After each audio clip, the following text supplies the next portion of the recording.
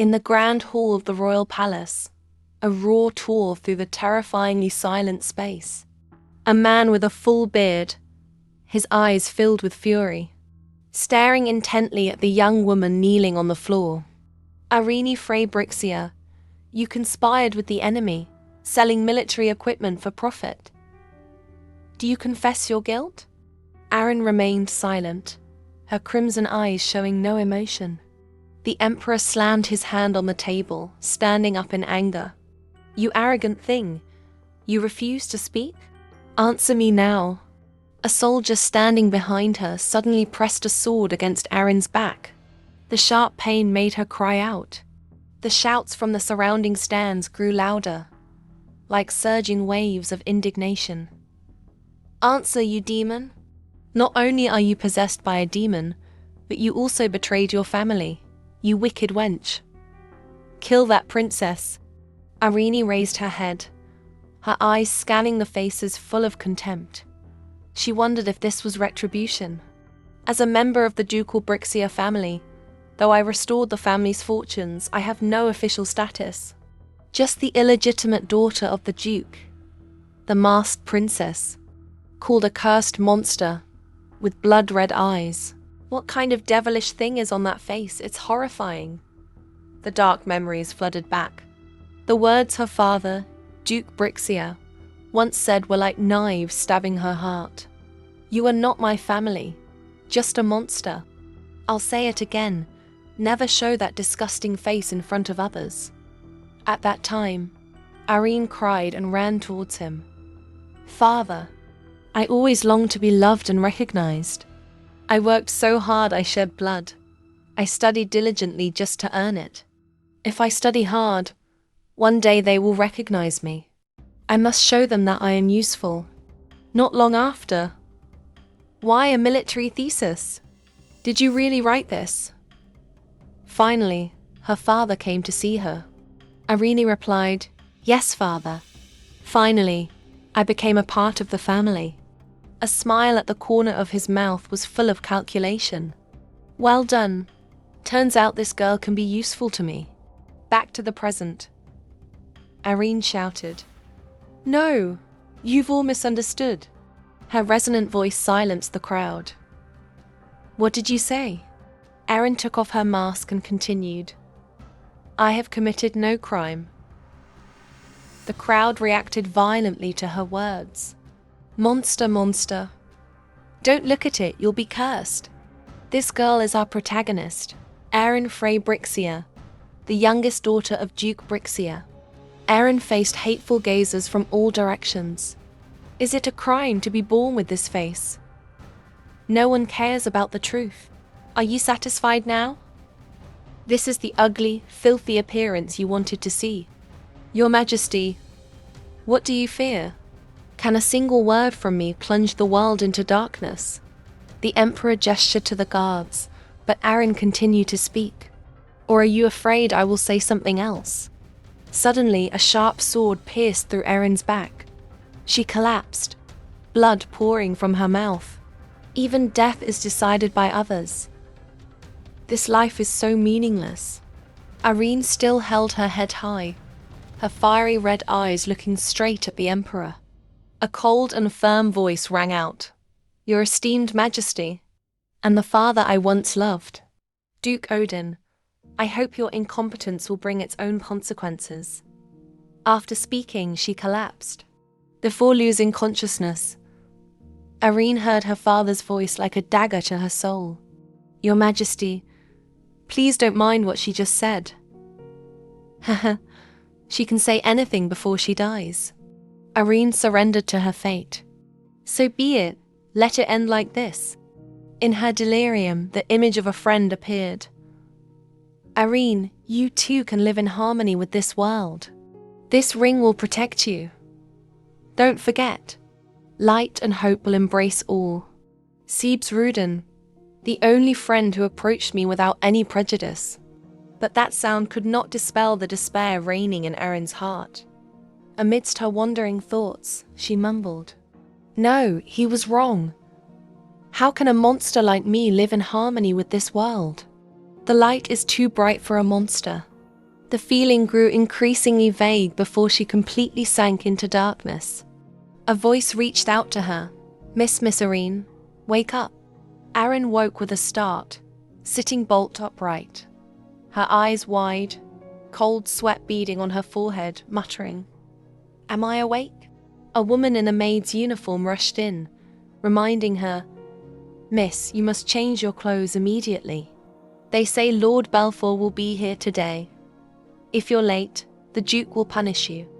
She turned and realized it was Opera, Irene's wet nurse. Everything felt like a strange, inexplicable dream. She asked in confusion, "Isn't the wet nurse dead? Why is she still alive? Is this hell?" The wet nurse kept urging her, "There's no time to sit there spacing out, miss.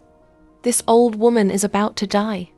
Irene clutched her head, trying to make sense of the situation. From the wet nurse who died 4 years ago, this room, to Lord Balfour's visit, everything was exactly the same. But it was all still hazy. After a moment of silence, she sighed. "Perhaps I can't go out now." The wet nurse immediately waved her hands in protest. "Miss, you know Duke Odin's temper. If you disobey his orders, I will." Aaron still couldn't believe what was happening.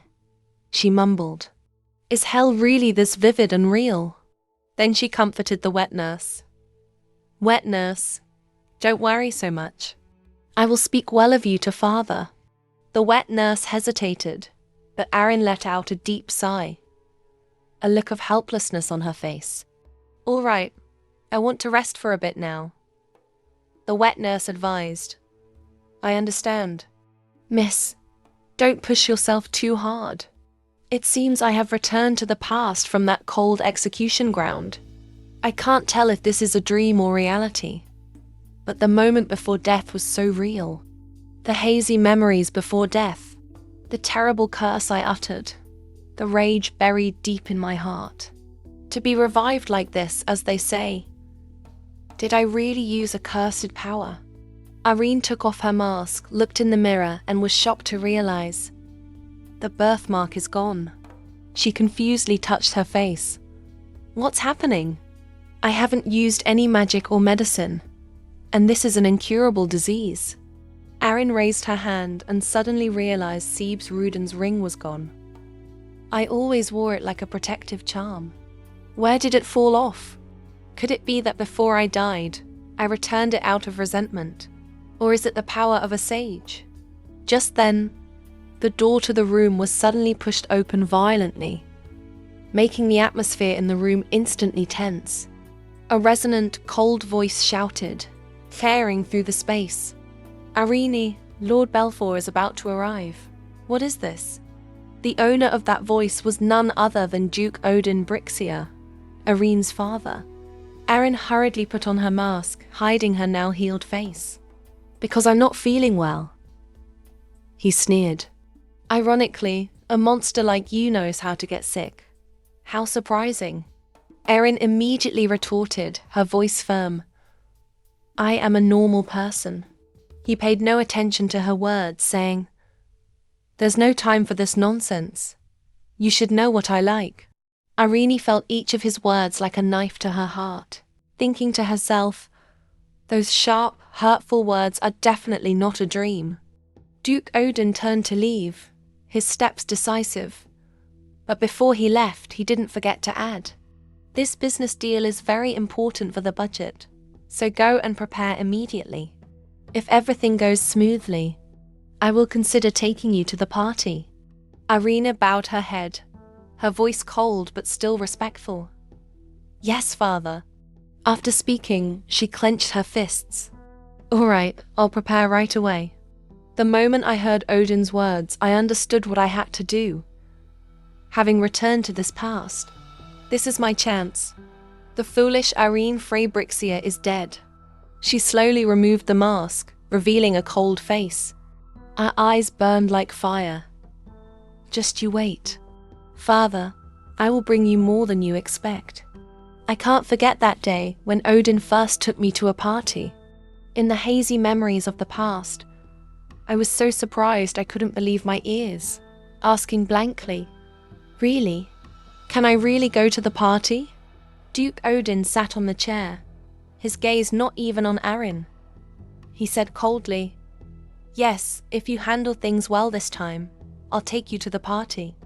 In return, you must prepare thoroughly. Don't tarnish the family's honor."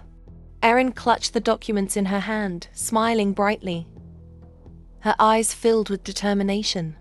"Yes, father, I will do my best." After speaking, she turned to leave. "I have to go organize the documents now." The man sitting opposite Duke Odin raised his wine glass, a contemptuous smile on his face. "What's this? You're planning to take that monster to a party? Suddenly want to be a good father?" Odin ignored the mockery. He replied calmly, "I'm not crazy. I was just joking. If I tell her to do something, she happily complete all my requests and do it even better. It's so annoying, this time it's especially important, so I'm just dangling a little bait." The man took a sip of wine, smiling coldly. "You're truly a cruel man. That child works so hard."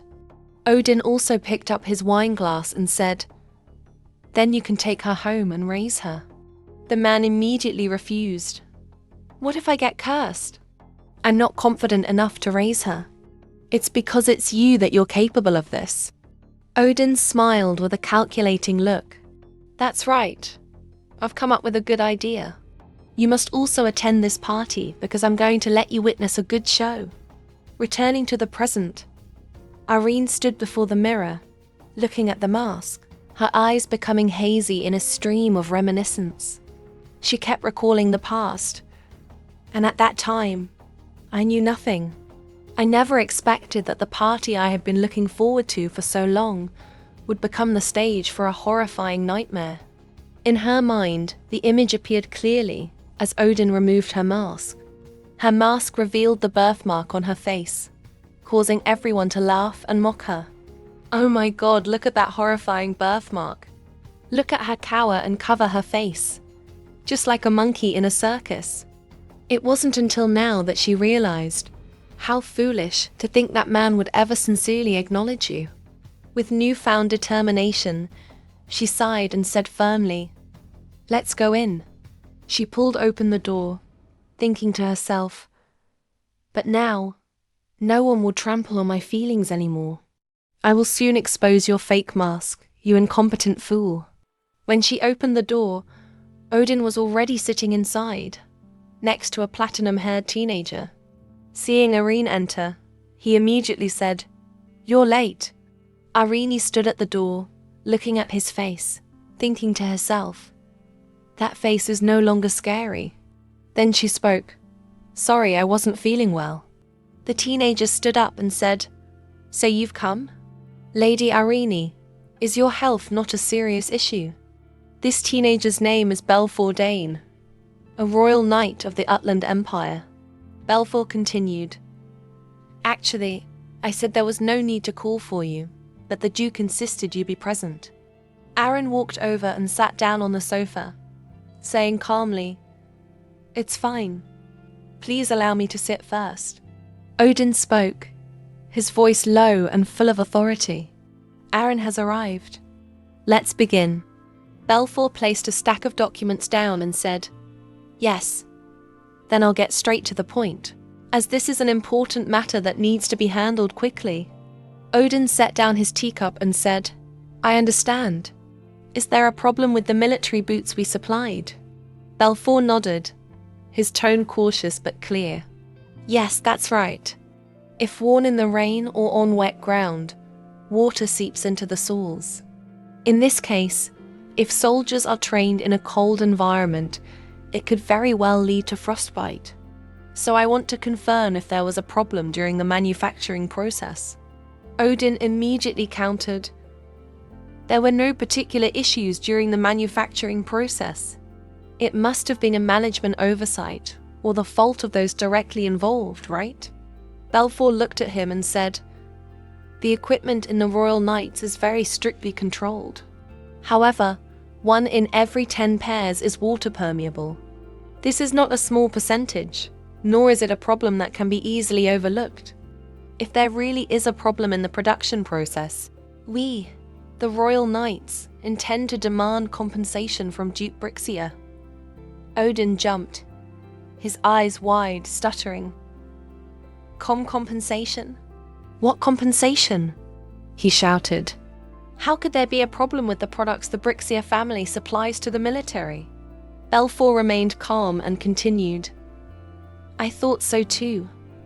But assuming there really is a problem, we will conduct a full inspection of all armor and equipment. Aaron, holding the documents, suddenly remembered something. I remember now. To save costs, the Duke had instructed to use cheap, non-standard components, which is why the low-quality products appeared. The same goes for the iron armor we supply to the army. At that time, I shifted all the blame onto an officer who took bribes. The Brixia family escaped the accusations. I also realized that Odin is even more incompetent than I thought. A man who is too greedy.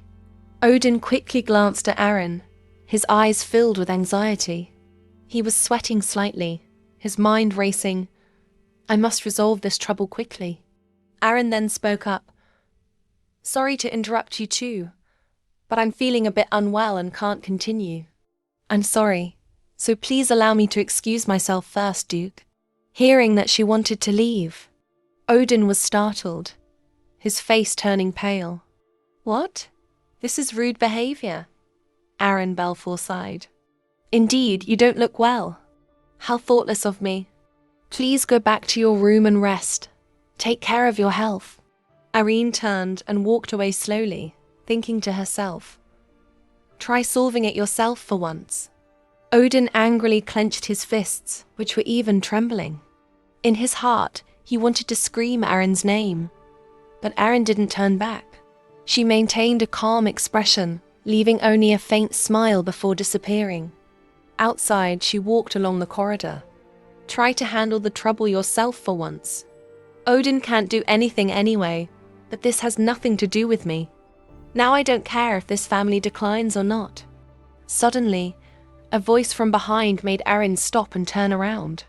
Hey, you monster. Where did your father go to let you out alone like this? This man is Barictus Brixia, the eldest son of the Brixia family. Irene answered, because I'm not feeling well. Barictus slowly walked towards her and said, A monster knows pain too. Live long enough and you see everything. Aaron thought to herself, this is also what they often say. Because he is Odin's son. Aaron replied in a firm voice. I am a human, not a monster. Barictus stepped forward, grabbed Aaron's hand tightly and pulled her hard, his eyes full of contempt. That ugly face can be called human. Karen stood still without answering, silently enduring the mockery. But deep inside, her anger was boiling, just as useless as Odin's. I can't believe the eldest son of Duke Brixia is such a greedy scoundrel in the family. Since he was a child, he has always hindered me, looking for ways to pick fights with me. The key is to humiliate me and feel pleasure by deliberately touching my mask. Just like now, Barictus reached out and lightly touched her mask, accompanied by a mocking smile. Why wear this? Everyone knows you're a monster anyway. Aaron pushed his hand away. This decisive action was like a silent warning. Her gaze was sharp. Her voice became cold and threatening. Don't make me angry.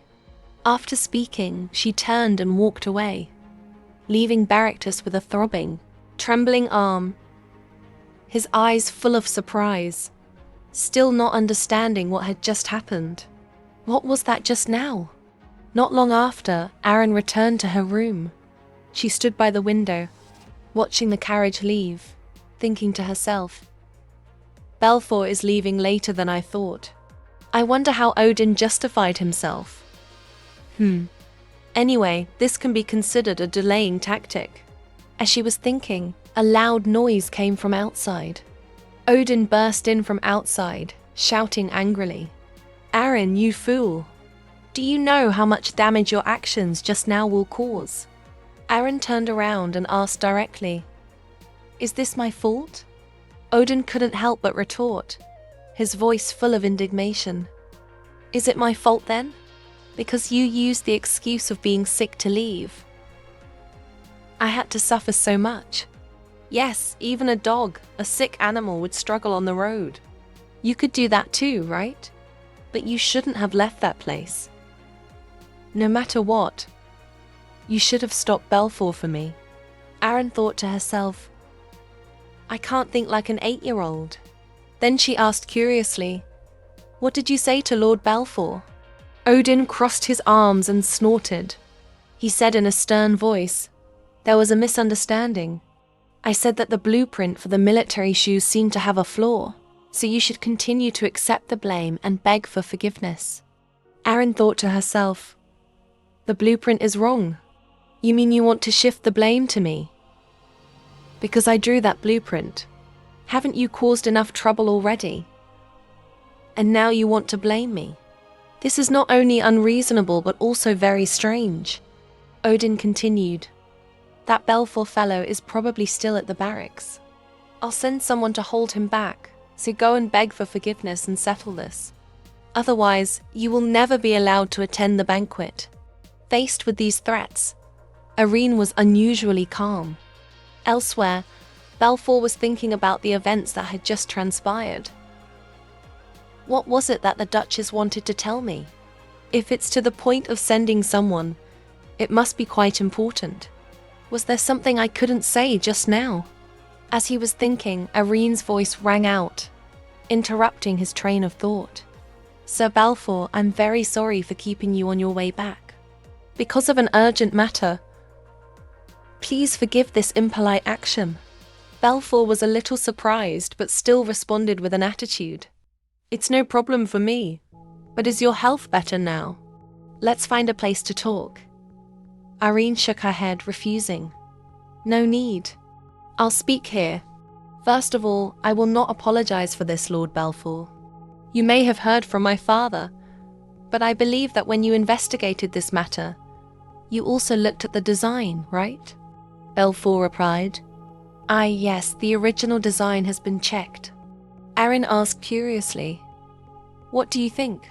The design and my father's words, what do you think the connection is between these two things?"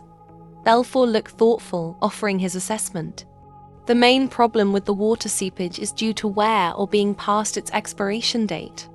Aaron walked over to the fountain and continued, "But for a product that has been on the market for less than a year to be worn out is unreasonable. That means the problem lies with the expiration date." Balfour asked doubtfully, "What you mean to say is?" Irene continued. She also gave her assessment. "It's very simple. There must be an abnormality in the production process, possibly due to the interference of a high-ranking officer in the army. Find that person." Balfour paused for a moment. He hesitated and asked, "Is this a hypothesis or a prediction of the Duchess?" Irene turned her head and said, "That depends on who you believe."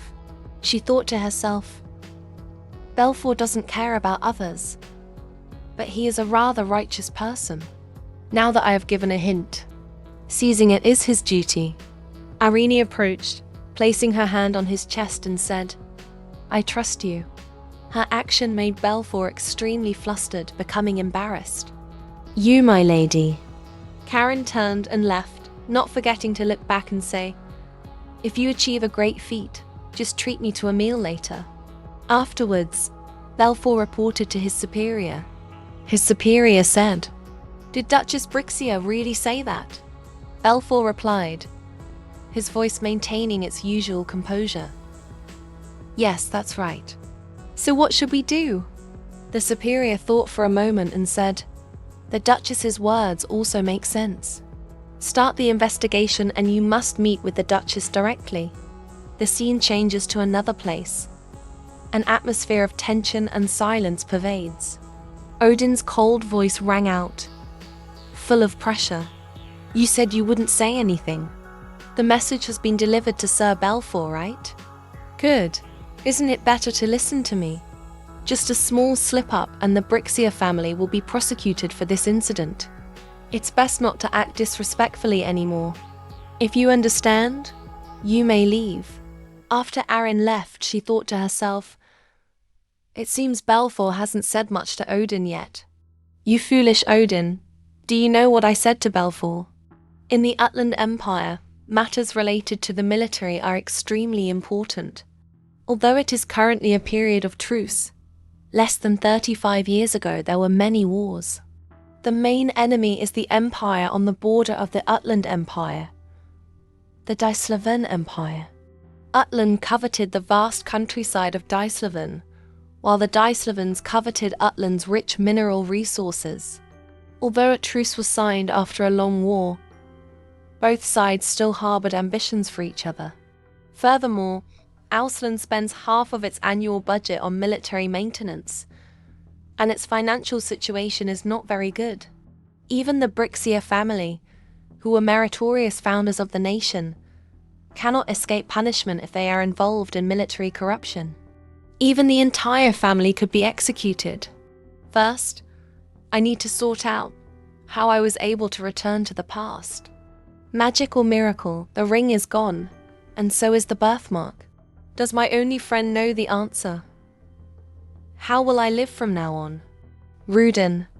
As Arini was lost in thought, someone approached. Oh my God, what are you doing here? This girl is Arthurine Brixia, the third child of Duke Brixia. Arini replied, because I have to talk to father about some things. Arthurine asked curiously, what is it? Arini only answered vaguely, the things we usually talk about. This annoyed Arthurine. What on earth is it? Are you looking down on me now? Arin sighed, thinking to herself, even if I say it, you won't understand. You'll just ask more questions. Then Arin said in one breath, the discrepancy between the basic cost of central military supply equipment and ordinary mineral extraction data will be a key factor in determining future equipment prices. In addition, we are discussing technology transfer, tariff reductions, as well as issues related to intellectual property rights and additional technology transfers. After speaking, Arin impatiently asked, are you satisfied now? Arthurian listened for a while, not understanding anything, and stammered, oh, is that so? Well, I guess so. Seeing her younger sister's attitude, Irene also realized that Arthurine really didn't understand. Ben said, of course it is. Then Arthurine handed her a piece of paper and said, all right then, take this. My grade was a bit low this time. The principal has already warned me. With this score, I'll fail and get expelled. Irene sneered inwardly. So proud. Arthurine, without a hint of shame, continued proudly. But I managed to convince the professor. So I've specially decided to complete a 100-page assignment to avoid being expelled. Irene replied. Good. Then do it. Arthurine paused, turned back and pointed at Arin, saying, hey, why should I do it? You're the one who should do it. You know, the party will be held at the Royal Palace. I am a leader in social trends. I can't waste time choosing clothes and dealing with these trivial matters, can I? Because my appearance is the reputation of the Duke. Anyway, I have to go prepare for the party, so you do this. You always do it, don't you? I have something else to do. I'm leaving first. I also have to take care of myself. After saying that, she left, leaving Arin standing there alone. Arin clenched the paper, causing it to wrinkle. Why are you so much like Odin? Even if I said I would do it, I should have refused. Do you think just saying one sentence is enough to get it done? Arin turned to a servant and called out. Hey! The servant was startled. Strange. Arin handed the paper to the maid and said, please give this to the Duchess. If you say it's Arthurine's report card, she will be very happy. It wasn't until the next morning. Irene was sitting when she heard her wet nurse say, "Miss, have you heard the news?" Miss Arthurine was scolded by the Duchess because of her report card. They say she's grounded until she finishes her assignment. The young lady said she can't prepare for the banquet, crying and demanding to leave the mansion. Erin sighed. You reap what you sow. What will the wet nurse do during the banquet? This is a week-long national event. Does the wet nurse have any plans? The wet nurse hesitated and said, although I don't have any specific plans, if the young lady attends the banquet, I might go back to my hometown, pass through the green forest, climb the small hill. My family will surely welcome me. I'm always busy. It's been over 5 years since I've seen my relatives. Aaron asked curiously, what if I don't attend the banquet? The wet nurse answered without hesitation. Of course I'll stay here with you, miss. I will always be by your side. Aaron was startled. Wouldn't that hurt someone who was supposed to meet their family? The wet nurse laughed and waved her hand. Oh no, this old woman has a lot of her own ideas. Don't worry too much, miss. I'd rather stay here than watch my younger brothers complain about their broken teeth while eating pumpkin pie. Erin bowed her head in contemplation. Nurse Opera, the only one who shared warmth with me during that cold, dark time. The nurse doesn't have much time left. Oh, the tea is cold. Let me pour you a new cup, miss. From now on, she will pass away from illness in a year. No, maybe not even a year.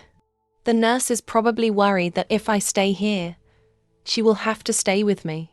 That way, she will pass away without seeing her family again. I can't just think about my own nightmare. Then Erin made a decision. She crossed her arms and said, Nurse, please prepare my formal attire. The nurse was a little surprised and asked, Huh? Karen smiled confidently and replied, I'll give the wet nurse a week off. Go visit your family, because this time I will attend the banquet. Aaron, in a daze, was suddenly taken to a party. Odin's voice rang out. Aaron, take off that mask. Aaron struggled. No, please don't. Father, please spare me. Odin grabbed her hand tightly, pulling her closer. A mocking smile on his face. This father is heartbroken to see his daughter's beauty hidden by a mask.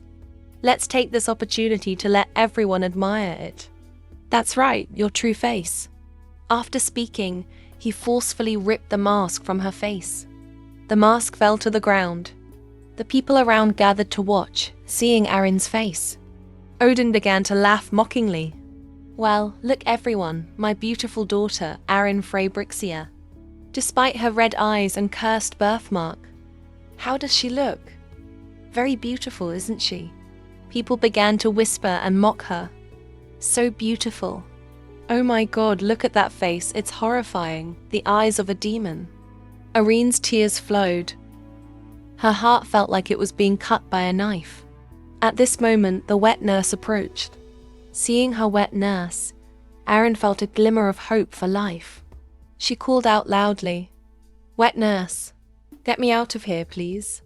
Wet nurse, please get me out of here. The wet nurse reached out and touched her face. So you were very scared. Irene raised her head, tears streaming down like rain. The wet nurse's voice was cold and sarcastic. Our poor little lady. How can you be so ugly? Just die. Die, die, die. Karen woke up with a start from the nightmare. She sat on the bed, panting, drenched in sweat. She clutched the blanket tightly. So it was just a dream. Why do I keep having dreams like this? It's true. It's not strange to dream about these things. After saying that, she got out of bed, walked to the window, and gently pulled the curtains. Since you have arrived at the Imperial Palace, from now on, Your Highness will be on duty. The Utland Empire's banquet is held once every 3 years, along with the founding nations. In particular, this banquet will be held after the Crown Prince's coming-of-age ceremony. Nobles from all over, Even envoys from other countries have come to the royal palace, and the capital is celebrating a grand festival day and night. As a member of the great noble Brixia family of the Ausland Empire, I was invited to the villa inside the royal palace. I did attend the banquet, but I requested the most secluded room to minimize contact with people. I have only one wish: to remain here like an invisible ghost until the party ends, silently preparing to deal with Brixia, and still deep in thought. Then hurried footsteps approached Arin. The door burst open and Arthurine rushed in. Her face was flushed with anger. "You did this, didn't you? Take responsibility." Arin calmly responded to the accusation. "What am I supposed to take responsibility for?" Arthurine angrily pointed at her. "What right do you have to show my report card to my mother? You haven't even finished the task I gave you recently. Have you? Do you have any idea how much I've suffered because of you? Because I didn't have time to choose a suitable outfit. Everything has become a mess. What am I supposed to do? I gave you a chance. I gave you access to a high-class education, something a poor bastard like you would never see in your life. And yet you're not even grateful. That's why you shouldn't just accept low-born blood. Do you know how much I pitied you? I was the one who begged father to let you attend this party. Are you begging that lowly bastard to do your homework?" Arini said bluntly, "I know the limits of what I should do. And you, the legitimate child that the Brixia family is so proud of, can't even solve a simple homework problem. The legitimate child is worse than the bastard. How ridiculous." This statement seemed to make Arthurine explode. She raised her hand. Where did this thing come from? When Arthurine's hand came down, Arin grabbed her arm. Arthurine struggled. Let go of my hand," Arin said coldly, her voice firm. "Is it also a tradition of the Brixia family to randomly strike people? If you've said what you wanted to say, then get out." After speaking, Arin pushed Arthurine out. Arthurine angrily clenched her fists, trembling. Then she turned and walked away, shouting, "Are you crazy? Do you think I'll let you off like this? I'll tell my father everything. This is too much." When Arthurine left, Arin finally had some quiet time to think about her next step. The current cash flow is very transparent. The problem is how to use it. One of the important upcoming events is the establishment of the Royal Guard Knight Order. If I remember correctly, during the Brixia War, they easily took over the equipment production project for the Royal Guard Knight Order. However, if the issue of the quality of military supplies this time spreads widely, Brixia will lose its credibility and have no chance of winning the bid. If I aim for that moment, it will surely be a heavy blow. Perhaps this is the fastest opportunity to take revenge on the family. On this occasion, I also hope to find a way out. While she was thinking, there was a knock on the door. Arini asked, "Who is it?" The voice from outside came in. "It's Belfour." Arin walked over to open the door. "Lord Belfour," Belfour said. "It's been a while, my lady. Have you been well?" Arini replied, "Yes, thanks to you." She hesitated slightly and then asked, "But who is the person behind you?" Belfour turned to the person behind him. I forgot to introduce you. This is the captain of our knightly order." The person behind introduced himself. "It is an honor to meet you, my lady. I am Ethan Lloyd Burstein. Because of an urgent matter, I came to find you without being able to give prior notice. Please give me a moment of your time." Ethan Lloyd Burstein. He is the next heir to the Burstein family, a family at the pinnacle of martial arts. According to some anonymous sources, he has never been far from a sword since he was a child, and he very rarely appears at parties. He is also famous for having rejected countless marriage proposals. Perhaps because of his knightly talent, Ethan quickly rose to the position of leader of the Royal Guard. I never thought I would meet such a person. Ethan placed a piece of paper on the table and said, "Thanks to your advice, my lady. We have captured the corrupt officers in the military. This is the report." Aaron bowed her head slightly. She hesitated a little. "I'm glad I could help you.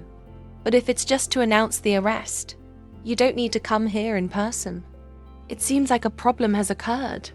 Belfour looked confused. Ethan remained calm.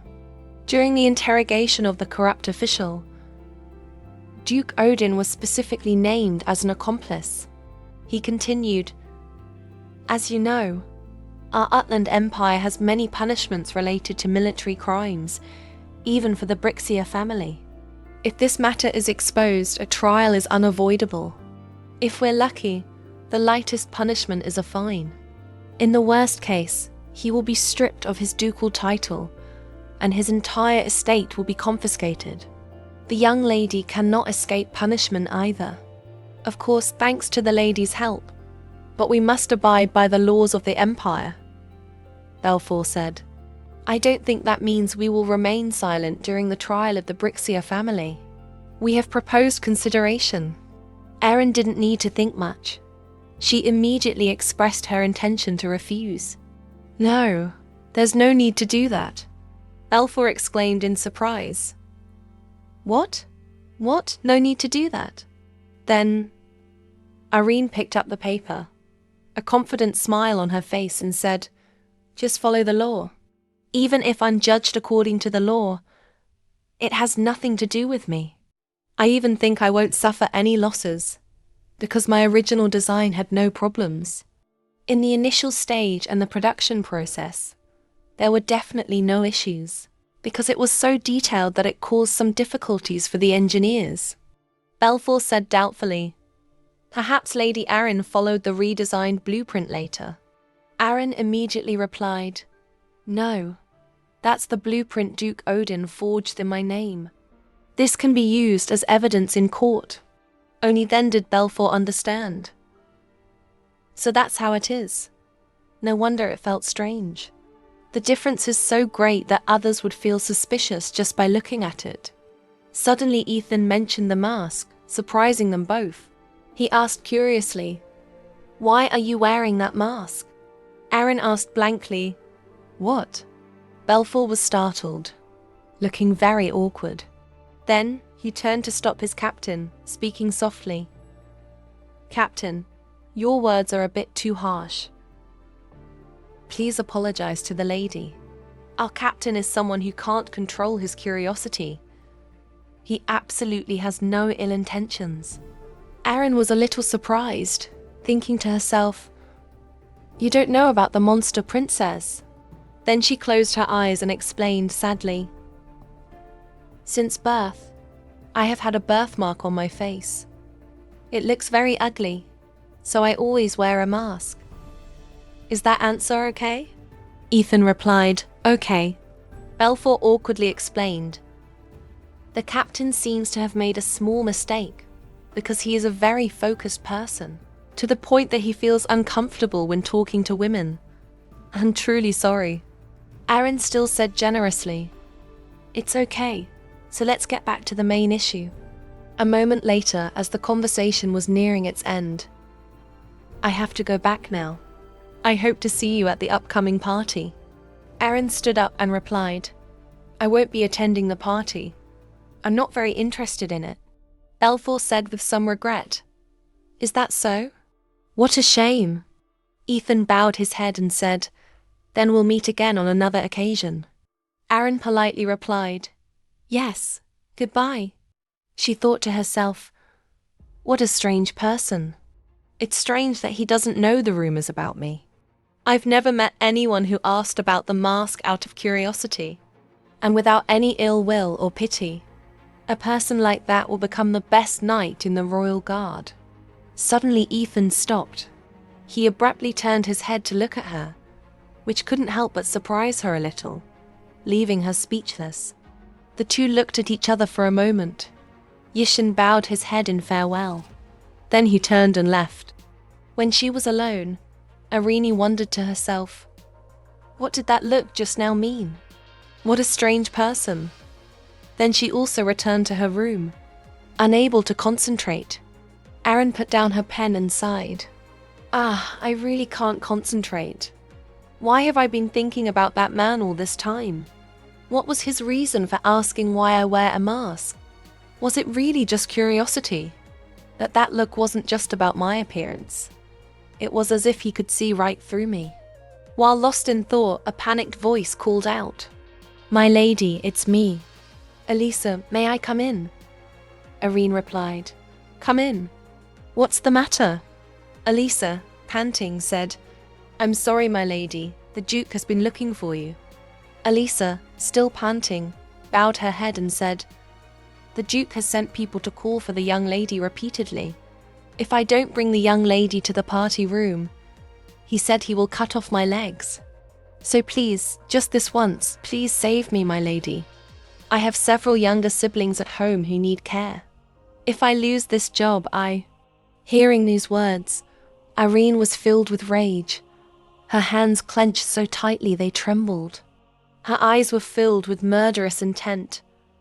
Her lips pressed tightly together. She silently read the name Yuden. The scene shifts to the banquet hall, where Odin is currently looking around, waiting for Aaron to arrive.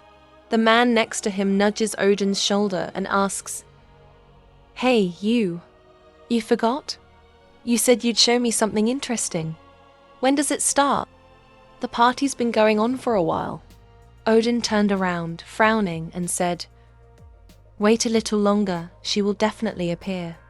Suddenly, the people in the room became noisy, chattering excitedly. "Oh my, this is the first time I've seen her in person." A lady next to her asked, "Who is it?" Hearing the noise, Odin said with satisfaction, "It seems the main character has arrived." Aaron gracefully entered the banquet hall from outside. When Odin saw her, a cunning smile spread across his lips. "Come here, Aaron, my beloved daughter." Irene walked up to him, stood opposite him and said, "Father, I hear you are looking for me." He picked up a glass of wine and approached her, saying, "That's right. I haven't seen you all party. I was very worried. Is it because of the birthmark on your face that you didn't appear? If my daughter can't attend a party just because of a birthmark, how heartbreaking. The birthmark can't hide your beauty. So I've been thinking a lot about what to do." Hearing him say that, the ladies began to whisper, "The Duke is he's such a nice person." Odin's eyes widened, a smile spreading across his face as he continued, "If you take off your mask, perhaps people will gradually get used to your appearance. On this occasion, let everyone see the true face of the youngest daughter of the Brixia family." Irene remained silent, thinking, "He called me here to entertain himself." Then she spoke up, declining, "There's no need, father." Hearing Aaron's refusal, Odin was very surprised. "What?" Aaron calmly said, loudly, "Is it necessary to reveal my face here? From the beginning, I said I would not attend the party, and I did not come here to play this game." Odin angrily shouted, "What are you talking about now? Then why did you come here?" Aaron reached up to stroke her mask, a contemptuous smile on her face. "I was curious to know what happened, why you were so insistent. Surely you wouldn't deliberately embarrass your own daughter in front of everyone, right? If not, then I'll take my leave." After saying that, she turned to leave, making Odin so angry he ground his teeth. Odin immediately grabbed her hand. "You arrogant thing. Are you defying your father's orders now?" "That's right.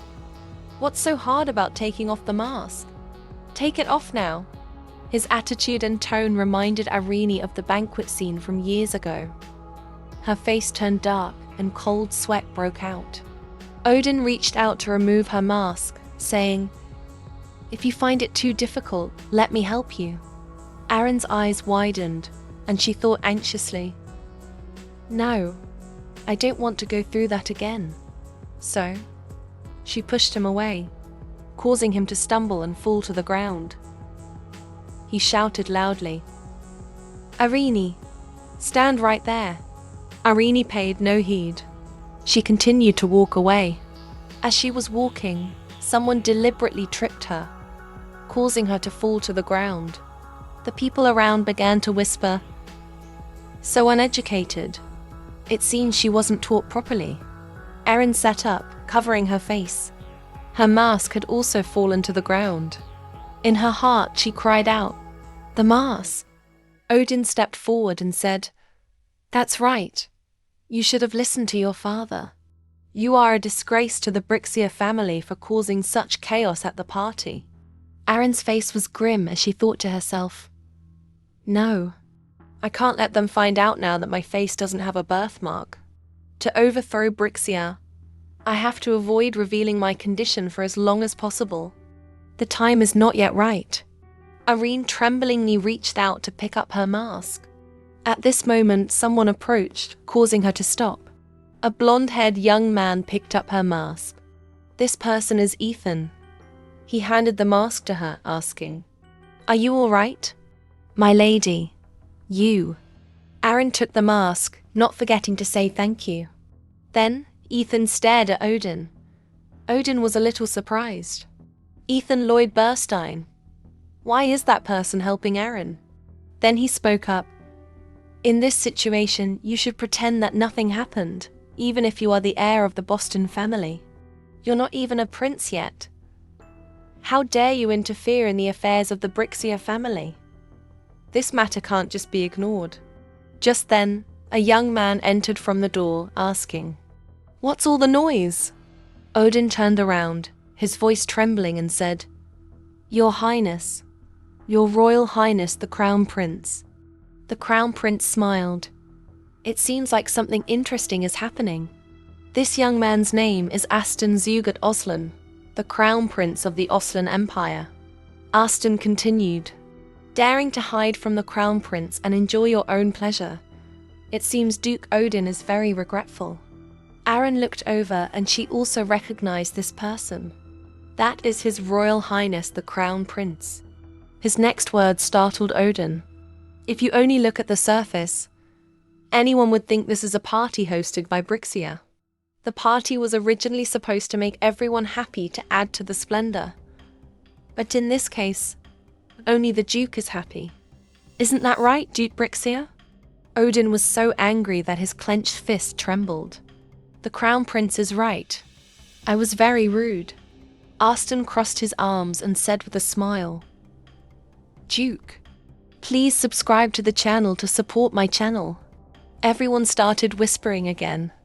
Did everyone see that one side of her face was covered? That ugly birthmark seems to be real. Red eyes are a sign of the devil, right? It's no wonder she's called the Demon Princess. "Ma'am, don't stare. What if you get cursed?" Irene turned around, her red eyes burning like fire as she stared at the two of them. They immediately turned their faces away. Then they shouted, "Devil, the curse is real. Look at those scary eyes." It's a devil, definitely cursed by a devil. Faced with these taunts and discrimination, Irene was used to it, so she just turned and walked away, without responding. This action of hers also caught Ethan's eye. Then he suddenly stood up and said, "Everyone, stop." Then he stood in front of Erin, threw back his cloak and said, "This party is hosted by the royal family. All those invited have the right to enter and exit the sacred palace. Therefore, if anyone says anything of a rebellious nature, I will consider it an insult to the royal family." Erin was surprised by these words. She thought to herself, "Why?" Ethan said loudly, "In the name of Ethan Lloyd Burstein." Erin thought in confusion, "Why is he helping me?" A moment later, they entered a room. Ethan asked, "Are you really okay? Because your leg is injured." "I think it would be better to call a doctor," Irene replied. "Yes, it's okay. Anyway, even if I go to see a doctor, they will refuse to treat me, saying it's because of some curse." Hearing her say that, Ethan was a little embarrassed. "My lady," Irene considered it a daily occurrence. This is a daily occurrence, so I don't mind much. Thank you very much for just now. Thanks to your help, I was able to leave that place safely. Other people don't even want to touch me. My father is the same. Anyway, thank you again. Ethan, I'll rest for a bit, then go back to my room. You go in first. Ethan took something out of his pocket, which made Aaron feel confused. Sir Ethan. Ethan sat down and lifted her leg. Excuse me, Arini said in surprise. Ethan explained that this is a first aid method that knights often use when they injure their ankles. Although it's only temporary, it will be helpful. Ethan bandaged the wound on her leg without hesitation. Aaron thought to herself, it's so embarrassing. Is it because, other than my wet nurse, no one has ever treated me so well? Since I was little, even when I was injured, I was never treated. Instead, I only received ridicule, being told that I was weak, not like a monster. My brother and sister took turns laughing at me. That's right. Why are you running around on the stairs? I thought a monster's blood was supposed to be a different color, so I don't need anyone's help. I thought it was natural to endure it on my own. After finishing bandaging the wound, Ethan said, Done, my lady. Irina replied, When it's just the two of us, you don't need to call me my lady. Ethan looked up, a little surprised. Huh? Aaron raised her hand and said sincerely, Just call me Aaron. Ethan hesitated. Aaron. Aaron smiled and replied, It sounds much more intimate. From now on, just call me that. Suddenly, a voice came from outside. The atmosphere here is so cheerful. When Ethan saw who had just arrived, he was a little surprised. Your Royal Highness the Crown Prince. Aston entered, crossed his arms and asked, Are you okay, Lady Aaron? Ethan immediately saluted. Greetings, Your Majesty. Aaron also respectfully bowed her head. I am honored to meet the son of the Empire. Aston waved his hand. Don't say such polite words. Please sit. Aaron asked curiously, Your Majesty, what brings you here? Aston pulled up a chair and sat down, replying, Anyway, I was a little worried about what happened just now. On the other hand, I also wanted to meet Lady Aaron. Aaron asked in surprise, Meet me? Aston calmly said, Recently, your name has been mentioned 12 times a day. I'm sure you know the reason.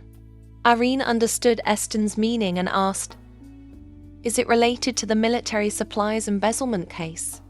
Aston smiled and replied, Exactly. He leaned back in his chair and continued, As you know, our Utland Empire has signed a truce with our enemy, Dyslavan. As a result, half of the year's budget has been invested in military maintenance costs, and the financial situation is not very good. In that situation, Brixia, the exclusive equipment supplier, was involved in an embezzlement case. Even after hearing such news, the royal family could not easily touch the Duke, who had in founding the nation, without concrete evidence. So I was very troubled. But unexpectedly, the youngest daughter of Duke Brixia, the masked princess, proposed a solution to the problem, and even requested that it be handled according to the law. So I came here. Anyway, I am very sorry about what happened just now. It was my oversight to think that person was a normal person. I didn't expect that to happen in front of so many people, but luckily Ethan arrived in time. Moreover, I didn't know I had such a deep understanding with my guard knight. Ethan was surprised. Your Majesty. Aston raised his hand and continued with a smile. I'm sure you know this kid is famous for not attending banquets. But just now I saw him escorting the young lady very skillfully, even abandoning his duty to protect me. Ethan was startled and hurriedly said, Please don't say things that could easily cause misunderstandings. I came to see the young lady to apologize for what happened this morning. Aston asked curiously, Apologize? What happened? Aaron, who was beside him, spoke up. causing Ethan to turn away in embarrassment. He simply asked me why I wear a mask. Aston replied, "I hope you can forgive his carelessness. This friend of mine is not very refined." Karen was not reproachful, she replied. "It's okay. I have received an apology, and I didn't find it impolite. On the contrary, I find it very strange. Sir Ethan is the first person to ask me that question. The reason I wear a mask is very simple. I wear it just because many people are afraid when they see my face. I'm used to it, so I don't find it inconvenient, and I'm also a little curious." Ethan immediately asked, "What is it?" She replied, "Do you have any other reason for asking me that question?" Ethan looked into her eyes and said only one word, "Eyes. I see in your eyes an integrity and clarity, unconcerned with the judgment of others. A very righteous gaze. Moreover, seeing you unafraid to expose the corruption of your family and calmly grasping the situation clearly shows your outstanding ability. So for a person like that to have to hide their face, it makes me a little suspicious. Most importantly, even if your face has a birthmark and blood-red eyes, it cannot hide your ability." Irene looked at him in surprise, thinking to herself, "This is the first time someone has truly acknowledged me." Then she spoke. "Everyone says I have cursed eyes. Aren't you afraid, Sir Ethan?"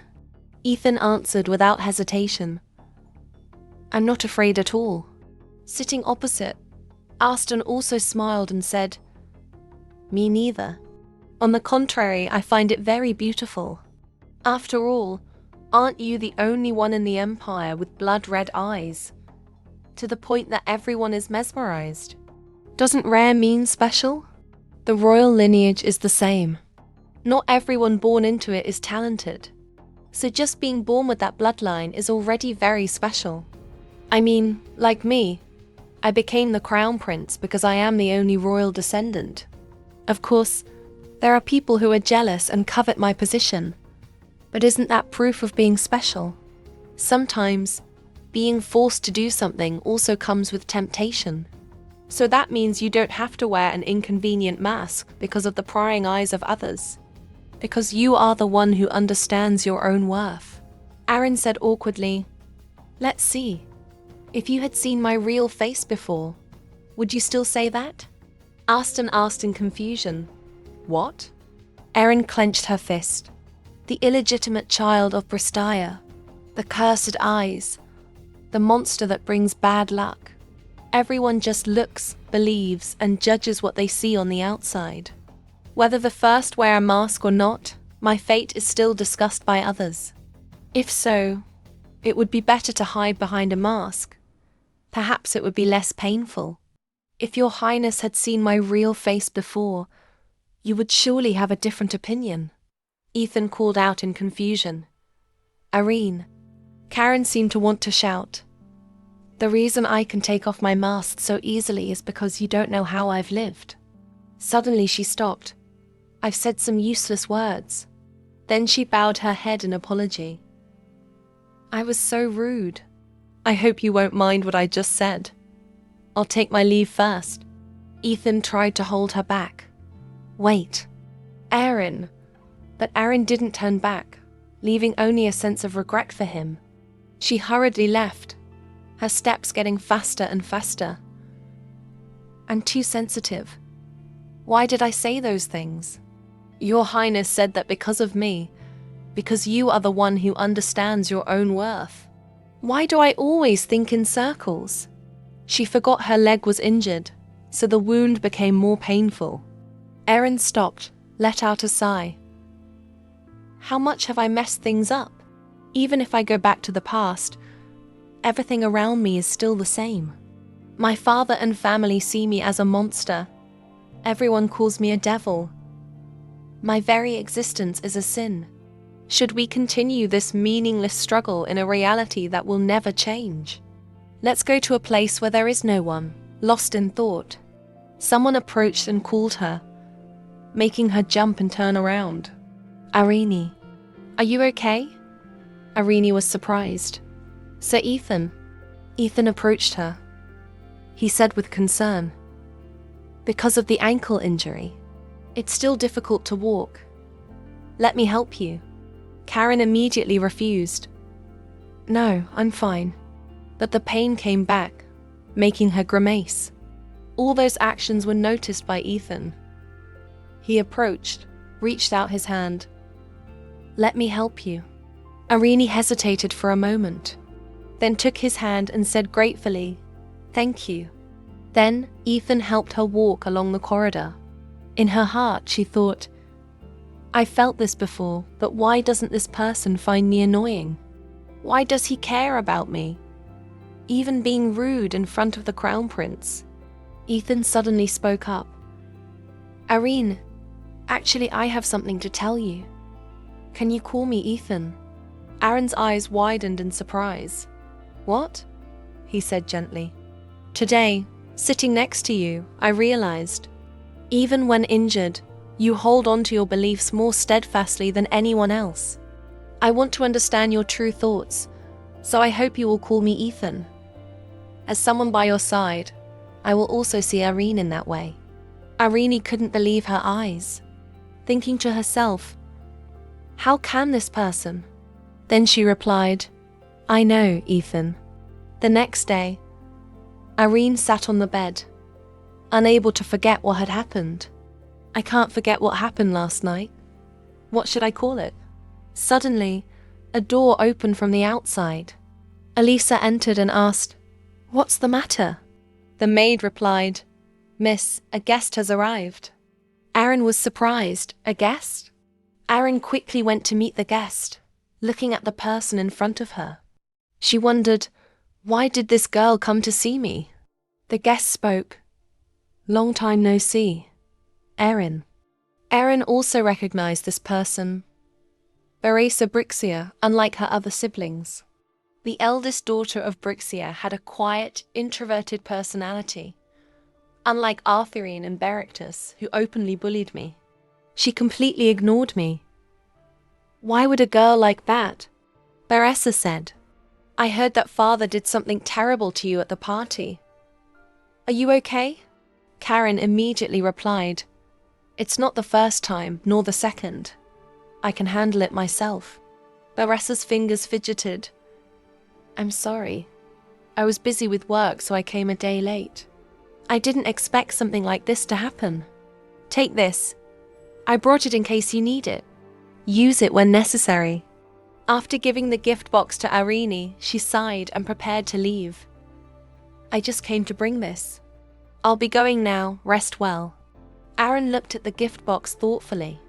"What kind of mask is this? Why so sudden? Now I don't know why. But I can't focus on everything at once. The thing that was carelessly thrown in the closet yesterday." Her eyes were filled with determination. "Because from now on, I have to act quickly." At this moment, on Odin's side, he was extremely angry, his foot stomping and crushing a newspaper, muttering, "Damn it! Who the hell wrote this article? Damn it! If it weren't for that little girl, there wouldn't be an article like this." He recalled Irene's words. "I'm very curious why you're so insistent. Father wouldn't deliberately make his daughter lose face in front of everyone, would he? I'll show you the consequences of continuing to play dumb and being arrogant." After that, he went to Irene's room. "Irene, where is that little girl Irene?" The maid looked at him with a worried expression. "The young lady went out a while ago." Odin pushed the maid away forcefully. "Get out of the way." The maid cried out in pain. When he opened the door and entered the room, it was empty, with no sign of Irene.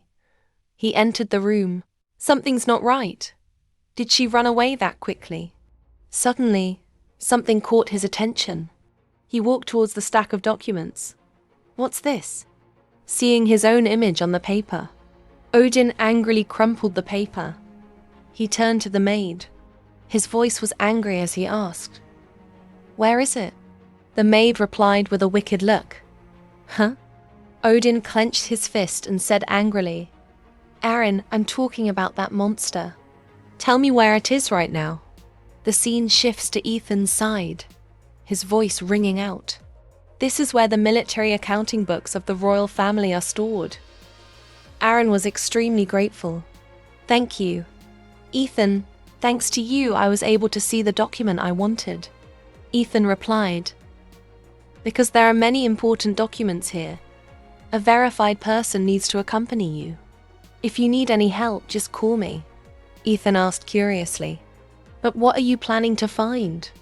Aaron picked up the book and said, the British Gaia family will check all transactions signed within the last 15 years. If the recorded amount has a large discrepancy, the possibility of embezzlement is very high. Ethan was skeptical. As the manager, I've already checked. If so, everything has gone smoothly so far. Irene flipped through the book and replied, if it's a double-entry accounting book, that's a different story. Just take advantage of large-scale military supply transactions and record different quantities. What comes to me are all original documents. The final transaction with the royal family was managed by my father, so I can't cross-reference the amounts of the actual transactions, making it very difficult to provide accurate evidence. But now we can easily grasp it thanks to a reliable supporter. Ethan blushed, thinking, reliable. Aaron suddenly stopped at a page in the book and exclaimed, I think I found it. Look here, the amount related to the iron armor parts is incorrect. Even the parts are different from the original design, just like military shoes.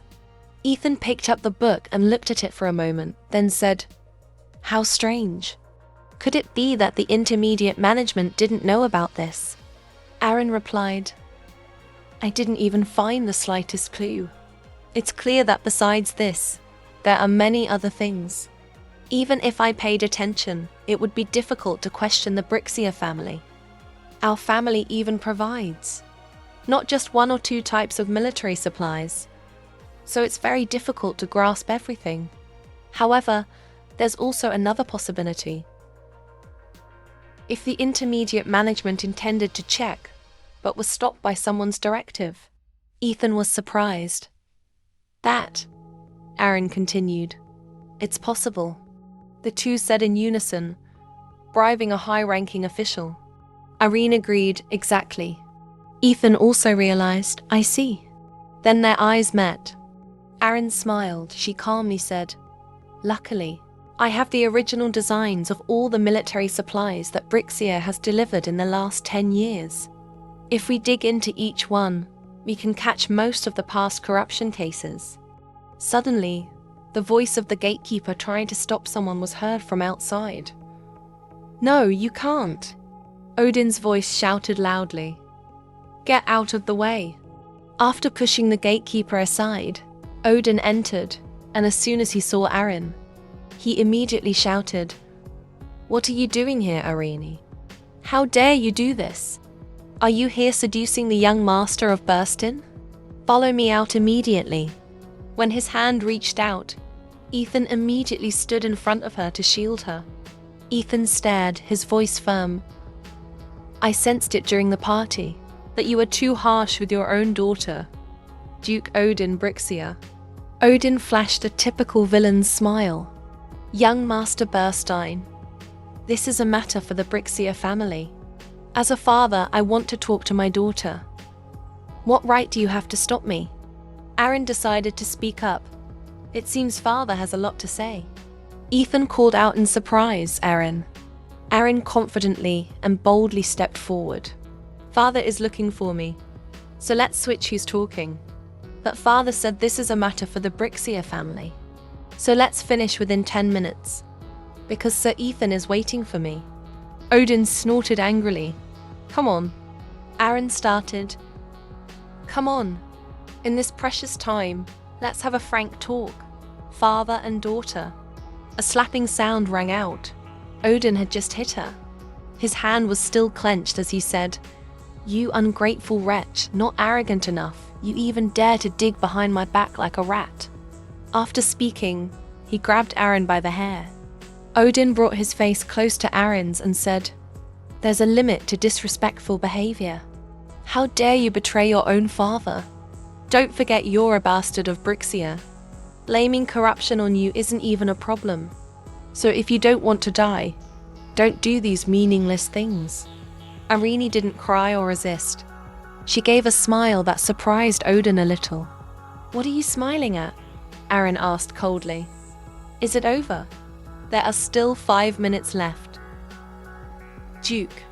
Her resistance made Odin so angry he ground his teeth. He raised his hand. How arrogant! Before his hand could come down, a voice from outside rang out. "Stop." Outside, 2 knights were chatting. "Running 10 laps of training is exhausting. Please leave me alone today. Don't be like that. Just 1 drink tonight, okay?" The blonde man complained. "Stay away from me." The purple-haired man wrapped his arm around his neck and said, "I said I'd pay." The blonde man raised an eyebrow. "Is there a ghost who died from not drinking alcohol? I'm tired, I'm going to bed." Inside, Ari lifted her leg and said, "What a pity. If you had hit me just then, father, you would have witnessed the proper Brixia education. I missed the chance to be on the front page of the weekly newspaper. The change will definitely be different from before." Odin grabbed her hand and shouted, "Why are you resisting now? What's in it for you to betray Brixia? What do you really believe in?" Then he flashed a cunning smile. "Ah, so it's Ethan Lloyd Burston, isn't it?" Aaron hesitated. "Why?" Odin pulled her closer. His voice was still like a shout. "That's right. Now we're finally on the right track. You looked so close at the party that day. You have a place to put all your trust. Why would he choose someone like you? Young Master Burston's taste is certainly strange. On the other hand, it's a good thing. Marry him off to young Master Burston. If you're an illegitimate child, becoming Lady Burston would be a very profitable deal, wouldn't it?" Karen pulled her hand away. "Are you crazy, father?" Odin pressed on. "You're the crazy one. Think about it. So crazy for a man that you lose all reason. Plus that arrogant, irritable look. Just like your mother. Behave yourself if you don't want to end up like your mother." Hearing these words from his mouth, Irene was extremely angry. Her hands clenched tightly. Her gaze was still cold. On this side, Ethan was still reading the same book. Karen walked over and said, "Ethan, sorry to have kept you waiting." Ethan saw her and replied, "You're here." Ori suddenly stopped, looking at her cheek, red from Odin's slap. He immediately ran to Irene's side. "What happened? Why is your cheek so red?" Irene remained calm, as if nothing had happened. "It will go away soon. Don't worry. Anyway, there are too many people watching. Let's go to my room and talk." A moment later, Ethan took out a vial of ointment and said, "This is a very good ointment for bruises. Applying it will make it better. Actually, I was wondering if Irene would stand up and expose the corruption of her own family. After all, this matter is related to the family." Ethan said while applying the medicine to her face, "That today I might have known the exact reason. I won't ask what happened, but if you need help, just tell me. I am very grateful, thank you." Ethan continued, "Even if it's not about corruption, whatever it is, if you ask, I am willing to help." Irene heard these words from someone else for the first time, so she was very touched. Aaron asked, "Can I take this as a promise of goodwill?" Ethan immediately replied, "As many as you want." Aaron continued, "As I just said, if we investigate each ledger one by one, most of the corruption in the military can be resolved. This will save on military costs. We can eliminate the corrupt and build a stronger empire. I will help you with this." Ethan was skeptical. "Irene, to do this, what do you get? You are a member of Brixia. That cannot be changed." You could even be executed. Aaron answered without hesitation. That's not scary. I've already planned it all out anyway. That includes my intention to ask Ethan to protect me. Ethan was surprised. Ask me? Ari continued. Of course, this is also a condition that was just proposed. But I trust you, Ethan. When everyone else avoided me, you helped me time and time again, even my family. So I'm very sure if it's Ethan, then it can be trusted. Ethan asked again. So if this continues, Irene will naturally leave the mansion, right? Irene nodded. For now, that's the plan. Ethan thought for a moment and then said, Great. Aaron held out her hand. It's a deal. From now on, I'll be counting on you, Ethan. Ethan also responded to her. It is I who should be thanking Aaron. I will definitely protect you.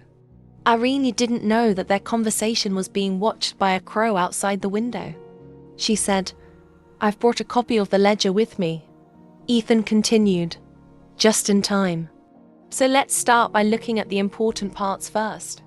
It's impossible to catch the ringleader right away. So, step by step, from the bottom up.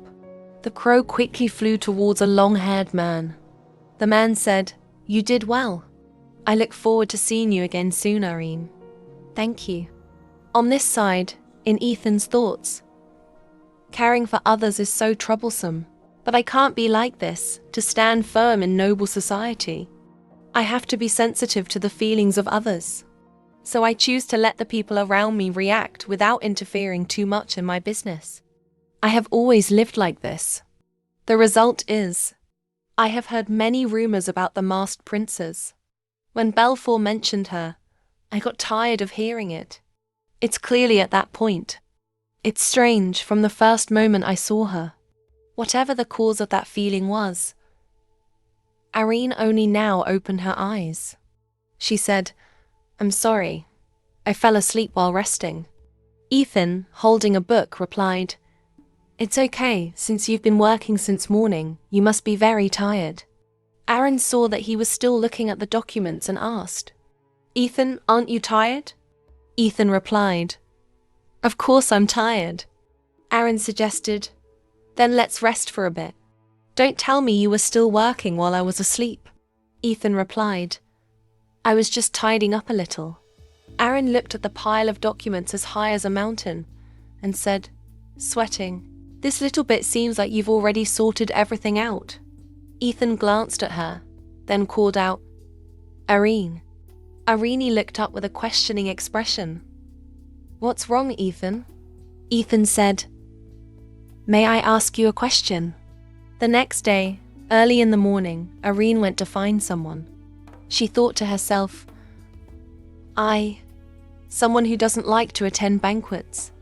The reason I attended the Crown Prince's celebration banquet was not just for my wet nurse, but also to meet the nobles necessary for my future plans.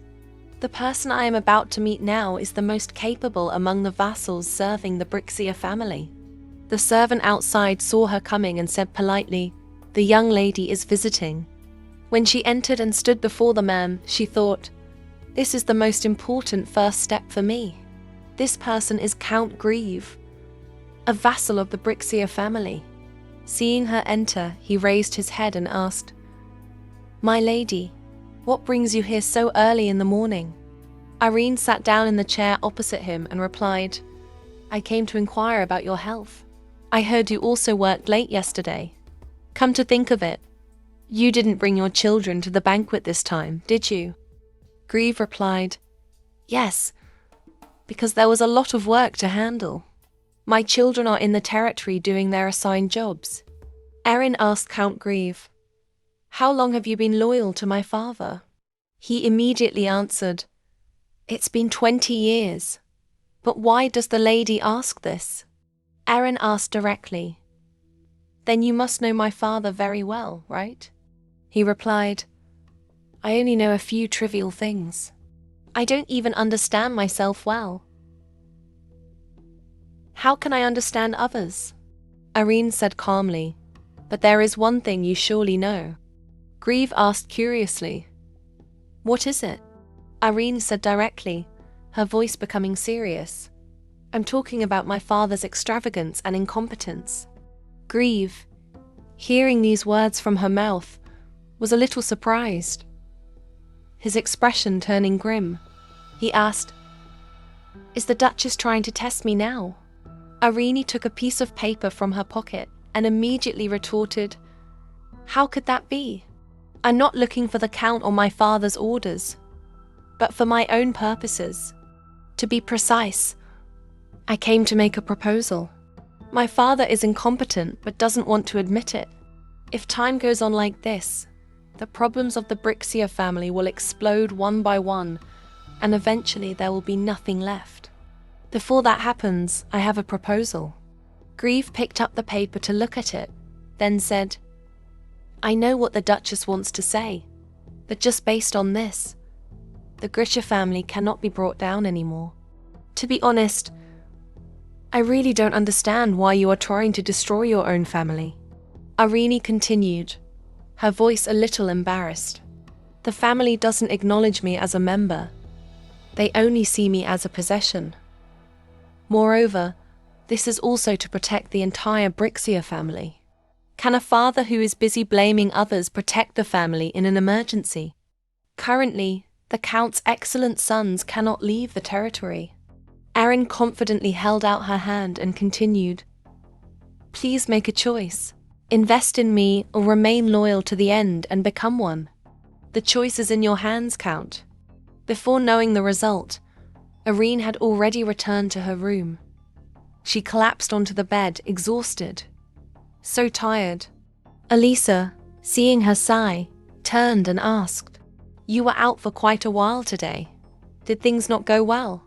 Irene replied, When conversations don't go smoothly, it's very tiring. But the result wasn't too bad. She thought to herself, although it's not exactly a good result either. I succeeded in persuading 8 out of 13 targets. However, Baron Grieve, whom I had bribed a few days ago, left a good impression on the other vassals.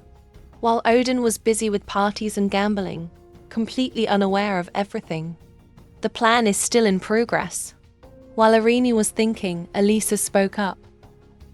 This morning, a gift was sent to you, my lady. Irene wondered, who sent it? Elisa brought the gift box over and said, The sender's name is not written. It seems to be sent anonymously. Erin was suspicious. An anonymous sender? Could it be a bomb? When she opened the gift box, an exquisite white dress was revealed. The maid said, I will put it away carefully. Suddenly she froze and exclaimed, Ah, isn't this a dress from Jerry O'Dwain's shop? Irene was puzzled. Jerry O'Dwain, Elisa explained. Recently, he is the most famous designer in the capital. A fashion trendsetter with unique dress designs. He only makes a maximum of 4 to 5 dresses a year, so everyone wants to own one. Erin thought to herself, I remember Arthurine saying the same thing. Then she turned to Elisa and asked, But why was this dress sent to me? Is there some mistake? Elisa immediately retorted, happily saying, How could there be a mistake? The recipient's name is you, my lady. She added, I never thought I'd get to see a Jerry O'Dwain dress in person. You must be very happy, my lady. Irene thought to herself, who on earth sent it? Could it be? Irene recalled her conversation with Ethan, and she wondered, a masquerade ball? Ethan replied, As you know, the last day of the festival is a masquerade ball. His Royal Highness the Crown Prince has invited Lady Irene. Have you thought about whether you will attend? If you feel uncomfortable, I can speak privately with His Highness. Karen thought, Yesterday I put the Crown Prince in a difficult situation.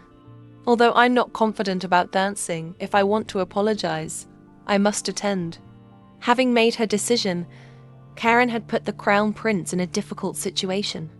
Irene replied firmly, No, I'll go. We've talked like that. So was it sent by Ethan? But isn't this dress a bit too revealing? Recently, off-the-shoulder outfits have been in fashion. This is also the first time I've seen a dress that reveals so much, Elisa said with a laugh. However, it seems to suit you very well. Because it's so beautiful, people passing by will surely turn their heads. Irene replied, "That's because the dress is beautiful." Elisa immediately retorted, "No, it's not. I have a very good eye. It's clear that you look great in this kind of form-fitting dress." This situation reminded Aaron of some not-so-happy memories. There was a time when I dreamed of a splendid dress, though that illusion has long since faded. A dress so splendid and revealing like this, I was just planning to meet the Crown Prince to apologize. But wouldn't this be too conspicuous? Or should I talk to Baressa and borrow another dress? I don't like that. Oh, well. Then she sighed. There's no other way. Elisa, prepare for tomorrow's masquerade ball.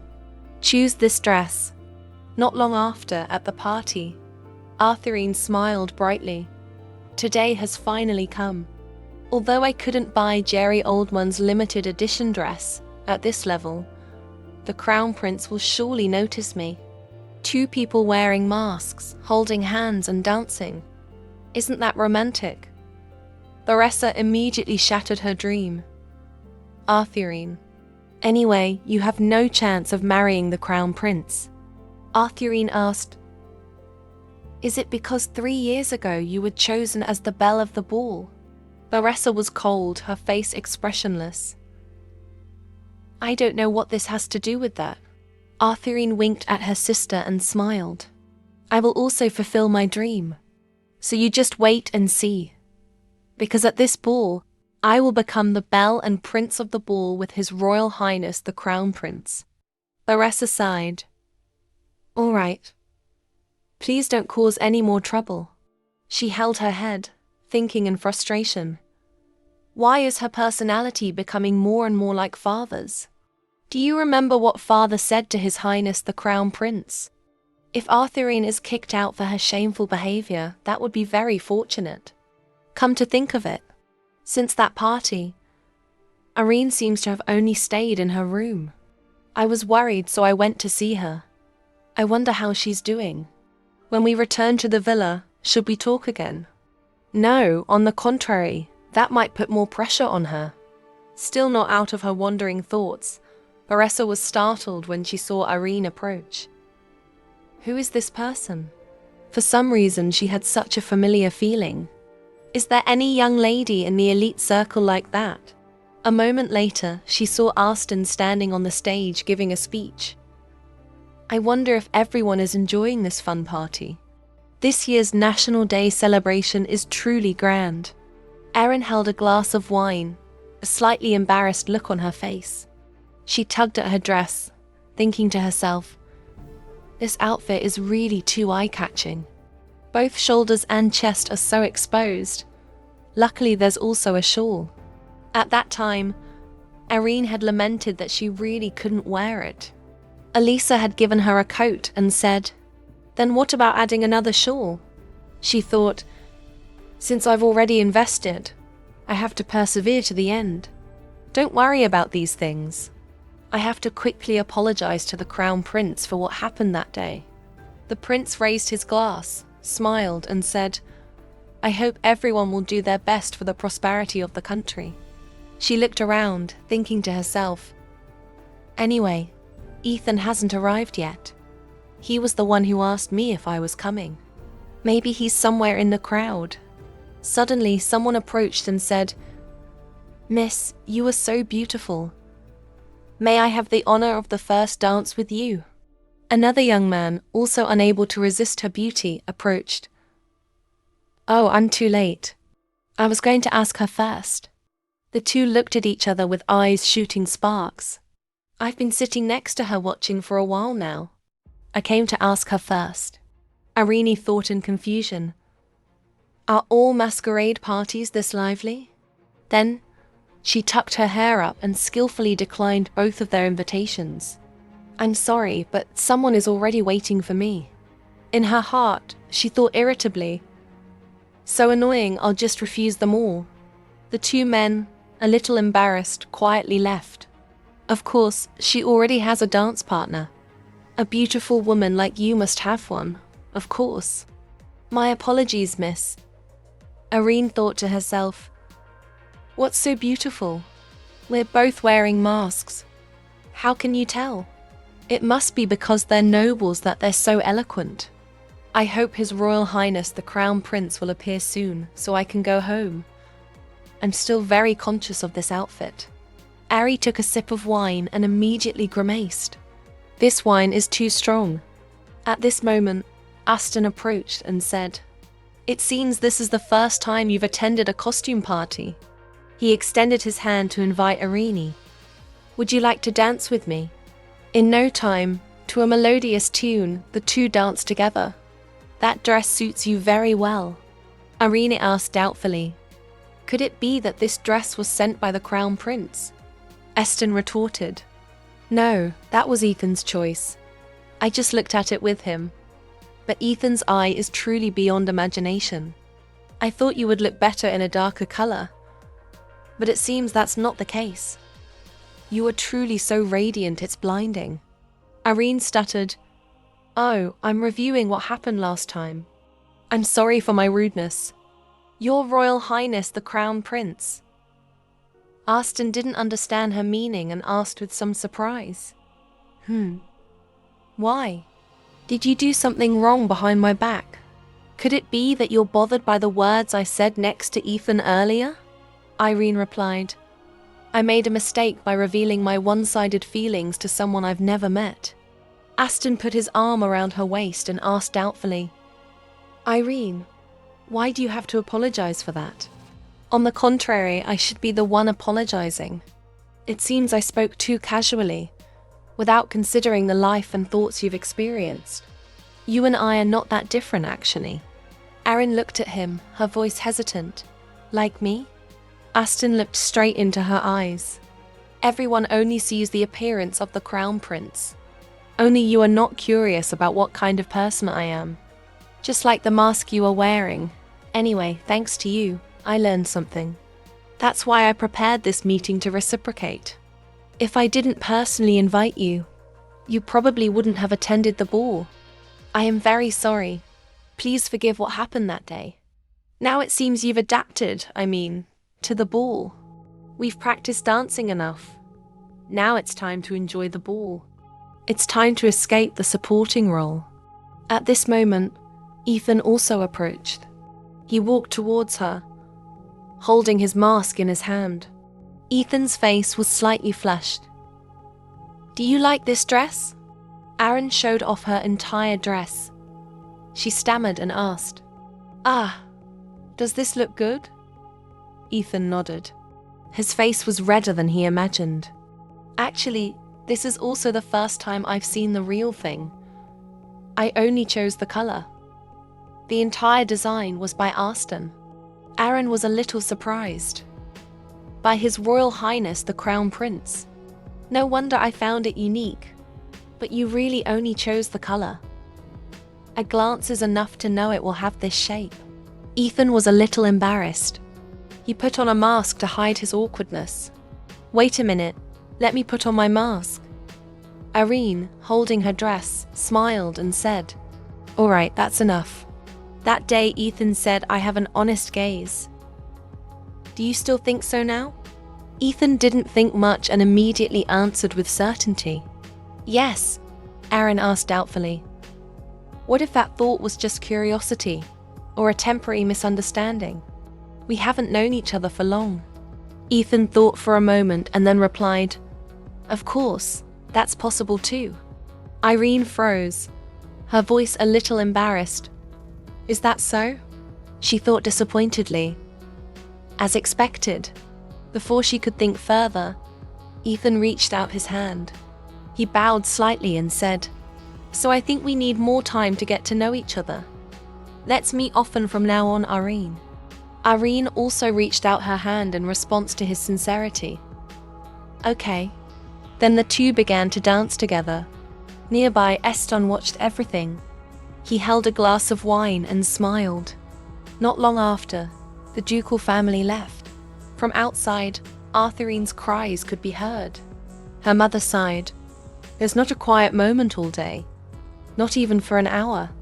How can you keep making noise until you get in the carriage to go home? The brother next to her shrugged and said, That's right, anyway. The belle of the ball clearly belongs to another young lady. I don't understand why you prepared so grandly. The Duchess raised her eyebrows.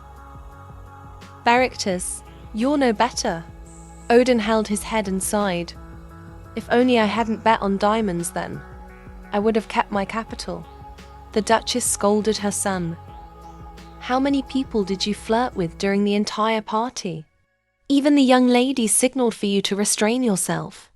Eric Tars took it as a point of pride, he said arrogantly. They say a brave man conquers a beautiful woman. Your brother is very cool. Arthurine stood beside him. Her eyes filled with tears. She frowned and said, What are you talking about? It's hideous. Odin couldn't stand their noise. He turned around and shouted, What? Are you dumb talking? It's so noisy. All of you shut up. Arthurine turned to scold her brother. It's all your fault. Father is angry. How can you call your older brother you? Go learn some manners. In another corner, Irene stood in deep thought. How can these rude people belong to a ducal family? It's hard to believe I once worked so hard to save people like this. Luckily, I've realized it now. As she was thinking, someone approached and called her Erin. Erin was startled and turned around. Huh? Theresa said hesitantly. I mean, you also attended the masquerade ball. Irene was a little surprised. She thought to herself, I thought because of the costume and mask, people wouldn't recognize me. Could it be that other features are too obvious? Theresa, with a hint of sadness in her eyes, continued, If not, then I apologize. I might have been mistaken. Actually, during the ball, I saw someone who reminded me of you. She was the young lady chosen as the belle of the ball. In everyone's eyes, she was both noble and beautiful, to the point that I also wanted to have that kind of aura. Irene replied, Anyone can have that kind of presence. Theresa was a little hesitant. But for me, it's not easy. Irene continued, You mean you think I have charisma? So that's why I'm being praised like this. Anyway, that wasn't me. Theresa waved goodbye. Sorry, I said some meaningless things. After speaking, she left, leaving Irene alone to think. What on earth is going on? Why does she keep trying to talk to me? I really don't understand. A moment later, Irene sat on the sofa and sighed. The holidays really have a lot of things that make people tired. At this moment, the wet nurse approached. You're back, miss. Erin immediately stood up happily. Wet nurse, did you have fun back home? But when she saw the wet nurse's haggard face, she became worried. Wet nurse, you look so haggard. Did something happen during the holiday? The wet nurse forced a smile and said, It's nothing, miss, don't worry. Erin worriedly took her wet nurse's hand. Are you hurt somewhere? Wet nurse? The wet nurse still tried to act like she was fine. I know you're worried about me too, miss. Don't worry anymore. First, rest up from your trip. After saying that, she pushed Irene into the room. I've already prepared your bath. Please go in, miss. Irene was still worried. Are you really okay, nurse? The nurse replied. Yes, of course. In the bathroom, the wet nurse carefully attended to Erin, asking gently, Is the water warm enough, miss? Erin dipped her feet in the water and replied, Yes, it's just right. The wet nurse advised, Then I'll go out first. Call me when you're done with your bath, miss. Erin soaped in the tub and replied, Yes, thank you, nurse. It was only then that Irene could relax her body. It had been a long time since she had felt so relaxed and comfortable.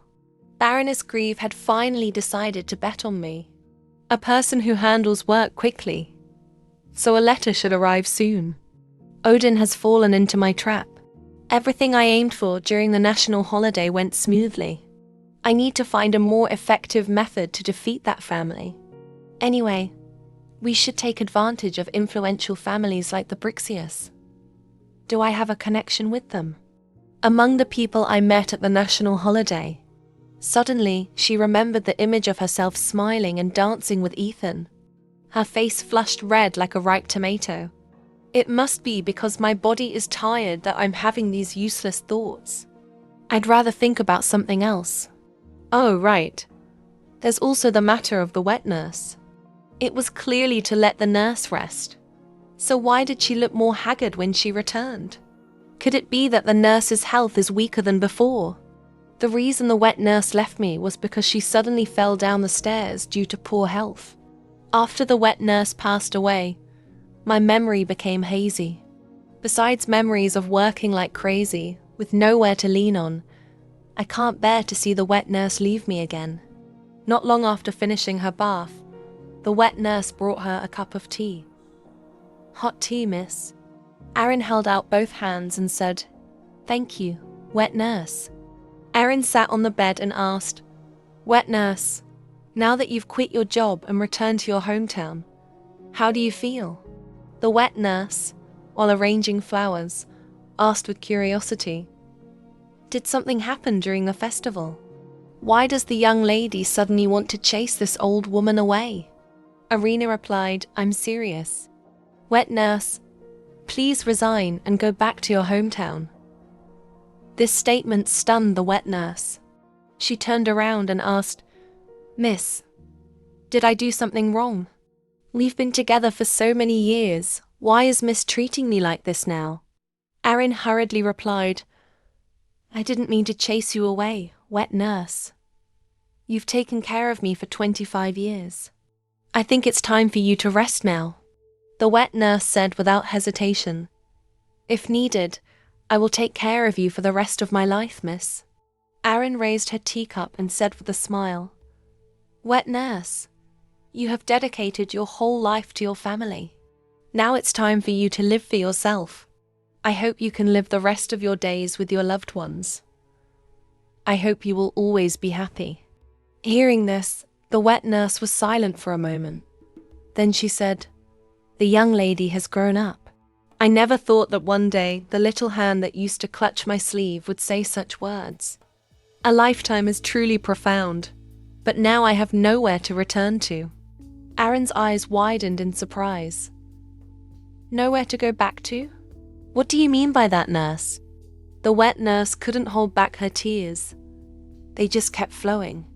"As you know, my hometown is in the south, so far that it takes 2 days and 2 nights to get there from here.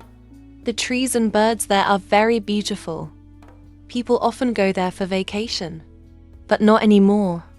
All of it was burned to ashes, not a trace left. All of them are dead.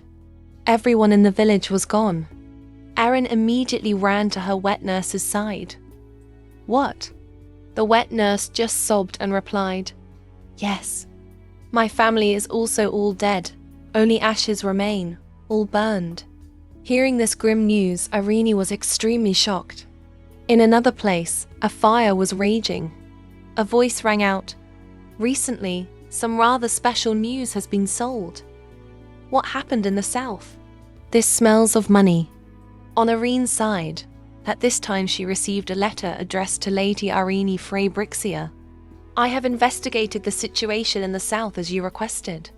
As you know, the southern region of yours has been assessed. The south was originally ruled by 2 families, Delphios and Bungin. Even after being annexed by the Empire, perhaps due to the rugged terrain, these 2 families still exerted a strong influence, keeping each other in check in the southern region. However, I have obtained information that for nearly 20 years, both families have been hiring soldiers on an unusual scale, even buying weapons and armor of unknown origin to pressure each other. That is why Marquis Bungin shows animosity towards Marquis Delphius. If it were merely a dispute between the two sides, the scale and situation seemed suspicious. Karen held the letter, thinking to herself, there must be something wrong. After talking with the wet nurse, I asked Count Grieve to investigate the southern region. No matter what, I don't want to see the wet nurse so devastated anymore. Weapons and armor of unknown origin. Assuming this is military equipment leaked from the Empire. How is that possible? That would be a secret transaction not recorded in the military books. The corruption of the Brixia family, the death of the wet nurse's family, is truly a corruption. Even the timing of the outbreak of conflict in the southern region. Are all these things really just a coincidence? Anyway, first I have to find even the smallest clue. Wearing this, I probably won't be recognized, right? At a certain tavern, Irene entered the crowded place, looking for someone to get information from the guild. A waiter saw her and said, "Look at that. This is no place for a kid like you. Get out." Irene replied, "You look pretty young yourself." The male waiter raised his voice. "I'm already an adult. 18 years old." Irene replied, "Oh, that's right. I'm an adult too." The waiter pouted. "Not at all. You look like a kid in weird clothes." A woman walked over and grabbed his arm. "Why are you being so rude to a customer?" He was startled. "Mom." He was startled. Aaron was a little surprised to hear him call her that. Calling her mom? She looks so young. The mother asked, "What is our business motto?" The young man answered tremblingly, "The gold received today is not to be left until tomorrow." Then she said, "Now that you know, go to the other table and take their order. I'm sorry, because of this kid, I was delayed in greeting you. I am Phi Baylor. It's too noisy here. Let's go downstairs." Then, Phi Bella led her downstairs. "Wasn't that chaotic just now? You can relax here. You can take off your mask." Irene replied, "It's okay. To be more precise, this is an information exchange, right?" Fabella sat down and said, "That's right.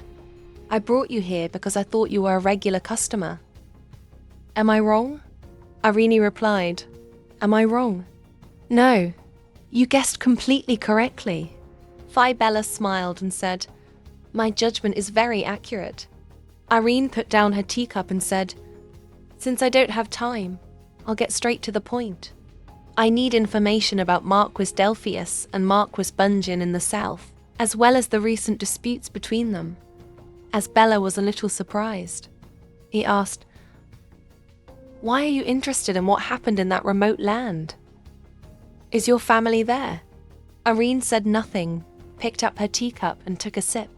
Seeing that, Phi Bella spoke up. "What a calm guest. I understand. Please wait a moment while I find the documents. The records about the South were clearly placed here. Thinking about it, it's strange." Irene turned back and asked, "What's wrong?" Fabella held up the paper and said, "For the past 20 years, no one has sought information about the disputes in the South. But in the last 2 months, 6 copies have been sold." Irene asked curiously, "Can you tell me who bought them?" Fabella placed the paper on the table.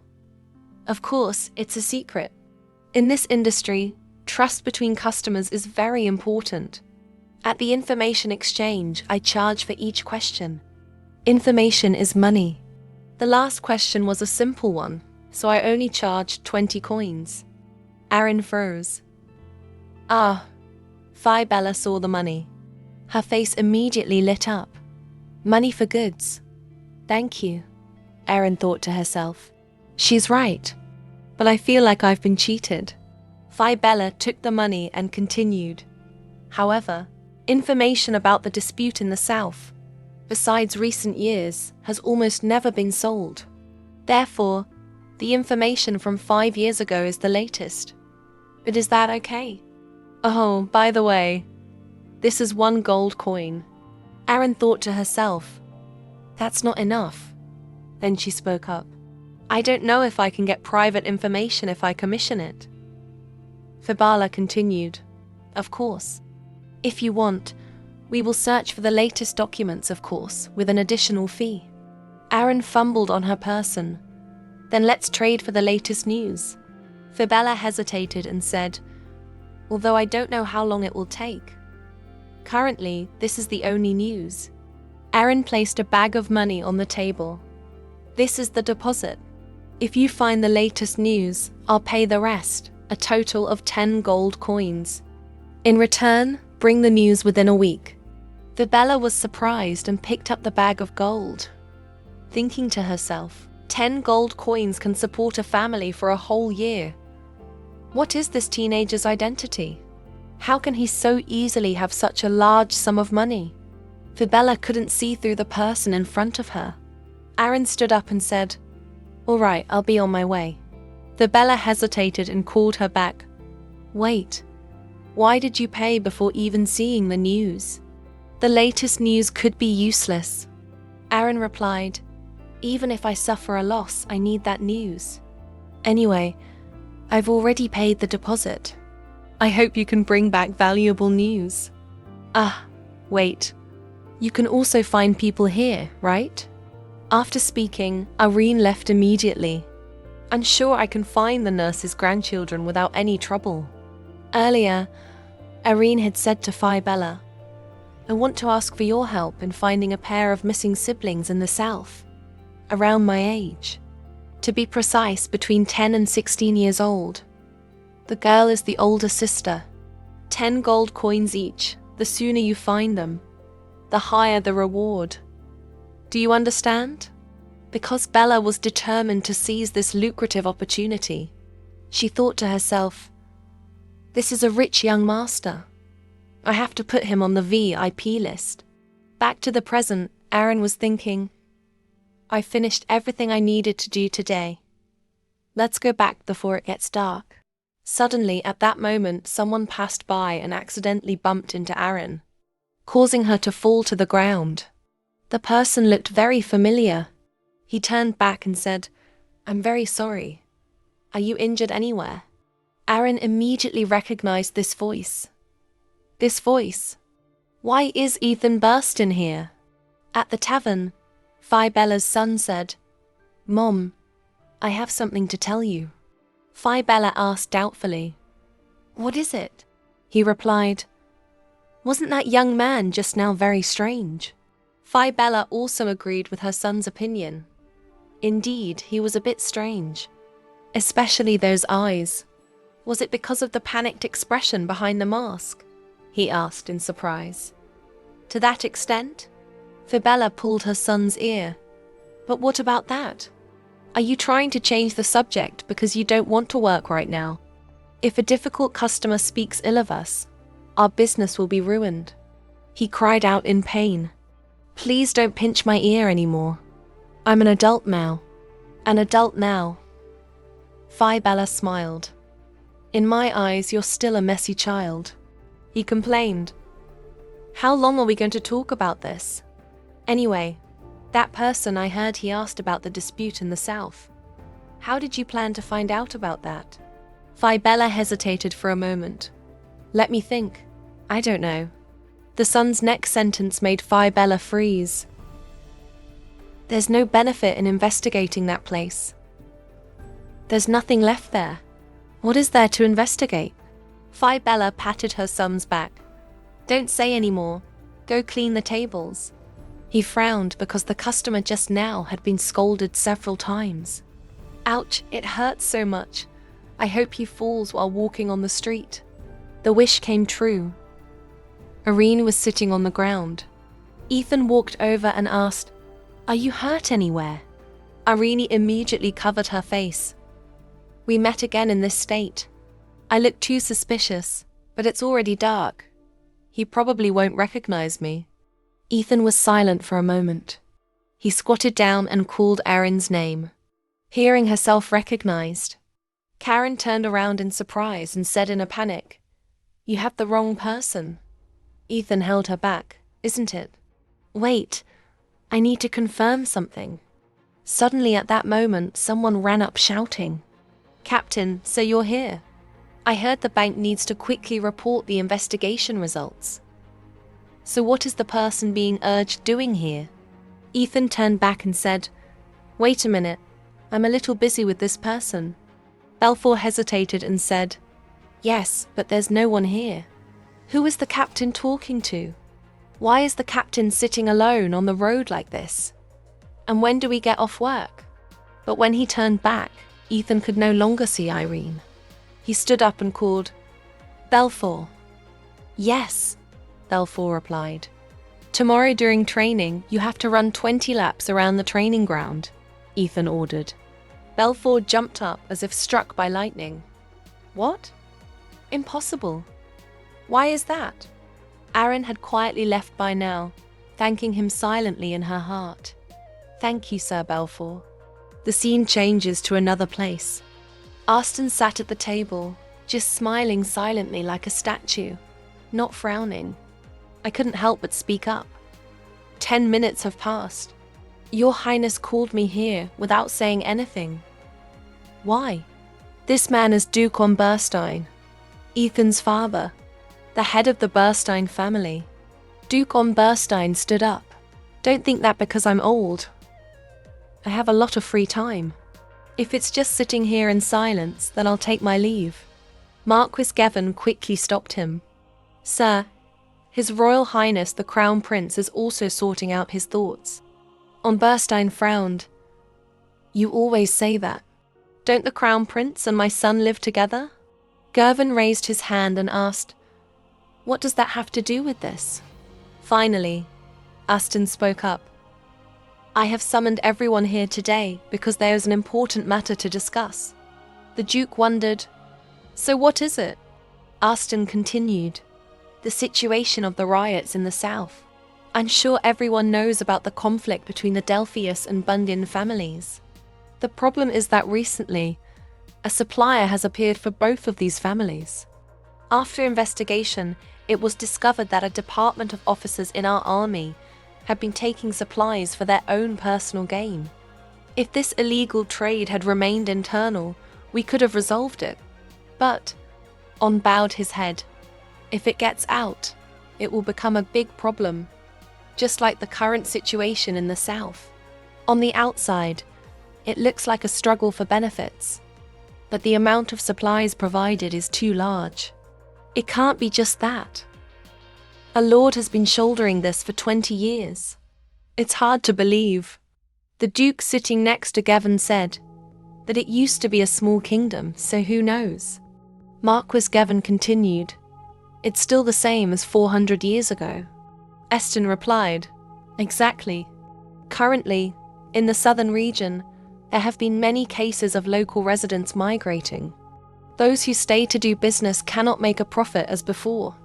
In this situation, the secret suppliers are high-ranking officers and nobles. What if the incident in the south is not just a war between two families? On continued. So, it could be a war between two families. Are they stealing our weapons and selling them to Dyslaven through the south? The Marquis said, Sir, how can you say such frightening things? On sighed. Did I guess right? Anyway, the vision of the young is limited. The reason the Deslava military ruffians stopped fighting 30 years ago was because they were no longer able to supply necessities from their own country. And they couldn't buy them from abroad either. If there's a mistake, the bulls will fight and the flies will die because of a diplomatic issue.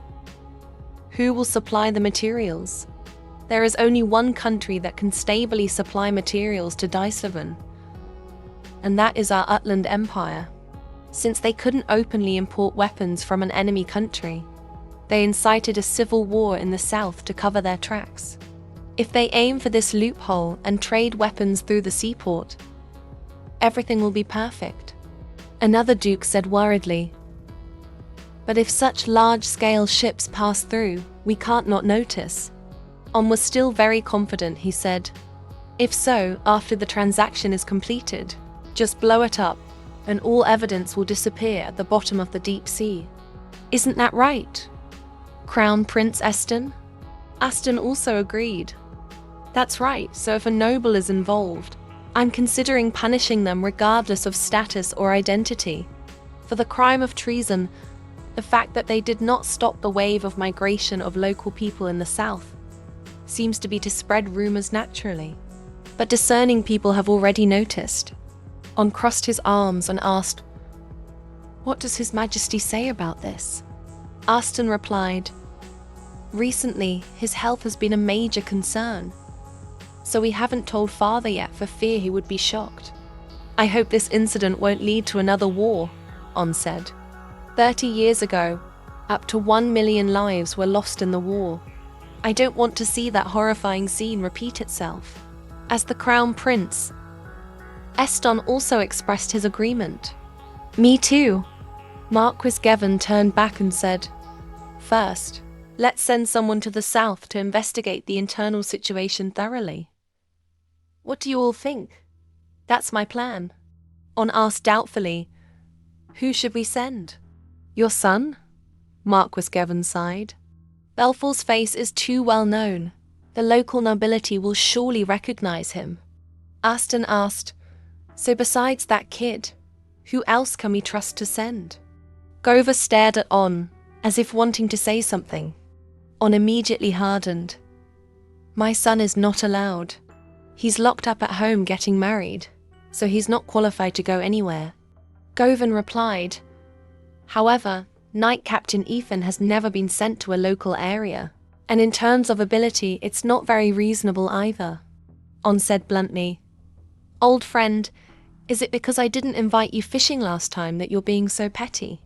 Govan was hit where it hurt and was startled. "Why are you bringing that up now?" Aston remained calm and smiled. "Please, you two, restrain your personal grudges. Of course, I'm also very disappointed." On also calmed down. "Next time, I'll take you with me. So don't be angry anymore. Take back what you just said." Aston continued, "It sounds like there's no suitable person, just as Baron Gervin said." On asked in surprise, "What?" Aston continued, "I will speak with Knight Captain Ethan. So let's stand up." Then Aston turned and left, leaving behind a grumbling voice from inside. "Hey!" Gervin tried to calm him down. "Calm down." Not long after, at Ethan's place, he angrily stood up and shouted, "What are you thinking? For the Duchess to go investigate the south? Why drag Irene into this?" Aston calmly crossed his arms and asked back, "Isn't it good? I just think the Duchess is suitable for this mission." Ethan repeatedly questioned, "This is a place where riots could happen anywhere, anytime. Do you think it's okay to bring a lady who has never held a sword?" Aston remained calm. "Then you can protect her. It's not difficult for the captain of the Royal Mites, is it?" Ethan said worriedly, "I strongly disagree with this proposal of the Crown Prince. If many people attack at once, even I won't be able to do anything. If Erin is in danger..." Aston placed his hand on Ethan's shoulder in comfort. "Don't think so complicated. Besides, you two work very well together." Ethan was a little flustered. "Working well together is not the issue." Aston asked doubtfully, "So why do you think you must protect the Duchess unconditionally? Can't the Duchess also protect you?" Ethan asked back in surprise. "What?" Aston smiled and handed him a piece of paper. "On the contrary, thanks to Lady Irene, I think the two of you will return safely. So have a happy honeymoon." The scene shifts to Irene's side. She stood before her desk and mumbled, "Found it. This is Odin's secret ledger." After the party, Odin was gone for 3 days. We couldn't miss this opportunity. Luckily, it was fruitful. It's a relief not to have to see that guy's face. At that moment, her brother approached, his face lifted in a disdainful expression. "What are you doing there?" "Father isn't here today either," Irene replied coldly. "No particular reason." Beric just sneered. "Look at you, still worrying about those trivial matters." Irene turned back and asked, What's the matter? Beric Taz said again arrogantly. What's the matter? Your tone of voice is a bit disappointing. Because your brother is feeling a little uncomfortable. So I thought if you massaged me, I'd feel better. Aaron immediately retorted. Didn't I tell you before not to touch me? Because I'm a monster. Berictus avoided her gaze. That was then. Now it's called a sudden change. Aaron swept past him. Luckily, human nature is still the same. Just pretend I don't exist, just like now. Berictus said with a surprised expression. What? Aaron continued. From now on, just live like that. Berictus grabbed her hand. You just wait. Karen angrily slapped his hand away. Let go. Aren't you tired of bullying people like this? Berictus angrily raised his rough arm. This damn bitch has been spoiled rotten. You dare to look down on me. Just then, Ethan stepped forward and grabbed his hand, then looked at him and said, This is not the way to discipline. It's just a problem among the men in this family. Ethan's voice was sharp. I'm afraid I'll have to break this hand to fix this habit. Beric Taz was startled, wondering how Ethan got here. Then he spoke up. Young Master Burstein, are you now planning to protect that bastard to oppose me? Ethan squeezed his wrist tightly. It seems I'll have to smash your shoulder as well. You dare to do that to me in my own house? Ethan let go of his hand. No, to be precise, this is not your house, but the house of Odin Brixia. Beric's blood boiled. He clenched his fists until they trembled. At this moment, Irene, standing behind him, spoke up. Stop it. Aren't you ashamed? As a noble, you should at least maintain your dignity. At this moment, the servants also gathered to watch. What's going on? That young man looks so scary. Aaron pushed Ethan. Let's go, Ethan. Ethan turned back and answered. Okay. Beric Taz kept shouting angrily. What? Going on a tour? Can't you people be quiet? Not long after, the two of them left. Ethan asked curiously, Is it always like this? Aaron didn't understand and had to ask back, What do you mean? He continued, Is your personality always this strong? Irene replied, Yes, is there a problem? Ethan asked, Is that Duke that young master? Irene immediately answered, Yes, that's him. Then, Aaron led him into a room. Only this room in the mansion is soundproof, so I brought you here, Ethan said. I see. Let's go. This may be a bit rude, but I think this is Irene's room. Aaron asked in surprise. Why do you say that? Ethan sat down in a chair and said, I have no ill intentions. The room is very tidy, just like Aaron's personality, especially when I saw the damaged items and books. I know how much effort Aaron has put in. Aaron thought in surprise. This young man, what kind of person do you see me as? What did he see that made him praise me so well? Ethan continued. I'm sure you're surprised by my sudden visit. Actually, I sent a letter of inquiry to Duke BCA, but since he is not here, Aaron said, he has left the mansion for a few days' vacation. Ethan looked awkward. He said, After hearing this news, I also considered whether I should postpone it, but time was too tight, so I had no other choice but to have Dixon come visit. Irene asked doubtfully, Did something happen? Ethan hesitated and asked, I wonder if you have any vacation plans. Irene still didn't understand his meaning and asked, Vacation plans? Ethan replied, Actually, I have been sent to investigate the situation in the south recently. Aaron raised her hand and thought, The royal palace is also concerned about the situation in the south. Ethan explained, Belfour has been there a few times before, so they ruled him out because the local residents would most likely recognize his face. They said they need someone with status to intervene in an emergency. Irene turned to ask, Is that person you, Ethan? Ethan nodded and replied, yes.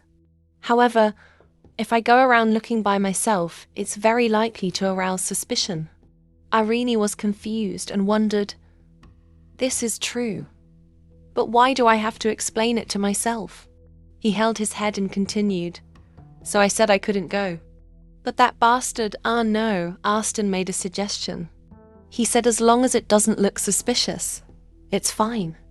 Irene asked, what kind of disguise, for example? He replied, the South has ports and beaches and is considered a resort for newlyweds. It is said that newlywed noble couples often go to the South for vacation. If we disguise ourselves as a newlywed couple to avoid suspicion, it would be very natural, wouldn't it? Aaron suddenly realized something. That newlywed couple, could it be? She was startled.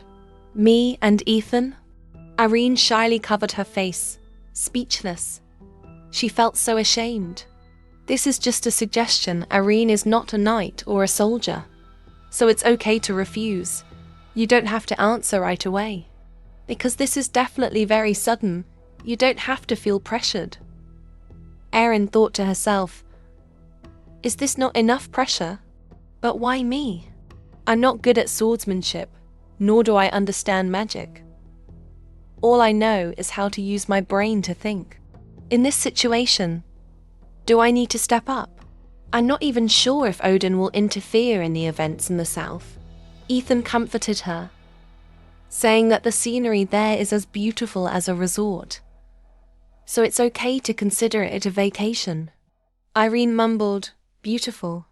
Maybe thanks to this opportunity, I can learn about the situation in the South that the wet nurse mentioned. Aaron clenched her fists. It seemed she had already decided. I have one condition.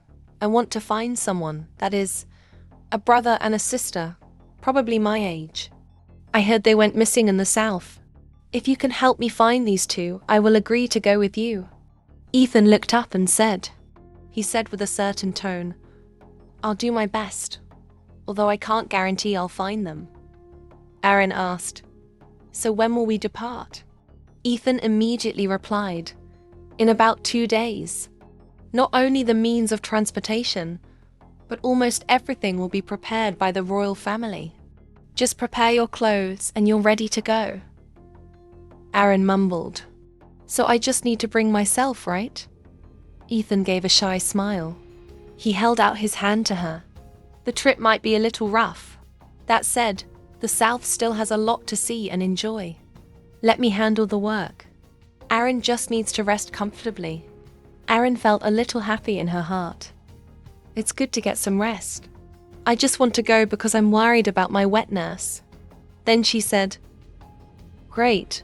On the contrary, I will do my best to play the role of a fake wife, hoping to help my fake husband. Not long after, Aaron got out of the carriage. She sighed. It's so cold it's giving me goosebumps. We're later than expected. I was planning to leave earlier because I heard we had to switch to another means of transportation at the royal palace. But before we left, my siblings made a huge fuss. Baressa wondered, is Aaron going on a trip? Erictus grumbled, it's best not to get close to him. Arthurin threatened, I'll tell father everything. Aaron held her head, not understanding why they were so troublesome. Anyway, it's not a carriage but another means of transportation. What is it? I heard the preparation was not easy. From a distance, someone came to greet her and Ethan. Come quickly, you didn't run into any trouble on the way here, did you? Aaron was shocked when she saw it. A magic gate. Only high-ranking nobles can use this gate, because it requires a lot of manpower and expense. Aston puffed out his chest proudly and said, I have prepared everything so that you two can travel comfortably. To prepare for this, it took me 3 days to convince the elders. So I'm very happy to hear a thank you. Irene looked at the dejected magician behind her.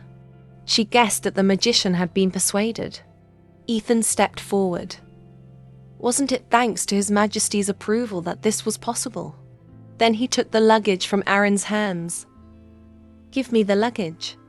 Aston smiled and said, I convinced my father, so this is my credit. Ethan took the luggage and asked, All right, is this all the luggage? Aston replied, Most of the luggage has already been sent to the south by carriage. Ethan asked suspiciously, I'm sure there's nothing strange, right? Aston smiled brightly and said, Go check it out. Aaron stood silently to the side, thinking to herself, These two are closer than I thought. Ethan turned to call her, Irene. Because of the busy schedule, it might be tough, but once we get there, we can rest. So hang in there. Oh, right. You will need this, Irene asked curiously. What is that? Aston explained. This is a potion that can change hair and eye color for a day. Since the purpose is not to attract attention, I think this is necessary. I have prepared a lot of things for this trip, but this thing is very expensive, so only use it when necessary. Aaron said gratefully, Thank you, Your Majesty. Aston crossed his arms, a smile still on his lips. What's this? I should be the one thanking you. Now that everything is ready, let's set off. Before entering the gate, Ethan stopped and asked if she wanted to go in first. Irene asked with some anxiety, Will this hurt? Aston replied calmly with a menacing look. Hurt? It hurts like hell. Ethan glanced over and said, It doesn't hurt at all. You just be quiet for a moment. After speaking, he waved his hand towards Aaron. So let's go together. Aaron also smiled back in thanks in the blink of an eye. The two had reached their destination. This is our important place.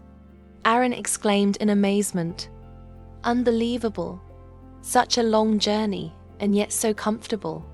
Ethan stood in front of her and said, We're pretending to be a newlywed couple, so it seems there's only one room to avoid suspicion. Aaron flopped onto the bed and replied, Of course. Ethan asked worriedly, Are you okay? Aaron asked back doubtfully, What's wrong? He replied, We're in the same room. Aaron was still very calm. Isn't that great? Ethan then also sat down on the bed next to her. The two looked at each other, a little embarrassed. Irina blushed, turned away and said, So that's what you mean. Seeing her discomfort, Ethan stood up and continued, Actually, I'll find another room. We don't need to act to this extent. So tonight I'll sleep separately. Irene thought in confusion, because I've never shared a room with anyone else. So it feels like I'm kicking him out. Then she grabbed his sleeve and said, No need. Ethan turned his head. Irene said, No need to sleep separately. Ethan was stunned. Aaron spoke up. Anyway, for this mission, whether we like it or not, we have to be together. If we separate, how can we practice? Ethan's face was also flushed. But you don't find it inconvenient? Irene replied, I trust you, Ethan. Ethan was still a little embarrassed. Aaron patted the seat next to her and said, From what I currently know, Ethan is someone who would not do anything contrary to the qualities of a knight, although we haven't known each other for long. But I also don't want you to break your mission because of me. Instead of doing things halfway, isn't it better to make everything clear? I've made up my mind, Ethan asked doubtfully. Made up your mind? Aaron didn't say anything more. She lay down straight on the bed. Ethan called out shyly, Irene. Irene said, Now we are a newlywed couple. We sleep in the same bed and wake up every day. She patted the space next to her and said, So this level is nothing. Ethan should get used to it quickly too. Ethan agreed, but was still shy. Speaking with a slight stutter. Lie down. Aaron asked, Is it comfortable? Ethan closed his eyes and enjoyed it. Very comfortable. Aaron continued, From now on, we can just sleep like this. Ethan asked worriedly, Is there really no problem? Aaron opened her eyes and turned to him. What's wrong with that? Anyway, from now on we're a married couple. Hearing the two words married couple, a hint of shyness rose in Ethan's heart. Then she asked, "What's the next plan?" Ethan explained the plan he had drawn up. First, the plan is to go to the northernmost city of the south. This is the territory of Count Jackson Peter, a vibrant city. After gathering information there, we will move to Iperia port to inspect, then return here. Aaron immediately asked, "If it's Iperia, that's where merchant ships enter and exit on the northern sea route, right?" Ethan smiled and replied, "That's right. I intend to take down a notorious smuggling organization there," Irene asked, sweating. "Just like that?" Ethan replied. "There's support, so you don't have to worry too much. And although I can't judge carelessly, we can fulfill Aaron's purpose." Aaron asked, "You mean at the port?" He replied calmly, "We need to confirm it ourselves, but during the investigation, there will be more information, so we need to consider it carefully. From a personal perspective, I hope the person Irene is looking for is not at Iperia port." Aaron looked at him, feeling a bit confused. "I want to ask why, but for some reason I feel like I shouldn't." At the Brixia ducal mansion, seeing their father return, the three children stood up to welcome him. "Father is back." Odin stood before the three of them and asked, "You're back? Where is that monster? Why isn't she here now that you're back?" Eric Tars replied, "That little brat."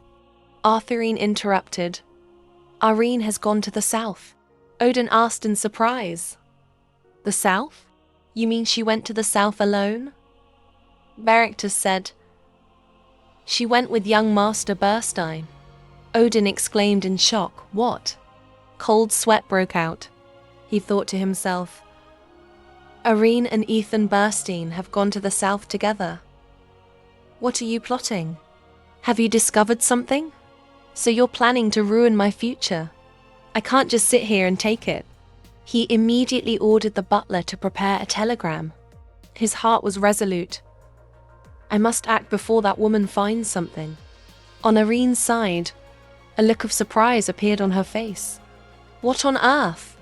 It was clearly stated not to be revealed, so why put these clothes in here? This is the masterpiece of the two wet nurses and this crown prince. Ethan turned back and asked, "Are you ready?" When he turned around, Ethan was stunned for 5 seconds by Irene's beauty in the lovely pretty dress. Irene said shyly, "This is the most beautiful one. Is this the style of dress of the Southerners? Because I've never seen it before." Ethan also shyly turned his face away. "How could that be? That Aston guy. It looks good too. It's just too splendid. So let's find something new." Arendeb. "Yes," Ethan explained. "If you spend too much money in a big city, it might attract attention, so buying it here is probably safer." Irina naturally agreed with him. "I agree," Ethan continued. "Then there's still time before the next trip. Let's go and come back," Irene replied. "Yes, let's go." Both were a little shy. "Wait a minute, I'm going to change." "Make yourself at home." A little later, they both came out. Aaron looked around, surprised, and exclaimed, "It's so crowded." Ethan explained, "I heard there's a local festival going on. They say it originated from the celebration of a truce between two small kingdoms in the south long ago. They say that if you hide your relationship with a mask and blend in, you can soothe the public's anxiety." Aaron suddenly understood. "Ah, so everyone is wearing a mask." Looking at the smiles on the faces of the people around her, she thought to herself, "Everyone looks so happy. No one finds it strange that I'm wearing a mask. So I can also blend in with people like this."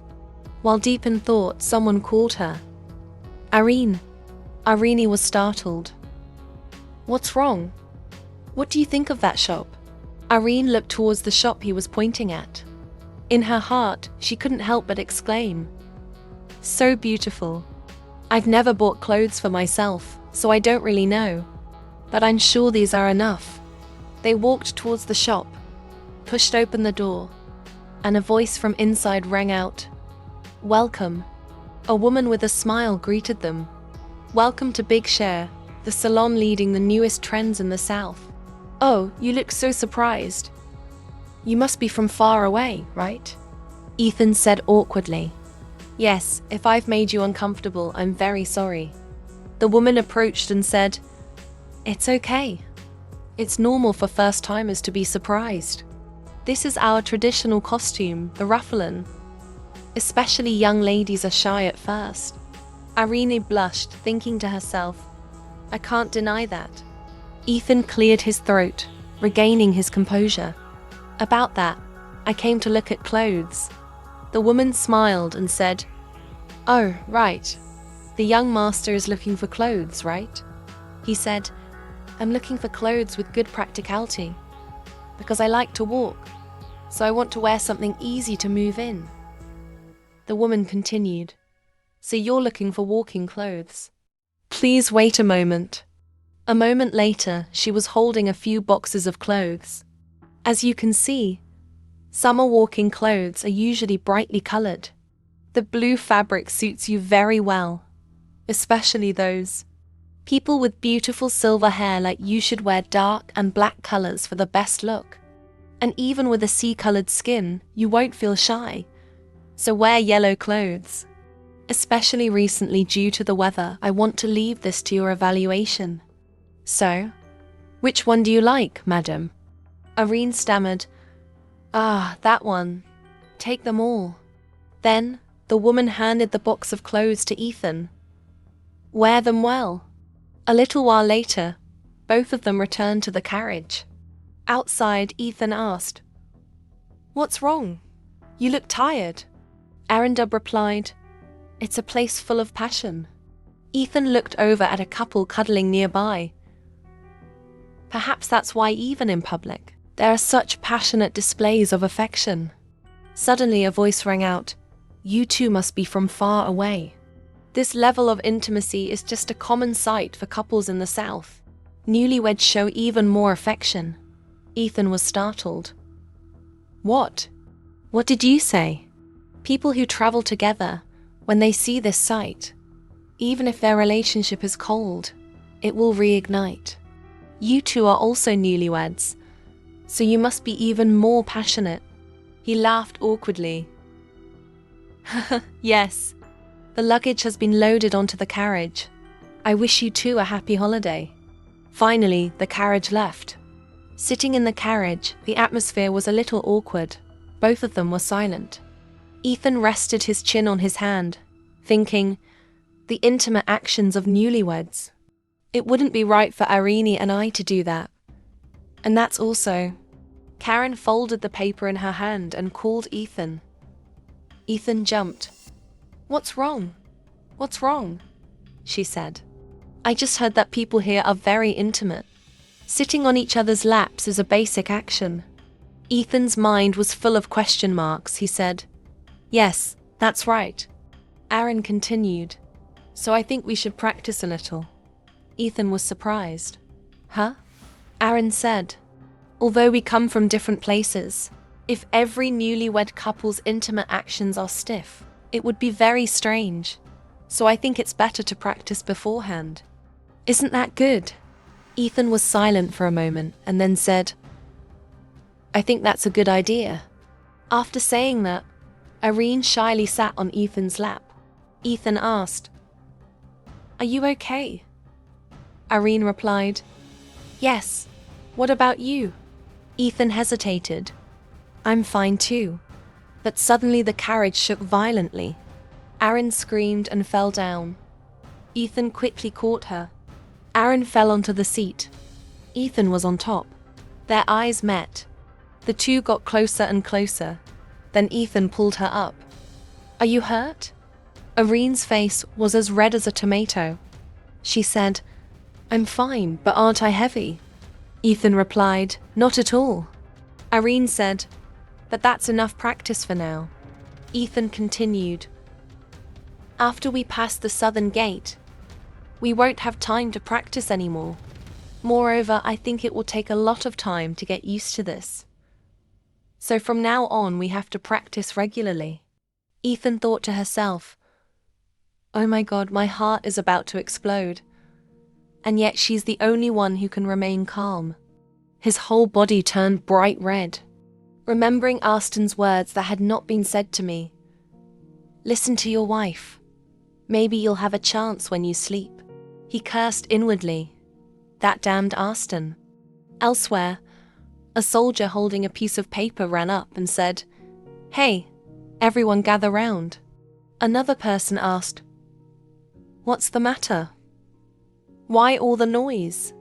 The soldier with the paper said, "An urgent wanted notice has arrived from the capital.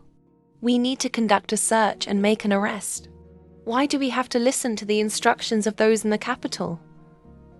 It might just be a waste of time." This is a deal that Marquis Delphios also agreed to. They said that once captured, he must be immediately brought to the capital by any means necessary. What kind of criminal is he that this is necessary? He held out a piece of paper. One is a cute young man. The other is a beautiful young woman. The commander took the paper. The girl, her distinguishing feature is wearing a mask with a large birthmark on her face. Just on the carriage, Aaron asked, "You said we're going to the city gate, right? After that, we can go on our own." Ethan replied, "I didn't specify the exact route. First, the first city we'll go to is Wolfran. In addition, this is a temporary identification paper. We only changed the gender but kept the name, so there won't be too much inconvenience." Arlene asked worriedly, "Is there no risk of the fake identification being discovered?" Ethan comforted her. "Because it was issued from the Central. Verification in the South is very troublesome, so they will give gifts. I also don't think anyone would dare to impersonate a noble." Irene thought deeply. She asked, "Looking back, the South is very different from other regions, isn't it?" Ethan replied, "Because the climate, geography, and culture are all different in every aspect. It can be considered another country, moreover. Thanks to its natural landscape, it has become a popular tourist destination. Most people work at sea, so there are many accidents and incidents." Irene immediately asked, "Aren't other port cities the same?" Ethan raised his hand and said, "Similar but slightly different. The ports of Utland, except for the south, are all managed by the central government, so there are fewer pirates. But the southern coast is different. Most merchant ships go north. That is the illegal area of pirates. So merchant ships often trade with pirates to ensure safety. Pirates no longer attack merchant ships but target fishing boats and transport ships. If that's not enough, sometimes they even land and plunder villages." Hearing this, Aaron's face turned grim. Seeing that, he asked, "What's wrong?" Aaron doesn't need to worry. In her heart, she was extremely worried, thinking to herself, "Is there really no danger?" Ethan placed his hand on his chest. Although the South is a bit rough and tough, it's clearly a great vacation spot. So Aaron, just forget everything else and enjoy the holiday. Anyway, let's take a break along the way. Irene held a stack of documents in her hand. So I brought a few things to read. I'll take a look at this. You should rest too, Ethan. A little while later, Irene had fallen asleep, her head resting against the carriage window. Ethan looked at her and smiled. He stood up and walked towards Irene. Letting her head rest on his shoulder, Ethan said softly, "Sleep well, Aaron." In her sleep, her nightmare returned. The whispers of contempt. "Oh my God, look at that scary birthmark. It must be the circus monkey. Even with a mask on, a monster is still a monster." Aaron wanted to scream at them to stop. The harsh words continued. "No matter how much you struggle, you can't change the fact that you're a monster." Irene said in pain, "Stop." Suddenly, She heard someone's voice. Irene, it's okay. Don't mind what they say. Irene wondered. What? That warm voice continued. The reason I'm looking at you is... Irene wondered. Who is it? The voice is familiar. I seem to have heard it somewhere before. That voice echoed in her head again. When it was all over, Irene felt that this voice was so warm. Ethan, seeing her discomfort, kept calling out, Irene, Airy. Irene woke with a start, drenched in sweat, her head throbbing. Ethan asked worriedly, Did you have a nightmare? You were groaning. Irene held her head and mumbled, My head? Ethan asked in confusion. Head? She thought to herself with a heavy heart. As expected, I can't go without a mask. In my previous life, I was called a monster until I died. Just because the birthmark is gone, does that mean I'm no longer a monster? In this life, if I'm lucky, I'll make it to the mask festival. If not, everyone will look at me with contempt. Ethan kept calling, Look at me, Irene. If you're that tired, I should have woken you up sooner. Irene turned her face away. Thank you, I'm fine now. Ethan sighed in relief. That's good. I just received some urgent news. The Gouffrin Gate will have an inspection.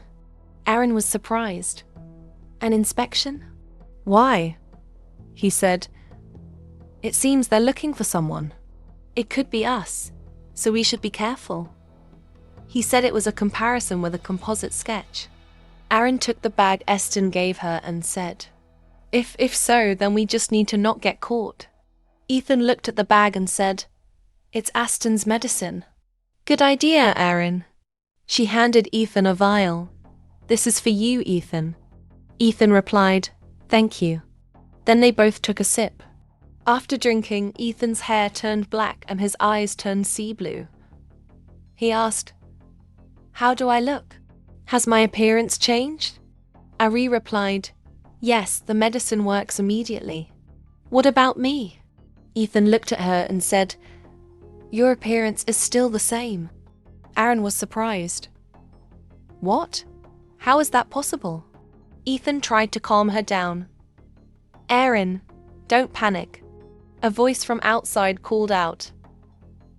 Please cooperate with the inspection.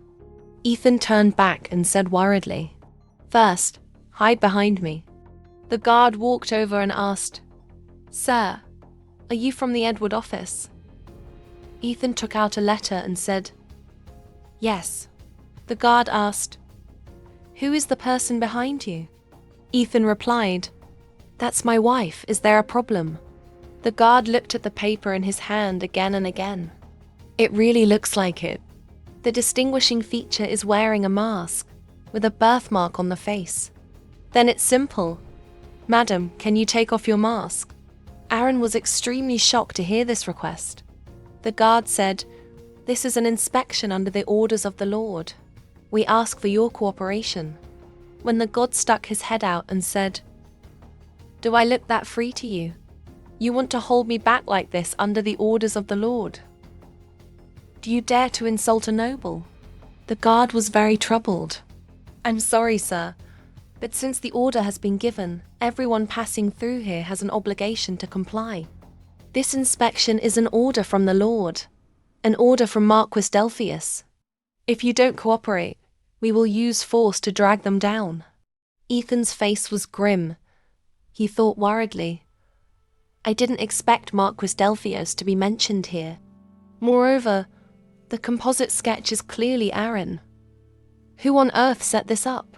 The guard continued to urge. I'll ask again. Madam, can you take off your mask? Irene was extremely tense. Her breathing became ragged. I can't breathe. Ethan grabbed her hand. Irene, I'm counting to 3. We'll run immediately. The guard outside kept urging. Get out of the carriage. Erin panicked and wondered, run? But if we run in this situation, things will only get worse. We might be chased for the entire time we're in the south. I just need to take off my mask and it'll be fine. I hate making things complicated because of me.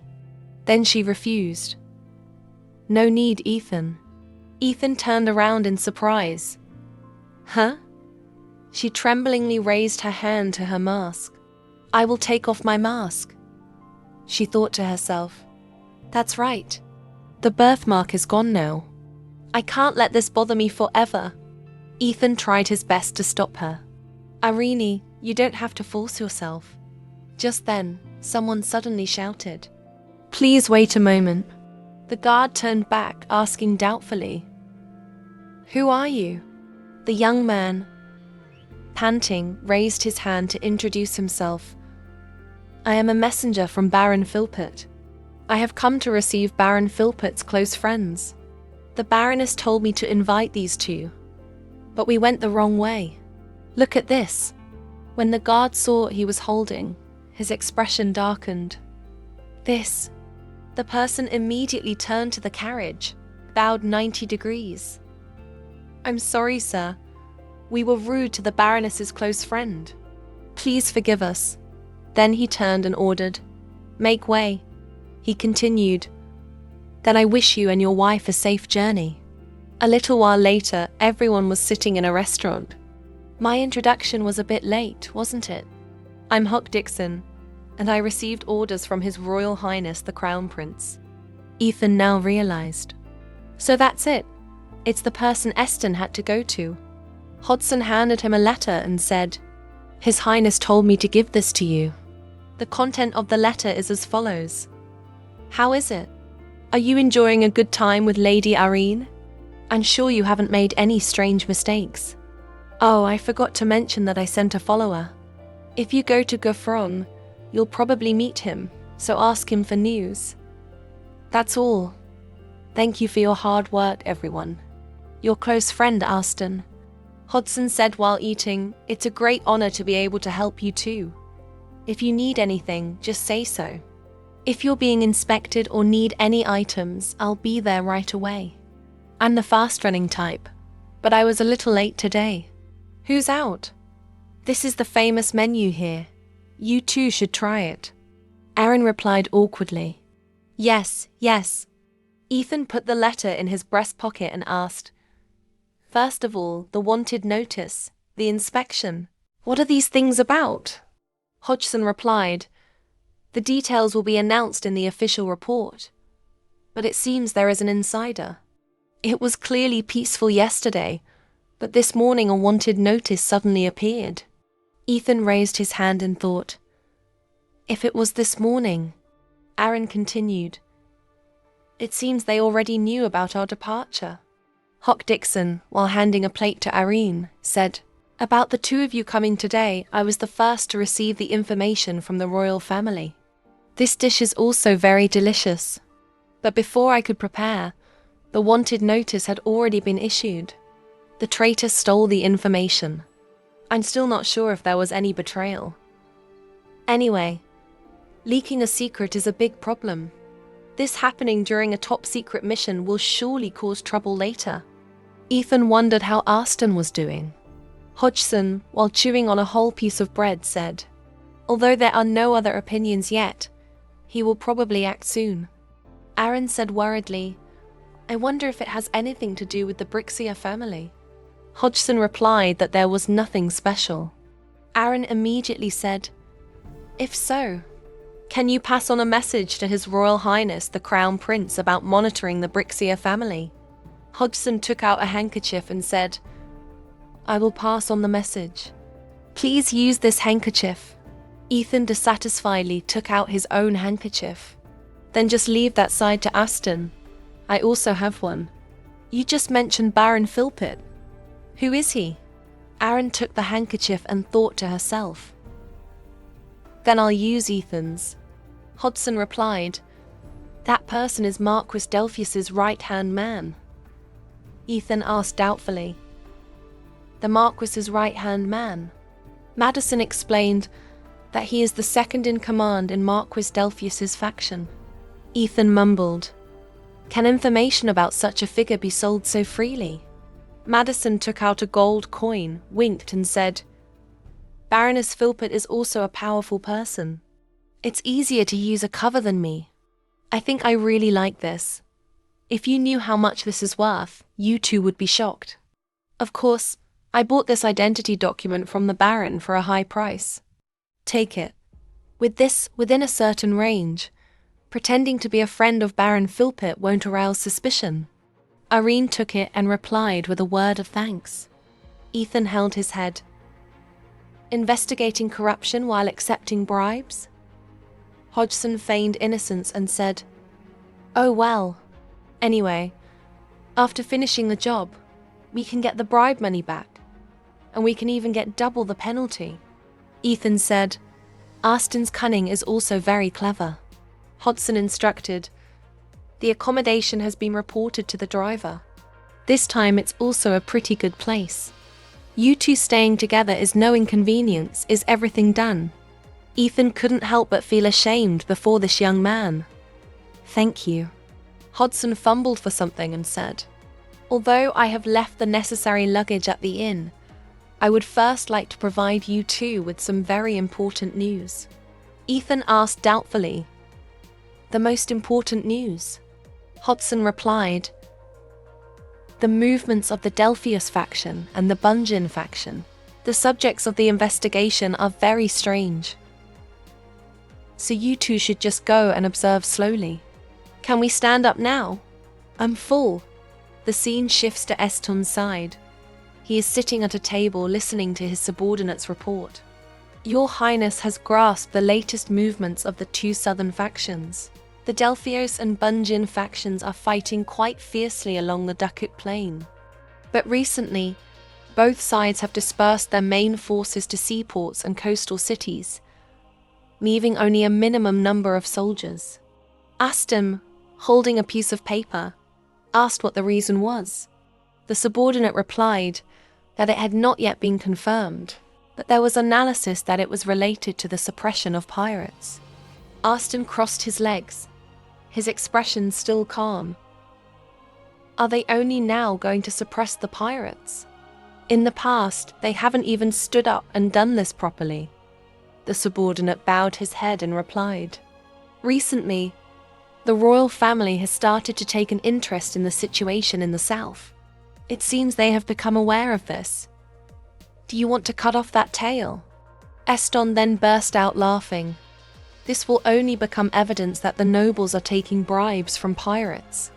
If not, then how could they bear the cost of maintaining an army with such low taxes?" The subordinate also expressed his agreement. "I think so too." Aston put down the paper. "Becoming a noble, colluding with pirates to rob commoners, how arrogant. But that's about to end." The scene shifts to Aaron's side. "This inn is no less than a nobleman's mansion. I understand why Hockerson boasted that this is such a good place. Please subscribe to Lala School's channel so you don't miss any exciting videos." Butler Ez said, "Please leave everything to me, but are you esteemed nobles?" Aaron thought sadly.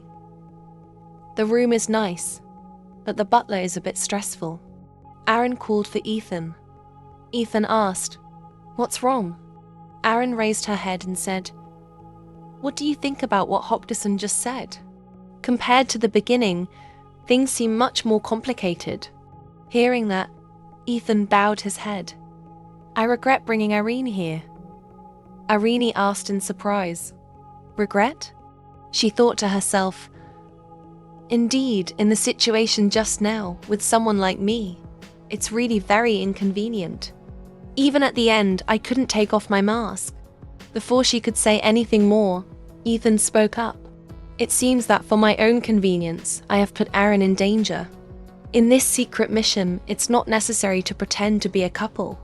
Arlene was initially very excited to go with me, but I made the mistake of only seeing the positive side of it." Aaron hurriedly waved her hands in protest. "No, it's not. Why is it your fault, Ethan?" Ethan continued. "Anyway, that's the truth. I want to repeat once more to fulfill my previous promise. Because I dragged Irene into this, I will take responsibility and protect you even if I have to sacrifice my life." Aaron froze, Her face flushed red, thinking to herself, what nonsense is he talking about? How can the life of a royal knight be sacrificed for me? But Ethan has never lied, not even once, to the point where she had no choice but to trust him. Then she smiled, placing her full trust in him. I know, I trust you, Ethan. A little while later, Aaron opened the door and said to Ethan, it seems this is the luggage that Hodgson hid earlier. I wonder where it was kept. Turns out it was here. There seems to be something quite important inside. Ethan approached and said, I think so. It was clearly prepared in advance. So it was here. This is a communication device. Irene asked in surprise. This small earring. Ethan explained. It is said that although the size is small, the function is very precise. Belfour said that it is very convenient, designed for women. Can you help me? I'm not used to using this kind of thing. Seeing his awkward expression, she couldn't help but laugh, thinking to herself, sometimes he's so cute. Then she said, here, let me help you put it on. Ethan handed her the earring and said, then I'll trouble you. Irene took it and put it on her own hand. After putting it on, she asked, how is it? Is it too obvious? Ethan reached out his hand and adjusted the earring for her. Then he smiled and said, the color suits you very well. It's the same color as Aaron's eyes. Aaron shyly turned away and said, thank you. Seeing that, Ethan stammered, I'm sorry. I don't know why my hand. Suddenly, a voice came from the earring. Can you hear me? Ethan, seeing her startled, immediately asked Irene, what's wrong? She replied, it seems to have connected. On the other end of the line, Hodgson spoke up. So you can hear me. This is Hodgson. I'm sorry for the sudden contact. Ethan said softly. Only Irene could hear. Can you tell me what it's about? Irene nodded. Hodgson continued, I'm contacting you to explain because it seems the two of you have found that thing already. If you look inside the bag, you will see research documents from 6 banks in Gufran. These banks have been investigated to understand the flow of money in the south. Most of the banks are owned by nobles, and there are some accounts of unknown origin with huge assets. Irene also summarized it for Ethan to hear. Hodgson continued, check the documents. Based on that, the investigation will be easier. So if anything happens, contact me through here. Ethan put on his coat and said, the work is gradually piling up. Aaron asked with concern, are you planning to go out now? He replied, it seems that's the only way. Irene also quickly wanted to put on her coat. If we have to go out, let's go together. Ethan stepped forward to stop her and said, aren't you tired? It will be even busier later, so you should rest and get well today. Irene hesitated. Yes, but... Ethan walked out the door and said, I'll be back soon. At this moment, Irene was alone in the room. She couldn't help but let her thoughts wander. He cares about me. He's very tired himself. Actually, I've never traveled so much. So I'm a bit tired too, because I've only lived in the mansion my whole life. As expected, I can't sit still, I'm out now. But where should I start? The result is the Information Exchange Association. Suddenly the butler appeared, running up and shouting, Viscountess Edward, what are you wearing? If there's anything you're not satisfied with, please let me know. Irene replied, because I need to go somewhere. I'll be out for a bit and then come back. I didn't expect to meet you in the middle of the night. The butler complained. It's very dangerous to go out alone. Madam, do you need a guard to accompany you? Aaron said wickedly. The guards will probably find a safe way. I wonder if that's okay. Then she spoke up. Then I'll have to ask for the butler's help. The butler immediately smiled. The lady's consideration is very correct. The butler turned to the guard. Hey, come here. She silently prayed that this person was trustworthy. Soon, the guard approached. The butler said, Madam, please take this person with you. He is both strong and quiet. The man with the scar on his face said coldly, Hello, Viscountess Edward. I am Ben. Erin looked up. I'll be counting on you. She thought to herself, Strange. Why does this person give me such a familiar feeling? Soon, the two of them went outside. Outside, people were chatting noisily. Look, let's just go slowly. Erin walked beside the guard, thinking to herself, It seems I've met this person somewhere before. Why do I have such a familiar feeling? While thinking, Ben spoke up and asked, Are you going to the information exchange? Irene asked in surprise. What? Why are you? Ben calmly said, You even deliberately disguised yourself, so I figured it out. Irene pulled her hat down lower. That's right. Ben continued, The information exchange is right here. The club's name is Red Pub. Erin said gratefully, Thank you for leading the way. In the blink of an eye, the two had arrived at the Red Pub Tavern. Erin stepped inside. The waiter saw her and immediately asked, Can I help you? Karen approached and said, I want to receive the commissioned information. I have requested from the Kingdo branch about finding people in the south. Suddenly at that moment, someone approached and asked, Is that so? Who is the young master looking for? An ex-lover, an unfaithful partner, or a first love? Erin tilted her head and replied, Hey, I'm not free to search for things like that. The person laughed and said, How rude. There are many people who risk their lives for love, far beyond your imagination. What about the person over there? You're my type. How about a date with me? Even though I look like this, I'm still very innocent. Ben immediately bowed his head coldly and refused. I refuse. The person still laughed. What a pity. I should end the conversation here. Follow me. I will provide the information you want, young master. When they arrived at the room, she asked, You met Phi Bella in the capital, huh? Irene asked doubtfully. So what? The girl pointed at herself and introduced, She is my younger sister. My name is Leona. I hope you can help me. Irene just let out a cold, thinking to herself, No wonder she looks familiar.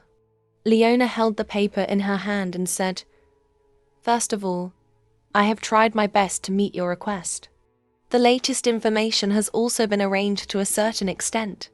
Irene got straight to the point and asked immediately, Are there any news about the war in the south, regarding Marquis Delphius and Marquis Bungin? Leona's eyes became serious. Hey, kid, if you interfere in that southern region, you will only find a corpse that not even rats and birds will know about. It's a lawless area, with only a glamorous exterior hiding the rottenness within. A lovely young master from the capital surely wouldn't know.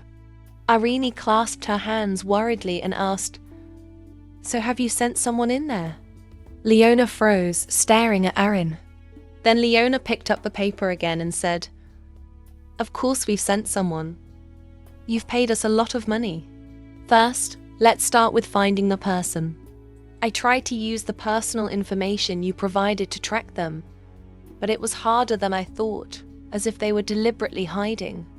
Irene immediately asked, You mean you couldn't find them? Leona also answered frankly, Honestly, yes. There are two possibilities. We haven't found them yet, or they're dead. During the search, I discovered some rather interesting things. Erin asked, sweating, What is it? Leona replied, It's a waste to say it for free. From now on, you have to pay extra. Irene sighed deeply, feeling helpless, and said, Then I'll be on my way. She wondered, Who said they're not sisters? Seeing this, Leona quickly stopped her. My sister said you're very rich, so I was just joking. But this is definitely not ordinary news. Please consider paying more. Aaron said silently. After hearing it, I will consider. Leona replied, in the process of searching for the children, we discovered a few suspicious points. First, the fact that we, an information exchange, couldn't find any traces is a big problem. Even if they were dead, we should have seen the color. However, from 2 years ago until now, there have been more than 40 cases, and yet we couldn't find them. Arini was shocked. 40 cases. Leona leaned back in her chair and said, crime can happen anywhere in this world. Among them, kidnapping is the most common type of crime, so it's very difficult to distinguish between cases. But this time, it's a bit different. The missing people disappeared completely, as if they flew into the sky. Moreover, all the missing people were children of the same age, right? Karen immediately asked, then what? Leona replied, 2 years have passed, and still no information has been revealed. If we investigate further, we might discover something. But so far, the situation remains the same. Aaron immediately took out a bag of money. Then let's speed up the search. If that information is really related to the children, we must hurry. Leona's eyes lit up when she saw the money. She took the bag of gold, overjoyed. A big client is great. Just leave it to me. However, you should also remember that we might not find anything. Aaron stood up abruptly. I don't want to think about that possibility anymore. Leona asked. So the transaction is over now? Aaron turned around and said, I'm leaving. Ben, now we're going home. Ben was talking to the other men. He asked, are you done? Leona appeared again. Your name is Ben, right? Then I'll call you Benny. Arini was startled, thinking to herself, how interesting. She asked doubtfully, why that name? Leona said, Benny and Baby are so cold. It seems I've met someone with a similar personality before. Ben avoided her gaze. Because I used to be a mercenary. I might have met you somewhere. Leona was a little suspicious. She put her hand on her chin. Is that so? Ben replied, yes. Then the two left, Leona not forgetting to say goodbye. Everyone be careful. If there's any news, I'll contact you all. Out the door, Arini put on her hood, thinking to herself, where should I start sharing this with Ethan? This isn't over yet, right? Suddenly, someone came from behind and asked, have you finished your private business? Aaron was startled. The person who appeared was Ethan. He crossed his arms and said, even with a mercenary, it's still dangerous to go out at this hour. She thought to herself, I haven't even told him where I'm going. Irene started to leave. You've got the wrong person. Ethan held her back. How could that be? I know we know each other. That night in front of the tavern in Kingdo, you really have a taste for dangerous things. Irene. Arini turned around and said, let's go home together, Ethan. At that moment she realized. So I was discovered then. Returning to the room, Irene took off her coat. Anyway, Ethan. Ethan also took off his coat. You. She asked doubtfully. How did you recognize me? You recognized me immediately last time. This time too. I'm very surprised. Ethan said nothing, just smiled. Aaron thought in surprise. What is he laughing at? Ethan waved his hand. When I got back to the inn, the manager told me, Irene has gone out wearing strange clothes. I don't mean to mock you. Irene immediately turned back and asked, are the clothes that strange? Ethan cleared his throat and regained his composure. If it's the workaholic Irene, she probably wouldn't go out to play. In her heart, she exclaimed, workaholic. Ethan then teased her because she wasn't the type to cheat on her husband. Irene cried out, "Ethan." Ethan laughed and continued, "I guess you went to the information exchange to investigate." Luckily, I guessed right. Anyway, aren't you hot? You look a bit stuffy. Irene replied, "It's okay because this outfit is thinner than I thought." Ah, you're talking about the mask. On the contrary, taking it off is more inconvenient. I always wear it. Ethan gently advised, "Even so, if it's hot and you're tired, let me know. I'll prepare a private room so you can take off your mask and rest comfortably.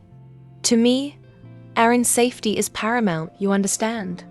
Aaron was both surprised and touched. "Thank you. Today's work is temporarily finished, so let's go rest. You go take a shower." Ethan froze for a moment. "Ah, okay." Then Ethan left, leaving Aaron alone in the empty room. She reached up and touched her mask, mumbling, "Even with a mask on, a monster is still a monster." When she was little, she once climbed up to a servant. The servant reacted violently. "Don't come near." When approaching Irene, the child cried again. "What bad luck. I told her not to touch you. Now you're infected too. What if something happens to your face?" Even as she grew up, the gossip never subsided.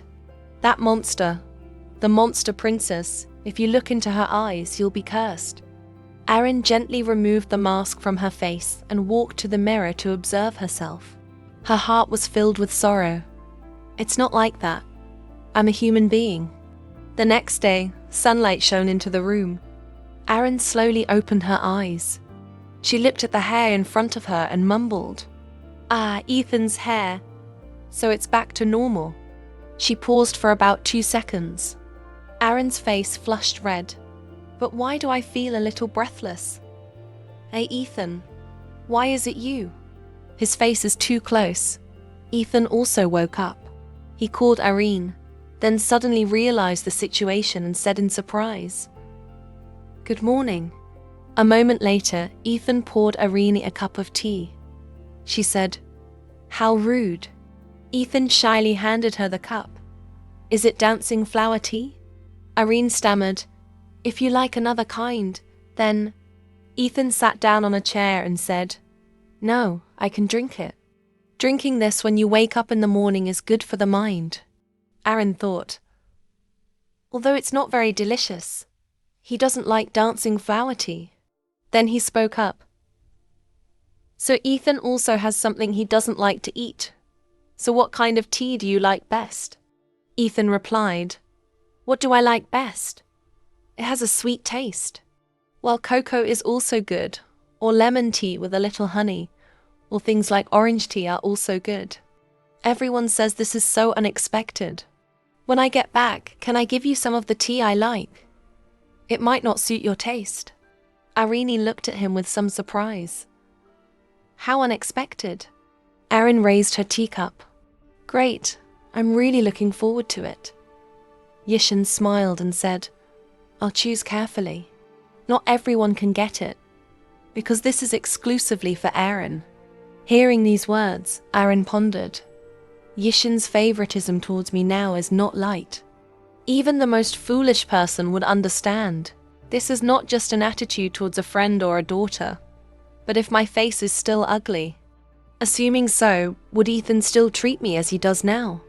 Then she spoke up. "Ethan, can I ask you something?"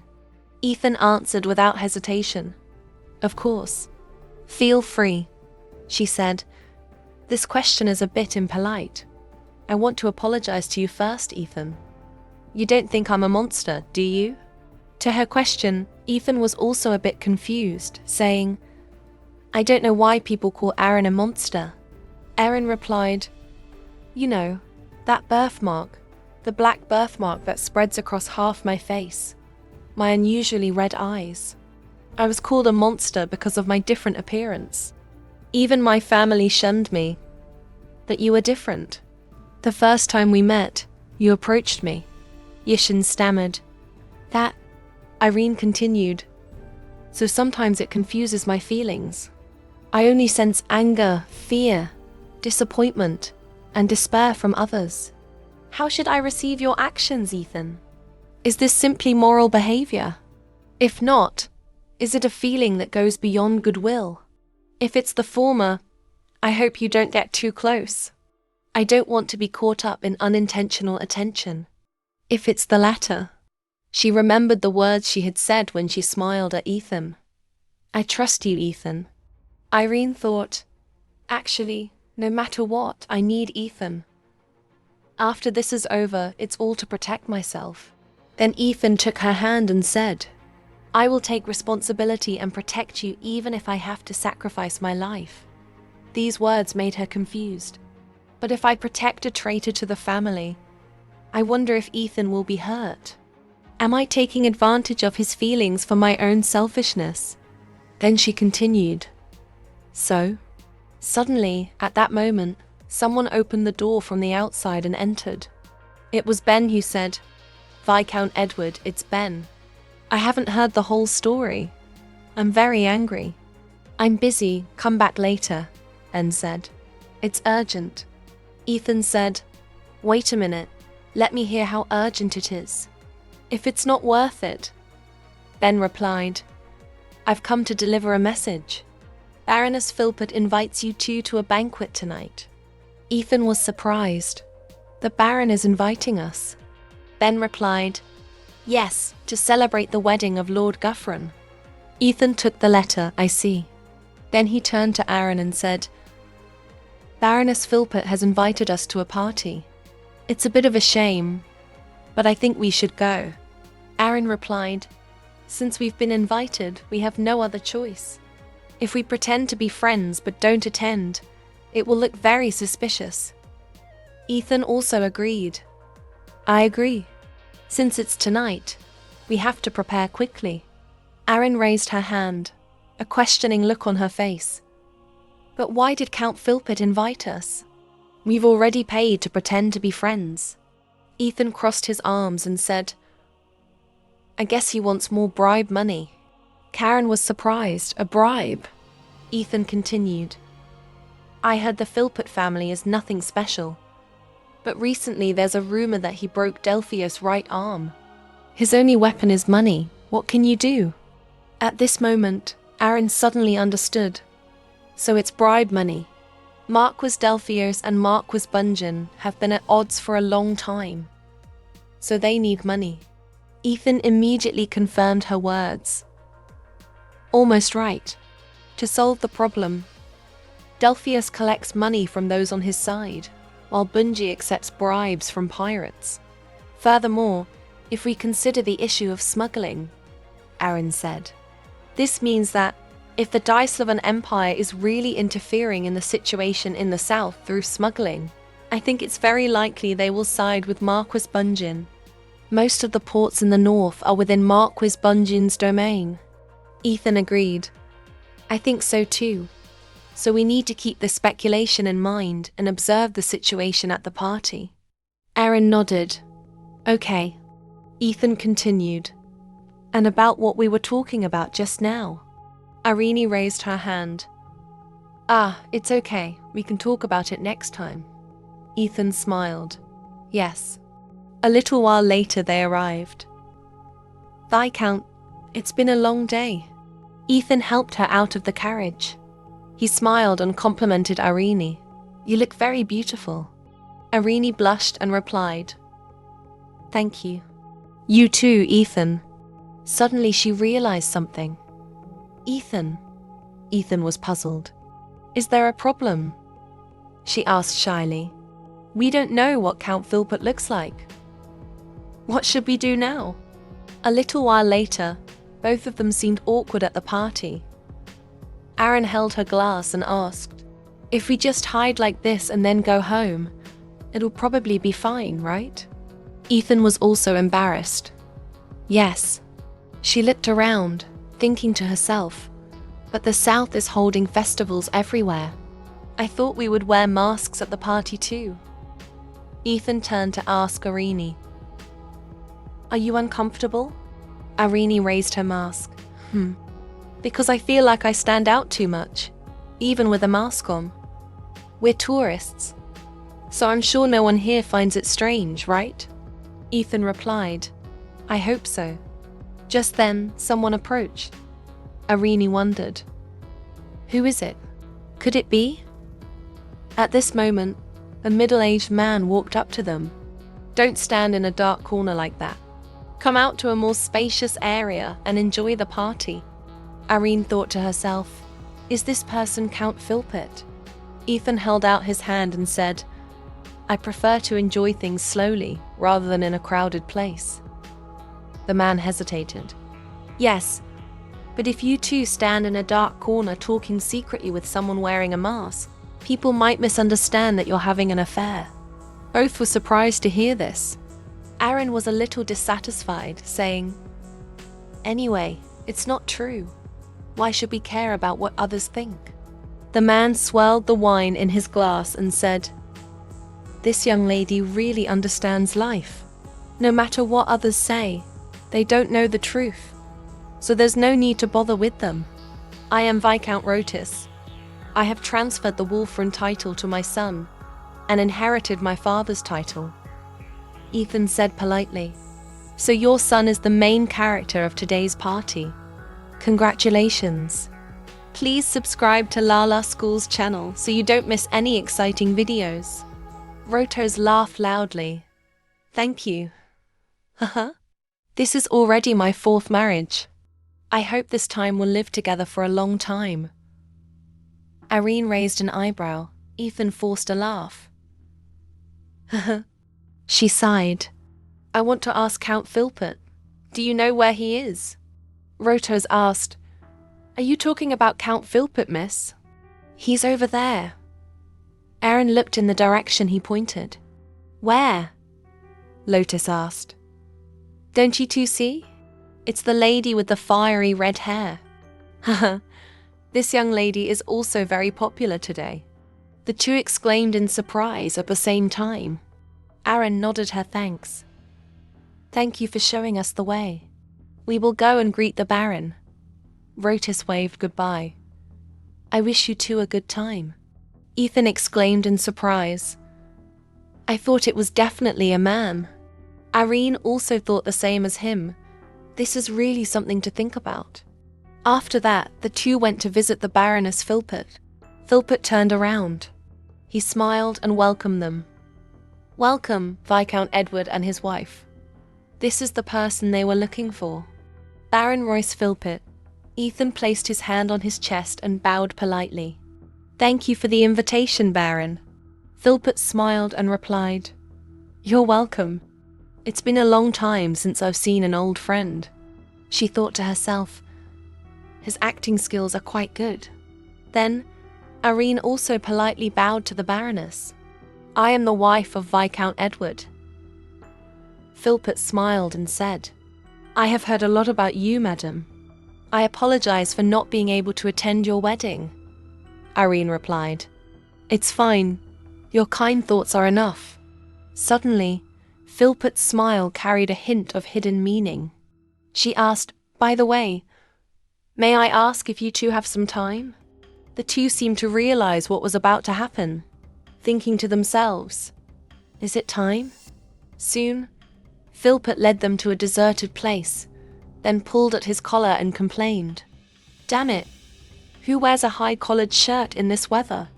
I have to cut it off when I get home. From now on, I will stop this ridiculous act. I have a reason for inviting you two to meet. Irene asked curiously, What is that reason? Philpott said bluntly, I don't care what you two do in the south. At most, you are people sent by the royal family to investigate. I only want one thing from you two, and that is money. You have to give more money. Ethan asked doubtfully, How could we be from the royal family? Philpott said that was also not important. Aaron felt confused by her indifferent attitude. Philpott took the fan and, while fanning herself, he said, Anyway, even if the Crown Prince himself came here, it would be too late to stop what's happening here. Now the royal family will have to choose. Either give up on both sides or just choose one side? So, are you willing to invest in me? Erin said, "Your words are a bit vague. Simba, please explain more clearly." Philpott crossed her arms and replied, "As you know, the conflict between Marquis Bunjin and Marquis Delphius has been going on for a long time, and it's still not clear who is stronger. In recent years, Bungin's power began to strengthen, gaining the upper hand. They relied on a sudden increase in financial resources to launch an all-out war. That's why Marquis Delphios and we are in a financial crisis." Ethan said, "You make it sound like Marquis Bunjin was the first to start the all-out war." Philpott immediately replied, "Because that's the truth." Ethan continued, "So you took a bribe because you were worried that Marquis Delphius would be defeated?" Philpott shrugged. "I can't suffer a loss like that. No matter how the royal family views this situation, we are still the victims." Erin crossed her arms and frowned. Compared to the information demanding money, this value seems a bit low. "I just want to say that it's unfair." Philpott smiled and said, I know.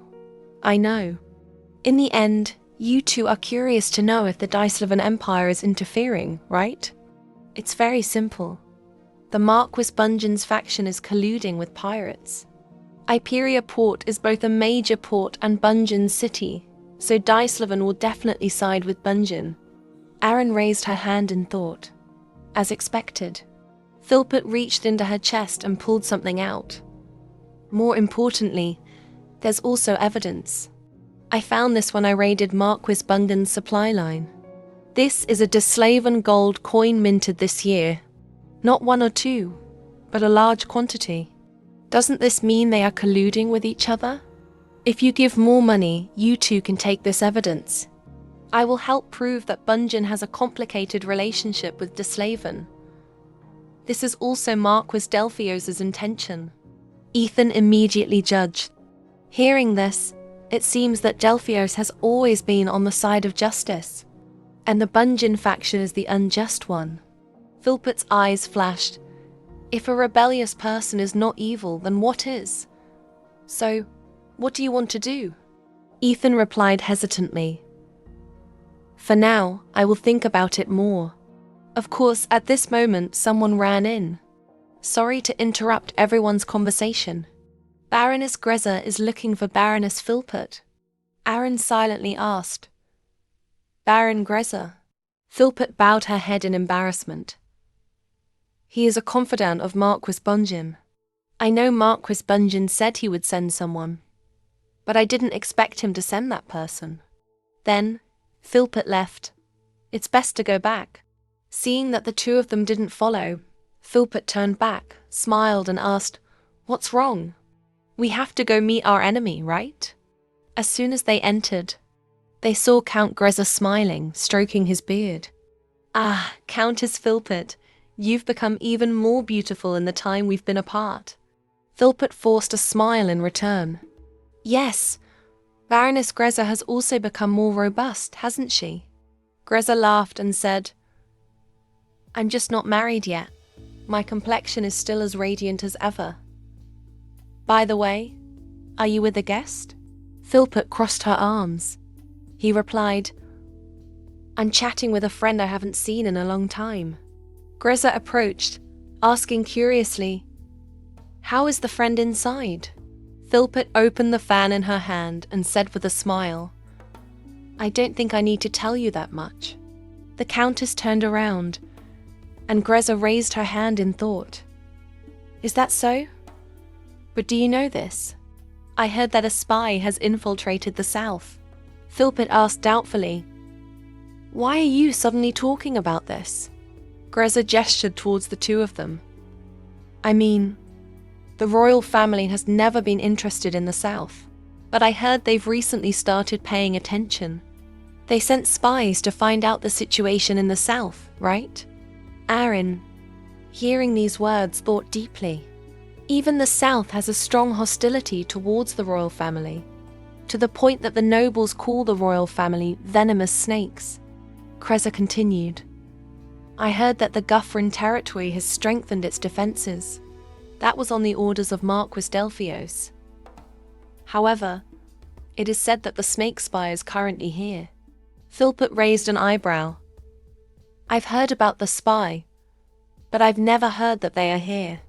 Moreover, I personally sent the invitation for this party. Greza immediately interrupted. There's one more thing. That spy, for some reason, always wears a mask. Philpott couldn't stand it anymore and said loudly, "It seems you're talking about my two close friends. So you're implying I'm colluding with spies, right?" Greza laughed loudly. How could you think that? Although we are on opposite sides, aren't we both in the south? How could I think the Countess would collude with the royal family to eliminate us? Then he turned to Aaron and Ethan and said, "So it's confirmed, right?" Aaron asked doubtfully. "Confirmed what?" He replied, "In other words, isn't it one of those masked spies? It is said that it's to hide a deformed face with a scary birthmark. Why does this young lady have to wear a mask?" Aaron tried to explain. "This is my first time in the South. It's just in time for the mask festival, so I thought everyone would wear a mask to the party." Greza suggested, "Is that so? Then there should be no problem taking off your mask now." Ethan angrily stood up to stop him.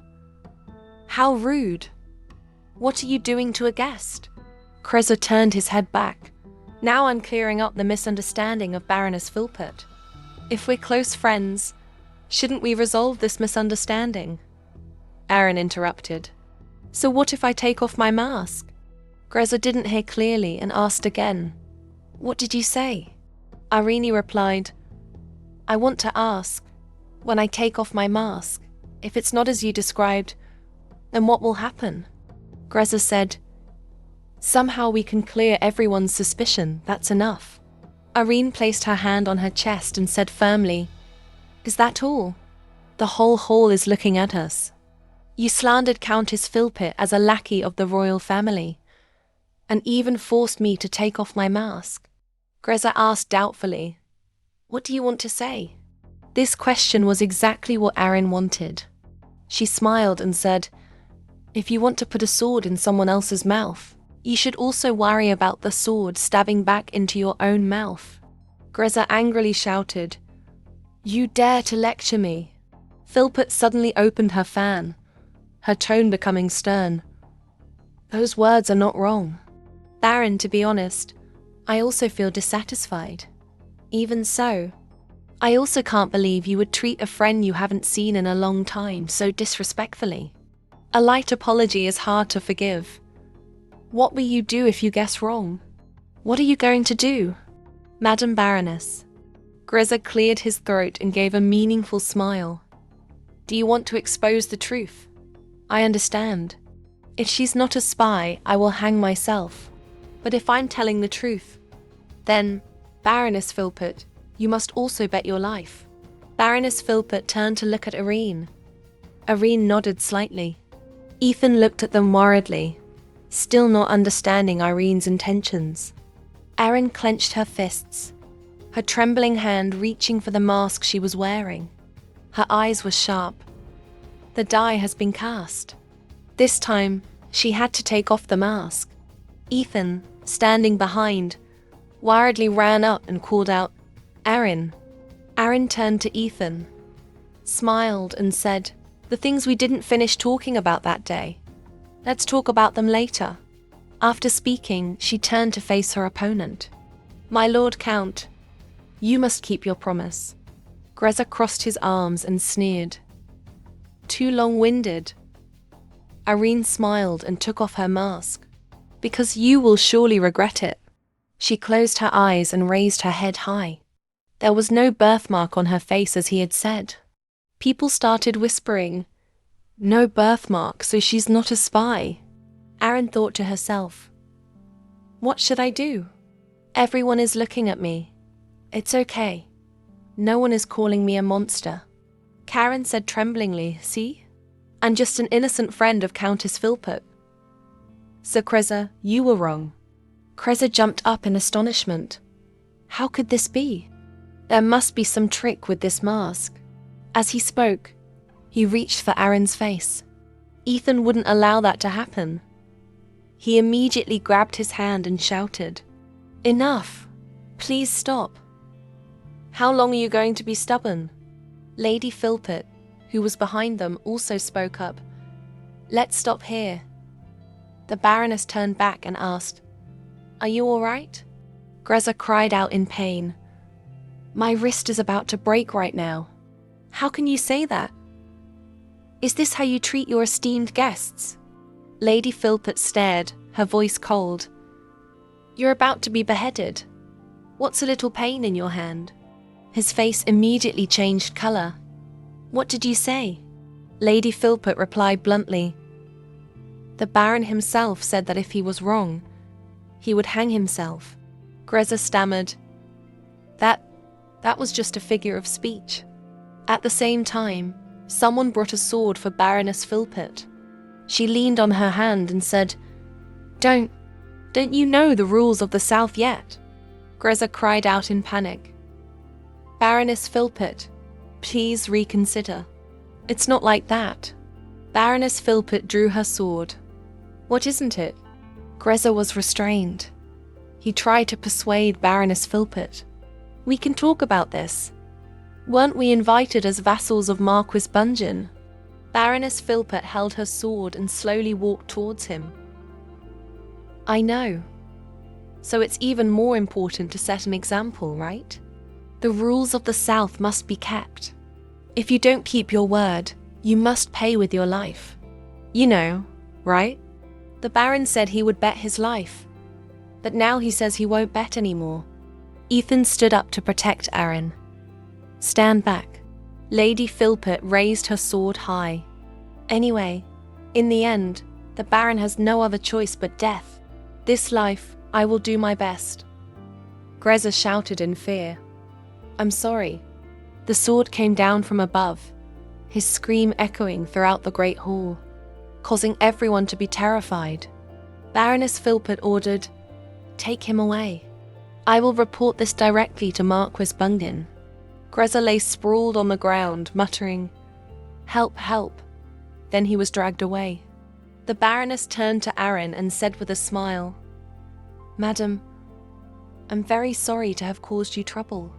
I will go and sort things out. Please continue to enjoy the party." Erin ran and grabbed her hand. "Wait, that hanging thing. Why did you believe me and accept his offer?" Baroness Philpott replied, "Just because you are my good friend.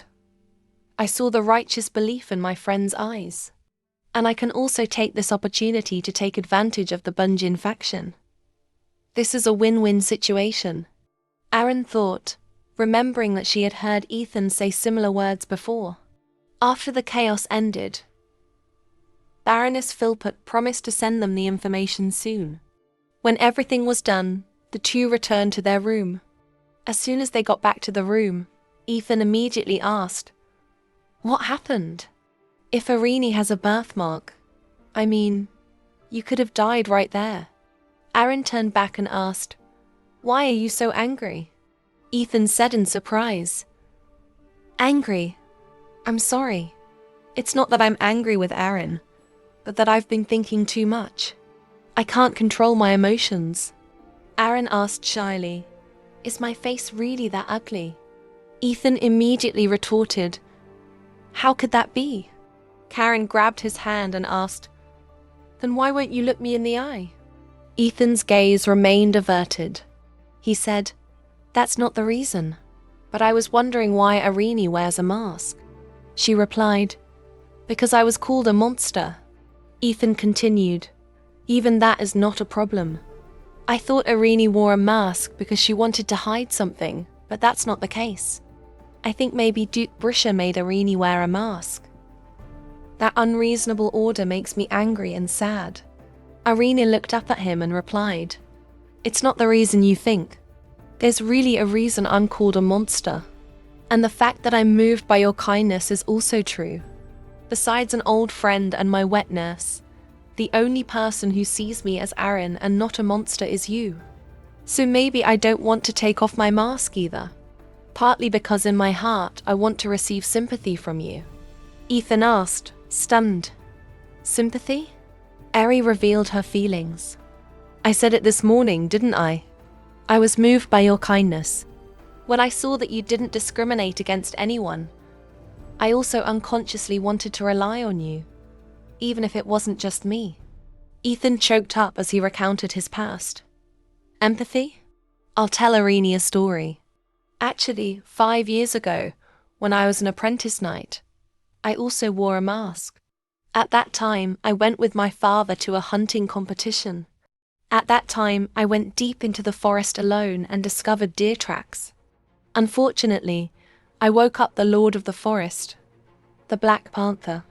To survive, I ran, but that leopard chased me as if it were playing. My fate seemed to have been destined to be its prey. If my father hadn't come to save me, I would have certainly died.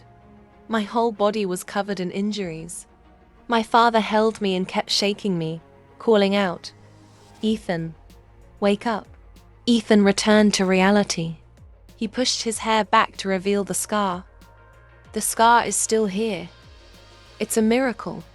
At that time, my face was severely injured. Everyone who saw it was scared. They even stayed away from me. It's ridiculous, isn't it? Just scars on my body and face. But they looked at me as if they were seeing a monster. So I also used to wear a mask to avoid other people's eyes.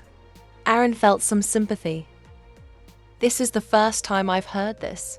He explained, because not many people know about this. Back to the topic from earlier. It's true that I noticed Aaron because of the mask. Actually, I remembered my own image at that time and wanted to treat you better. But it wasn't just concern or simple empathy. Aaron asked doubtfully, so what does it mean? Ethan replied, perhaps it's my admiration. Aaron didn't understand his meaning and asked again, admiration? Ethan said, looking into Irene's eyes, I saw a frankness that I don't have. You are always confident, your words are clear, and you express your opinions decisively. Aaron blushed shyly and blurted out, I just do what I should do. It's that simple. Ethan immediately refuted her. That's not simple at all. In fact, I used to avoid people because I had a large scar on my face. Even though it wasn't my fault, I still locked myself in my room and even gave up the hanging sword. The sword that I should not have given up. However, Irene is different. No matter what unreasonable things others say, you still do what you think is right, proving your own existence's value.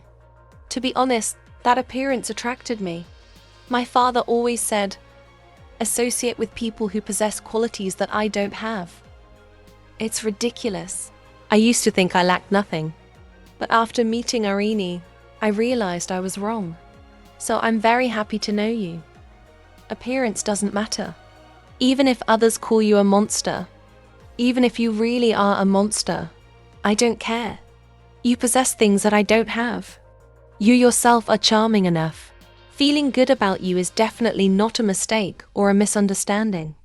Regarding our conversation this morning, I haven't heard it all yet, but I'll answer first. Aaron recalled the words she had said to Ethan.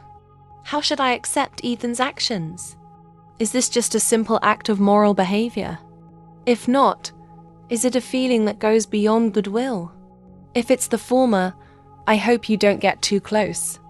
I don't want to get caught up in that kind of half-hearted attention. As for the latter, she thought to herself, surprised could it be? When the god raised her hand, he bowed his head and said, I don't treat anyone else so well and gently. Those things are reserved for Irene. The care and kindness I show are for you alone. So it doesn't matter if you misunderstand or misinterpret. That's what I want to say. Ethan's sweet words made her so captivated that she couldn't speak. The next morning, Aaron's face was pale.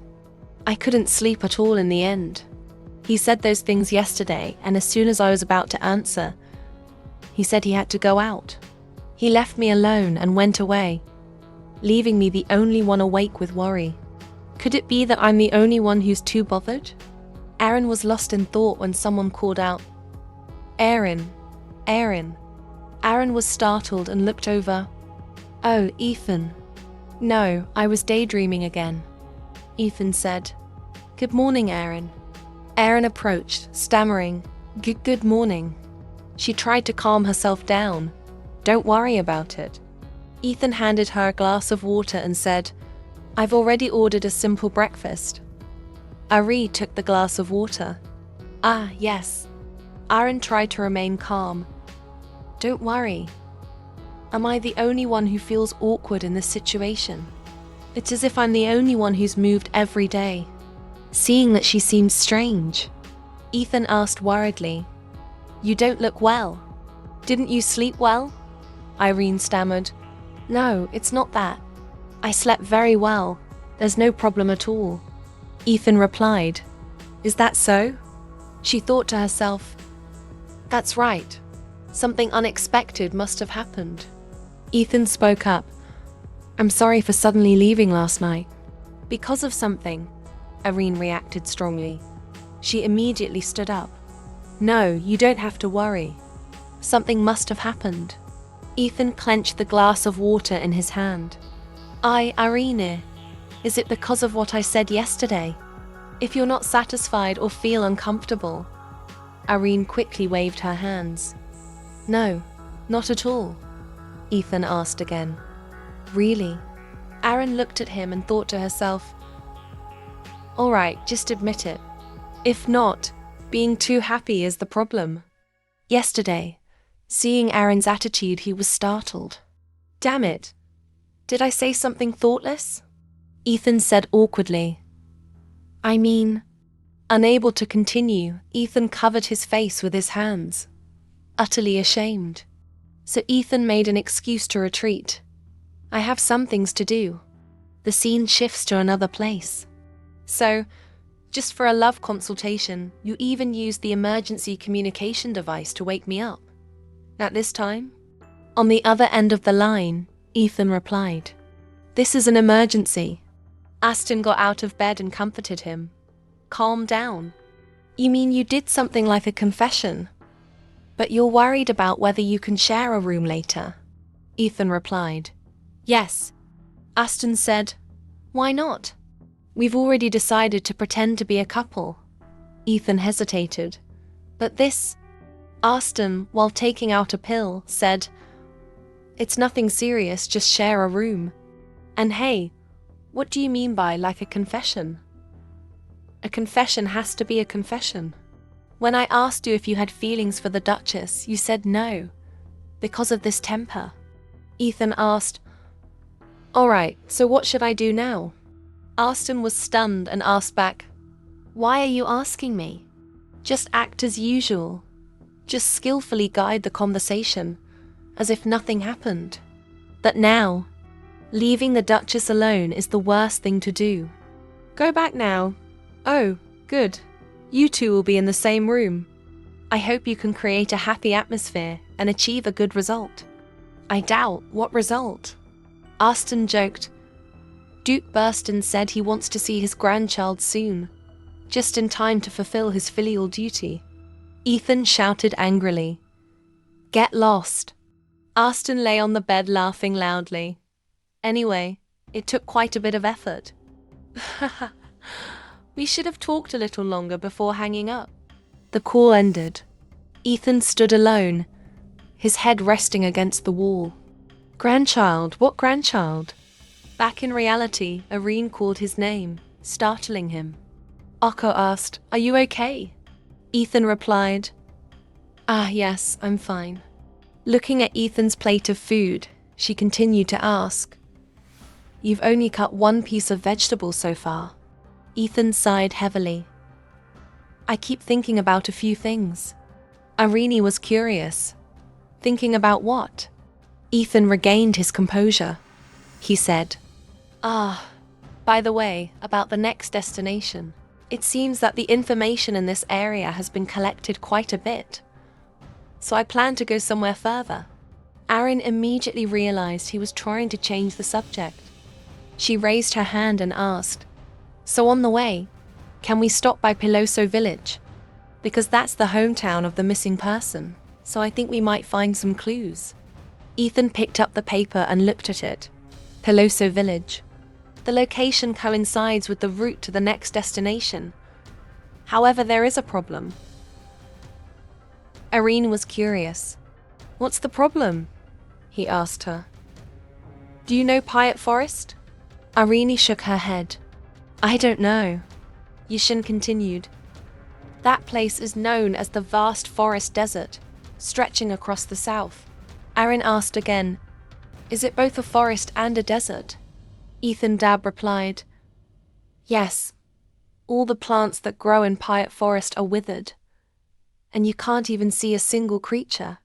But when autumn and the rainy season come, it is said that poisonous creatures will awaken, turning it into a poisonous forest. And coincidentally, Piot is now in autumn. Aaron suggested, can't we go around the edge of that forest? He replied, if we do that, it will take us much longer to reach our final destination, which is Iperia Port. Aaron leaned back in her chair. It seems there's no other choice but to cross it. Ethan said, if we leave today, we'll reach the forest very quickly. It will probably only take a day to cross. And Arin worriedly asked, do we have to sleep in the forest? Ethan smiled. There won't be any major problems because I have prepared something special. Irene was stunned. Prepared something special.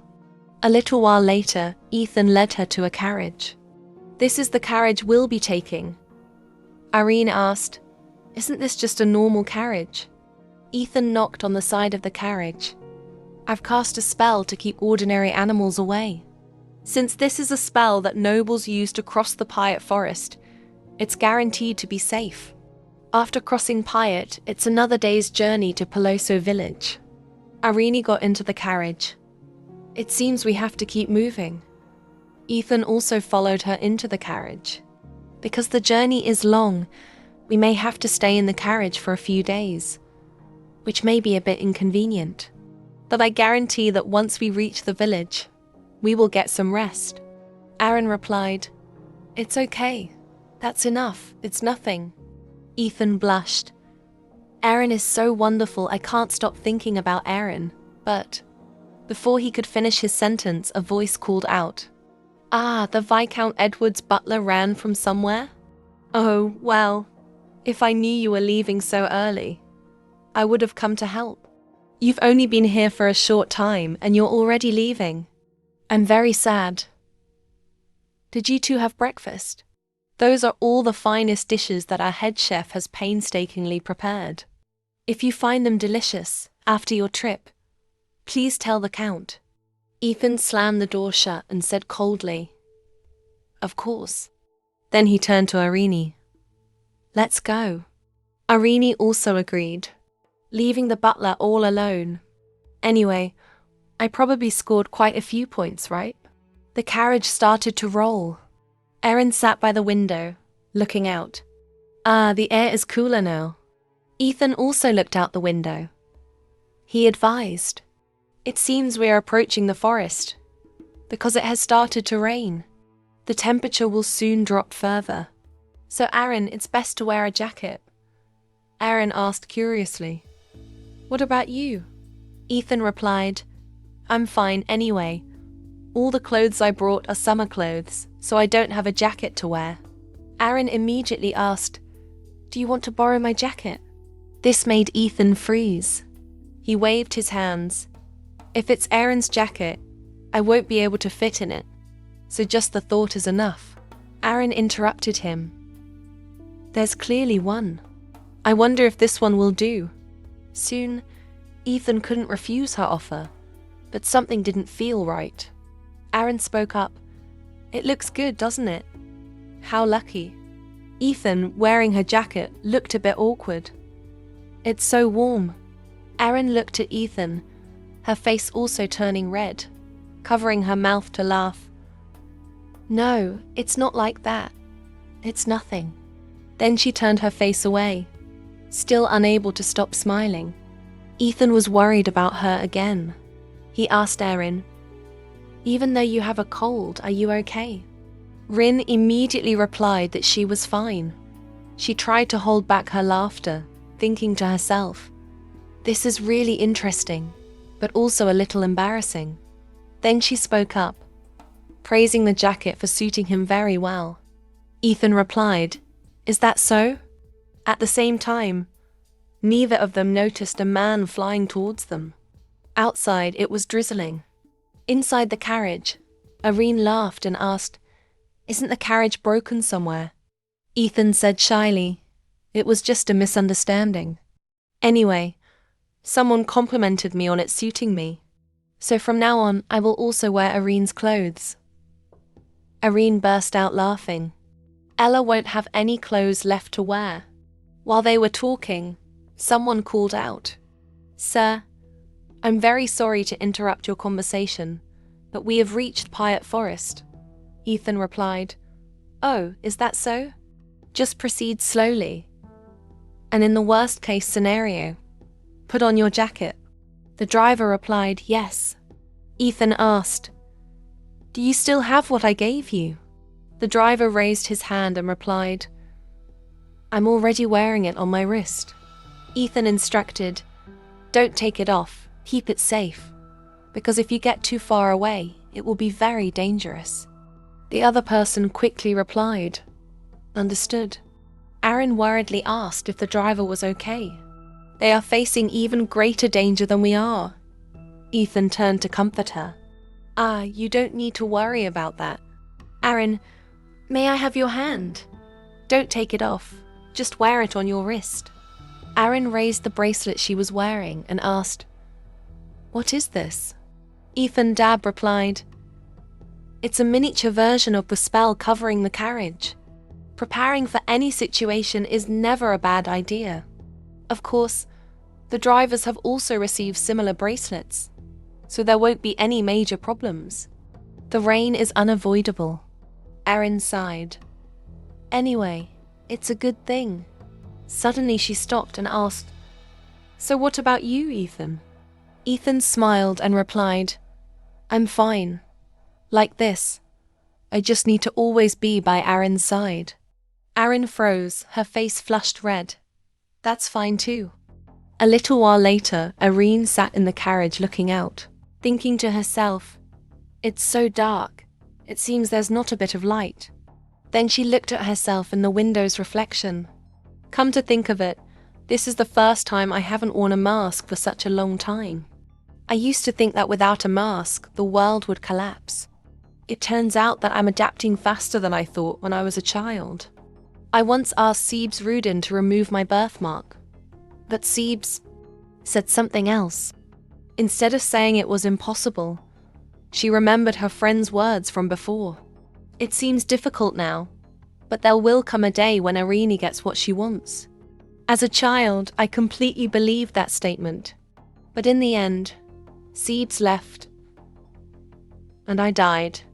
But the truth is, after I was revived, the birthmark disappeared. Sometimes I wonder, was that just to console me as a child? Or did he say that because he knew what would happen in the future? What was Siebes thinking? Irene slowly opened her eyes. Turns out I fell asleep. What's with this leg? When she looked to her side, she also saw that Ethan was asleep. Turns out Ethan was tired too. "Good night, Ethan." I woke up, but it was still dark. I don't even know if it's day or night. Suddenly I heard a noise, so I looked around. "What's that sound?" It stopped. Did I hear wrong? Just then, something slammed hard against the window outside. Ethan immediately jumped up and asked, "What's going on?" Erin said in a trembling voice, "Ethan, something hit the window." Ethan came closer to her. He asked worriedly, "Did you say something hit it?" Irene replied, "I don't even know what it was." Ethan turned outside and asked, "Hey, what's going on out there?" The driver turned his head and said, "No, nothing. It seems there's nothing unusual." Ethan asked doubtfully, "So what was that just now?" The driver replied, I think it must have been an insect that flew into the light, Aaron said worriedly. But didn't you say the carriage was enchanted to repel poisonous insects? Suddenly, Ethan froze. Aaron quickly asked, Did you hear something? Ethan immediately replied, I heard it. The insect slammed straight into the glass, making Aaron scream. Ethan said nervously, Something's not right. He asked, Hey, how much further? The driver replied, We just need to drive for another 3 to 4 hours to get out of the forest. Ethan ordered to speed up, and the driver immediately replied, Yes. He said the insects in the forest had started to swarm, and they had to speed up to get out of there. The driver said worriedly, But if we speed up here now, Ethan exclaimed, If you want to die from their poison, then just go slowly. Aaron in the carriage was constantly worried. What on earth has happened? Ethan replied, I don't know the details. The magic around the carriage can be maintained for about a week. With the current situation, it can only be said that the magic has been dispelled. Before the words were finished, a swarm of fierce insects rushed into the glass window. Ethan called out worriedly, Aaron. Aaron asked nervously, Is this window strong enough? Ethan replied, At least it's hard enough. It won't break from the impact of the insects. But I don't understand why the bees are also rushing into the carriage. Aaron worriedly asked about the 2 drivers. Will the drivers be okay? What if they get attacked by bees? He replied, The bees don't seem to be attacking the drivers. Aaron kept asking questions. So why the carriage? Ethan said the cause was unknown, but one thing was for sure. The magic has lost its effect. Other poisonous insects may also be about to attack. If so, who will do it? Arini, don't worry. I promised to protect you. So before I could say more, a loud noise crashed down on the roof of the carriage. Irene broke out in a cold sweat. What was that just now? Ethan placed his hand on her shoulder and said, It seems something fell. The driver outside suddenly screamed. Ah, what is this? A snake appeared, its tongue flicking out as it advanced towards them. Soon, they were all surrounded by a giant snake. The driver cried out for help in terror, his face pale. Without a drop of blood left, a snake immediately attacked them, but something seemed to be stopping it. Ethan said loudly, If you have the bracelet, you won't be attacked. So keep the horse calm. But they couldn't keep calm. Snake, snake, snake, Ethan said. It seems the snake can't attack. So the magic of the bracelet is still in effect. Aaron asked doubtfully. So then, Ethan suddenly stood up. The cause must be in the carriage. He looked around for it, and Aaron asked curiously, Is there something? A magic circle appeared in front of Ethan. A magic circle different from what was requested. It even seems to be attracting animals. Aaron said in amazement, Could it be an insider? Ethan replied, Anyway, this possibility is very high. It could also be the interference of the noble leadership. Suddenly, Ethan realized something. The silent insects are over. Perhaps the Lord of the Green Forest has also awakened. Aaron did not understand these words. She asked, Lord of the Green Forest?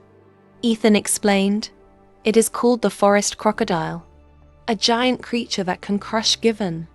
If that crocodile is heading this way, it's best to get out of here quickly. Get out of here on horseback right now. The driver immediately replied, Yes, I will prepare. Aaron worriedly asked Ethan, Is it okay to leave the carriage behind? Ethan turned his head and said, Although it's dangerous, if the crocodile stops and attacks the carriage, it will be very difficult to survive. I can't handle it alone. Since we have bracelets, insects and snakes are not a problem. So the best way is to ride away quickly. Irene replied. I understand. Ethan bowed his head, feeling remorseful in his heart. I'm sorry. I shouldn't have dragged Irene into this. Irene looked up at him and said hesitantly, I'm not. Before he could say more, another loud noise came from outside. The driver was stunned.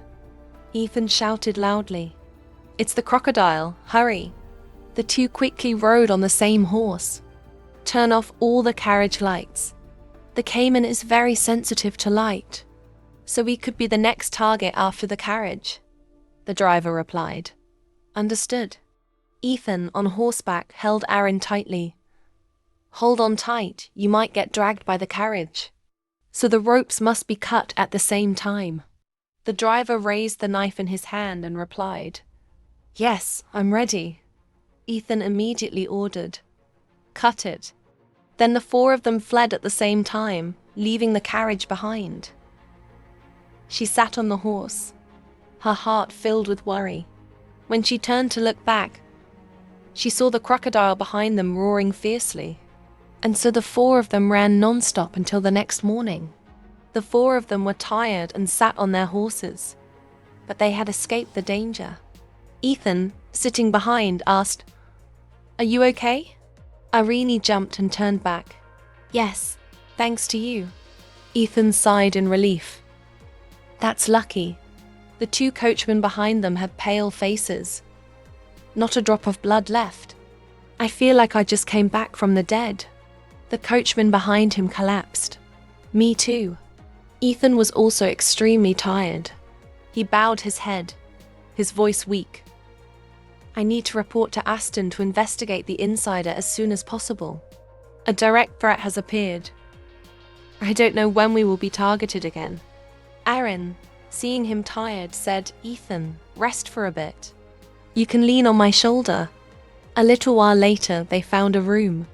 The innkeeper asked, How many rooms do you want?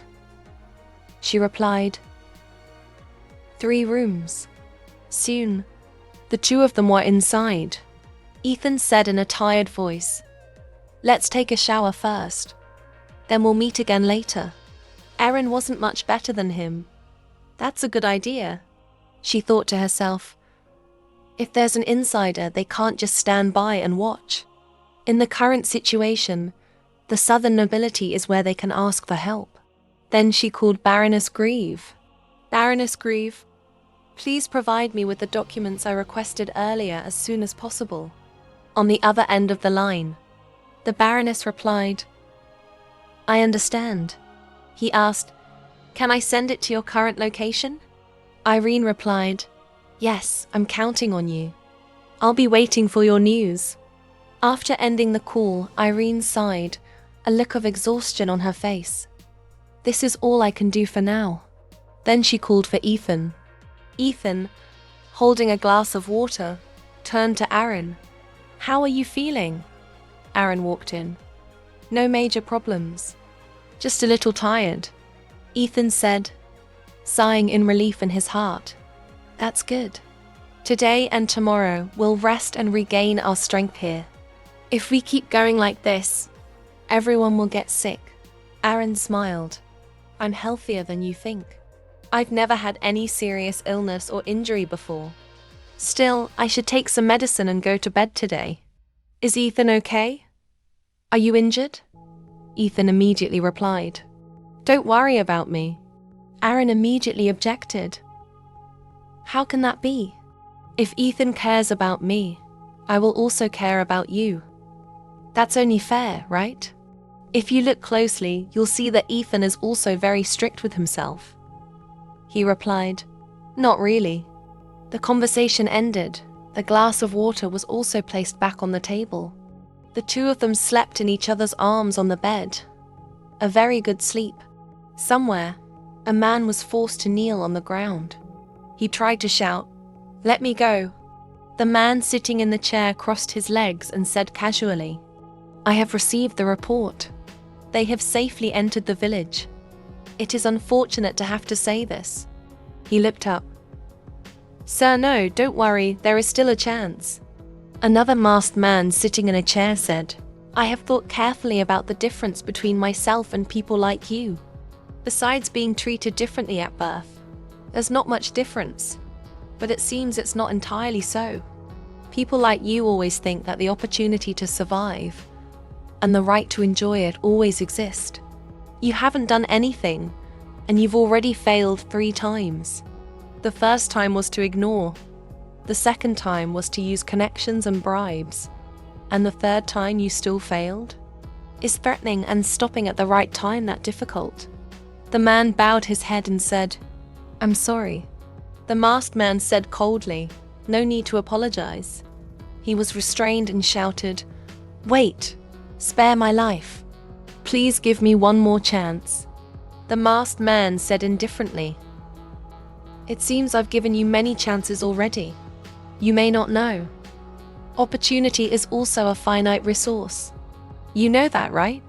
They say no one can survive the wrath of the Burstein family. You touched young Master Burstein and even failed. Even if I don't kill you here, you will be killed by Burstein one day." After speaking, the masked man delivered a fatal blow to him. Then, the masked man called out, "Obido." Obido immediately appeared. "You called me, sir." The masked man ordered, "Clean up that garbage. You will be responsible for this until a suitable person is found. Don't let the young master investigate any further. If this continues, it doesn't matter if the people around him die." Obido immediately replied, "As you command." The masked man asked threateningly, "You won't disappoint me, will you?" Obido gave a sharp smile. "That won't happen." Elsewhere, Odin was currently tapping his fingers on a pile of documents. "This is crazy. Why do I have to do that kid's work? What's that noise? Damn it." Baressa entered and asked, "I guess things aren't going so well." Odin looked up. "Baressa, what are you doing here? You don't need to worry about my business." She approached him. "I think Aaron is really outstanding." Odin froze. "What? Why are you suddenly saying this?" Baressa replied, "You're also very tired. And until now, only that child has handled things that even my younger siblings and I wouldn't dare to do. Thinking about it, Aaron has actually been supporting us all along. We all owe Aaron. In that case, isn't Aaron the most important person in this family, father?" Odin leaned back in his chair. "That's right. That girl is indeed very important in our family." Baressa was a little surprised. "You're finally thinking about Aaron." She smiled. "If that's the case, then." But she had misunderstood his meaning. To him, only benefits were important. Odin said, "We will have a marriage alliance with the Burstein family, so that girl is of course important. My daughter doesn't need to think about becoming useless like that girl. On the contrary, Aaron is bringing us light." The scene shifts to Irene's side. She woke up and stretched. "Is Ethan gone already? It seems I slept more soundly than I thought. I was clearly still talking to Ethan." At that time, Ethan took her hand. "Irene, your hand is so cold." Irene asked, "Is that so?" Ethan continued, "If you sleep in this cold condition, your body might get numb, or you might catch a cold. So you have to keep your body warm." Irene said, He was thinking, "Have I been out in the rain for too long?" Ethan continued, "When training in the polar regions, the soldiers would huddle together to share warmth. If it's not too rude, Irene could also. Of course, it's okay to refuse." Aaron froze and looked at him. Her face flushed red. Then she threw herself into his arms. Lying comfortably in his arms, she said, "This feels much warmer." In her heart, Aaron thought, "Ethan's embrace is so warm." Back in the present, Aaron smiled, just like a baby bird. "This is a warmth I have never felt in my life. I wonder if Ethan is at the restaurant now. I really miss him." After saying that, Irene went downstairs.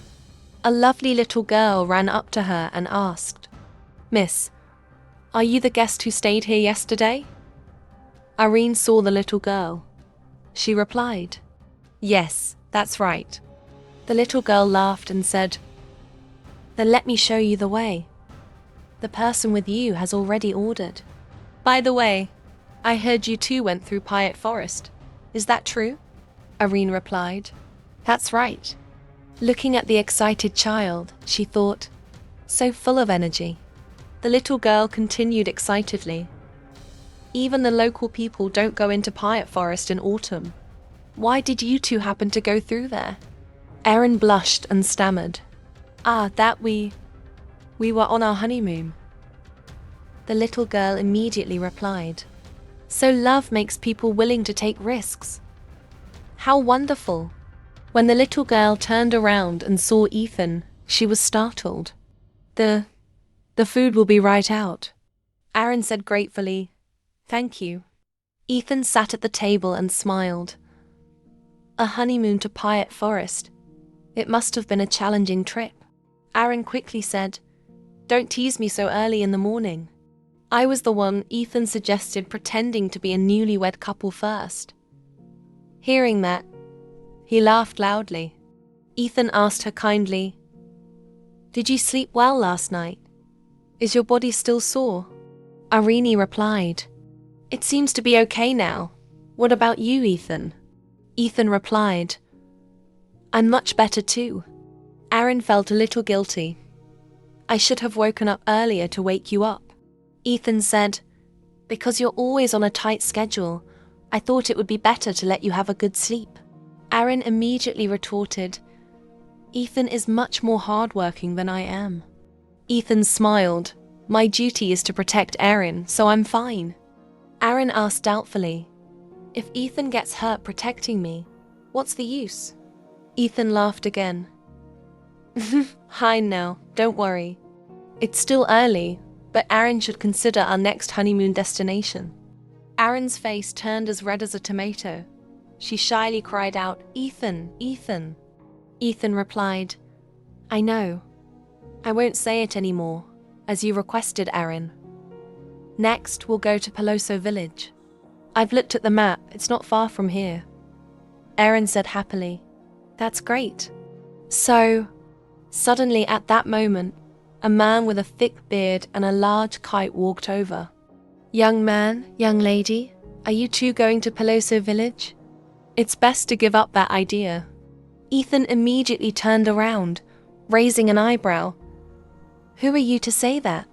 The man waved his hand and said, Peloso Village is my hometown, so I know the situation there well. Now, that place is no longer suitable for human habitation. Erin spoke up, I'm not going there for tourism. I'm looking for a missing relative. May I ask if you've ever seen a person my age who is a biological sibling? The old man replied, Never. If someone had gone missing in Peloso from the beginning, no one would have gone looking for them, because that village is cursed. Hearing this, both of them were stunned. Erin asked, bewildered, What do you mean? The old man replied, Just as I said, in recent years, Peloso Village has been in constant misery due to high taxes and exploitation. Many people have lost their lives. But this time, even monsters have appeared, slaughtering the villagers. People had no choice but to stay away from that place, calling it the Cursed Land. Now, even the living will no longer appear near there. However, if you must go, hire mercenaries. 2, I don't even know if there are any mercenaries willing to go. Erin said gratefully, I understand. Thank you.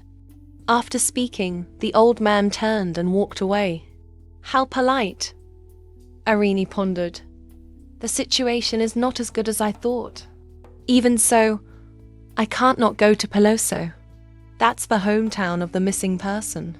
But the problem is, I don't know where the spy is watching, and I can't let Ethan get into danger. Ethan is trying hard to protect me. Is my ambition becoming a burden? Is the result worth the risk in this village with nothing left to lose? But I should still entrust the investigation of Peloso Village to Count Grieve and the intelligence agency. He is a trustworthy person. Then she spoke to Ethan.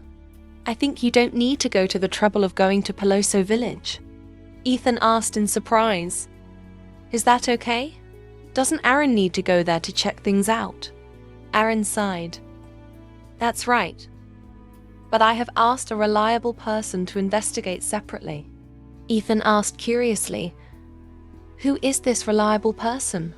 Suddenly, at that moment, someone approached. Excuse me, are you Miss Arini? Arini said in surprise. Yes. Who are you? The man pushed up his glasses. He introduced himself. It's a pleasure to meet you, miss. I am Gleiber, Count Greaves' second in command. I am here to provide the documents you requested. Irene froze. I just contacted you yesterday. How can you be so fast? Gleiber immediately replied.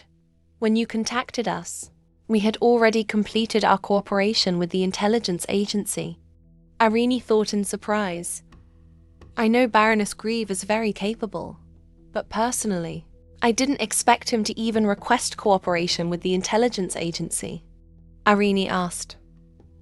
What is Baroness Grieve's opinion on this matter? Gleiber took off his glasses and said, Actually, during this investigation, we also discovered 3 similar cases in Count Greaves' territory, all involving teenagers, and even a child sleeping next to their parents disappeared. Ethan felt confused and asked, even with parents present, it's still unknown whether they ran away from home or were kidnapped. Logically, this is too unreasonable, isn't it? Gleiber sighed. We also thought so and investigated again many times, but we couldn't find any important evidence or witnesses.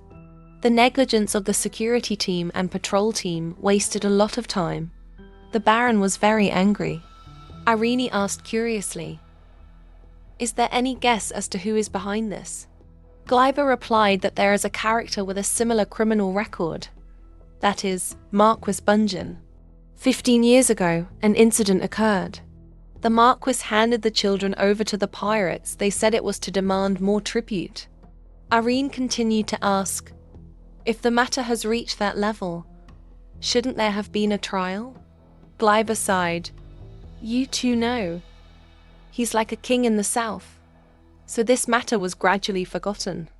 So, this incident could also be his doing. However, this is just a suspicion.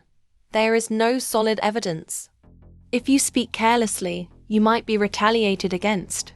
So you must be cautious. For now, this is all I can tell you too. Irene looked up and said, Please convey my thanks to the Count. If there's anything I can help with, I will contact you. Gleiber immediately left. Yes, then I'll be on my way. Karen was surprised. So fast? What about dinner? He's already gone. He's really a busy person. Ethan next to her also nodded in agreement. He must be a talented officer. Then Ethan held his head and said, Anyway, I didn't expect it to be such a rotten land. On this occasion, I must investigate thoroughly and catch them. Ethan paused for a moment and then continued, And Irene, lately I've been thinking it's a private matter, so I don't necessarily have to ask. But can I ask why you're looking for those missing people? If you disappear without a word again like last time, I'll be very worried too. It's also possible that I won't be able to protect you. Aaron thought to herself, It's true that I still haven't explained it clearly to Ethan. She spoke up, Those are my wet nurse's grandchildren. She has taken care of me since I was little. Her hometown is Peloso Village. Throughout her life, because of raising me, the number of times she went back to her hometown to visit relatives can be counted on one hand. But during that time, all the other families in the village died. So I really want to find her grandchildren. Maybe they are still alive. I don't want her to lose everything, just because she took care of me her whole life. Ethan seemed worried when he saw her reaction. Irene, then don't you have to go to Peloso Village? Aaron refused. No. The information Count Grieve just gave me makes me believe that we should leave Peloso to the intelligence agency. while we should go and meet with Marquis Bunjin. He may not be the culprit of the disappearances, but for now he is the only suspect. Who knows, we might find a clue. Ethan replied, I understand. So the next destination will be Aden Bokton, the area within the influence of Marquis Bunjin. Aaron agreed. Okay. Ethan continued. But before that, since we left the carriage behind, we need time to reorganize. So, while the driver is arranging the luggage, let's take a walk in the village. Arlington asked curiously, A walk in the village? Are you looking for something? Ethan waved his hand. No, just walking and drinking water. Irene still didn't understand his meaning. She said, If you want to drink, this restaurant also sells it. Ethan called, Irene. Irene replied blankly, Yes. Ethan had no other choice. He blushed and said, I'm asking you out on a date now. Irene's face also turned pink. She asked, What? Ethan scratched his face. I know the situation is very serious, but this is also Irene's first trip, right? I think if we have time, relaxing both physically and mentally would be better. I heard this village has a lake that couples often visit. Aaron asked curiously. Lovers? Ethan immediately reacted strongly. Of course we are not lovers, but... Aaron smiled and asked, Aren't we newlyweds? The two looked at each other for a moment, and Ethan smiled. That's right. Then, let's make some honeymoon memories together. Ari took his hand and replied, Of course. Soon, the two of them went out. Aaron looked at the map and asked, What is this? Ethan replied, This is a city map that the young employee drew for us earlier. They have introduced us to many places. Aaron looked around and asked, But this market is really deserted. Ethan commented, I think it's because tourism is not their main source of income. Aaron suddenly ran off. But look, there are so many things to see. Ethan hurriedly chased after her. Aaron ran to a shop and picked up a sword. It's a sword. Ethan reached out and took it, carefully observing the joints. The shopkeeper spoke up. Guessed. A little while later, Irina was holding food in her hand. She thought to herself, All of this, I've never experienced it before. A beautiful little girl holding a basket of flowers ran over. Buy some flowers. Ethan bought a flower, put it in Irina's hair, and gave it to her. Aaron smiled. Thank you. She thought to herself, even just strolling through the streets for fun. I had never done it before. A little while later, the two of them went to another place. Ethan walking beside her. He said, Although it's not as bustling as the city, there are still many things to see. Irene was very satisfied. She replied, I'm very happy. Where are we going next? Ethan pointed forward. That temple seems to be over there. Irene said, But I thought that kind of temple was very common. He replied, That's right, but it seems the temple here is completely different. Then the two of them stepped inside. Irene asked, Is anyone here? She looked around, thinking to herself, This place is indeed very different. A man saw the two of them and immediately spoke up. Oh, I didn't expect to see new faces this season. The blessings of autumn must be with you too. It's a bit messy in here because I'm making furniture. Please be careful. Irene asked, Furniture? Why would a priest? The man explained, Winter in this region is especially harsh. If we don't prepare from now on, things will be very difficult. Ethan stepped forward and asked, But why does the priest have to do this? The priest laughed and replied, It's just my greed. The Lord here has tried his best to support us, but this year there are too many people moving in, so we're a bit short on time. Ethan said, Then perhaps the Lord of this land is truly beloved by the people. The priest continued, Thanks to the Lord's grace, we can focus on our work and live a stable life. The town is so bustling, right? Erin also agreed. She thought, that's right. This village is very different from the places I've seen before. The priest continued, normally. I should dress properly to receive guests, but unfortunately we have nothing to prepare at the moment. No need, Erin replied. We didn't come here to bother you. The priest extended his hand towards the two of them and said that since you two have come, I will give you a simple blessing. After speaking, he placed his finger on Erin's forehead. May good fortune always accompany you on all your journeys. After that, the two of them left. Erin looked around at the scenery. I always thought that the southern regions were all lawless, but this place is actually very peaceful. No wonder the wet nurse always said this place was beautiful. Come to think of it, even Sebes Rudin once mentioned wanting to settle in the countryside. At that time, I laughed at him and called him an eccentric. But when I see these scenes, I understand what he meant. Arriving at the cool lake, Erin couldn't help but exclaim, this is truly a wonderful place. I understand why people are trying so hard to solve the problems here. Tina Nen. If I was still in the capital, I would never know this, she thought. Until now, I always thought that happiness was a luxury for me, out of reach. That's why I vowed to use my second life to focus on revenge. However, I have realized that happiness comes from small things, and it's meaningless to keep focusing on revenge. After thinking, she called Ethan. Ethan turned back. What's wrong, Irene? She smiled, her long hair flowing in the wind. Thank you. Thank you for bringing me here. Thank you for treating me well for who I am. Ethan said emotionally, just being yourself is enough. Having you by my side makes me very happy. Erin thought to herself, the emotions welling up right now are making my heart race.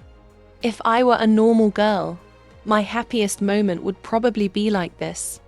Under the poetic scenery, the two sat on a bench and shared a romantic kiss. Ethan spoke up. The priest's blessing must be true. Irene also agreed. Yes. Ethan stroked her hair and said, sometimes I wonder if I'm bothering you. What if my bringing you here only brings you danger? What if I impose my feelings on you? But most importantly, every moment I look at you is the most precious moment for me. Erin thought, I used to believe I had to fight this world alone, but I can rely on Ethan.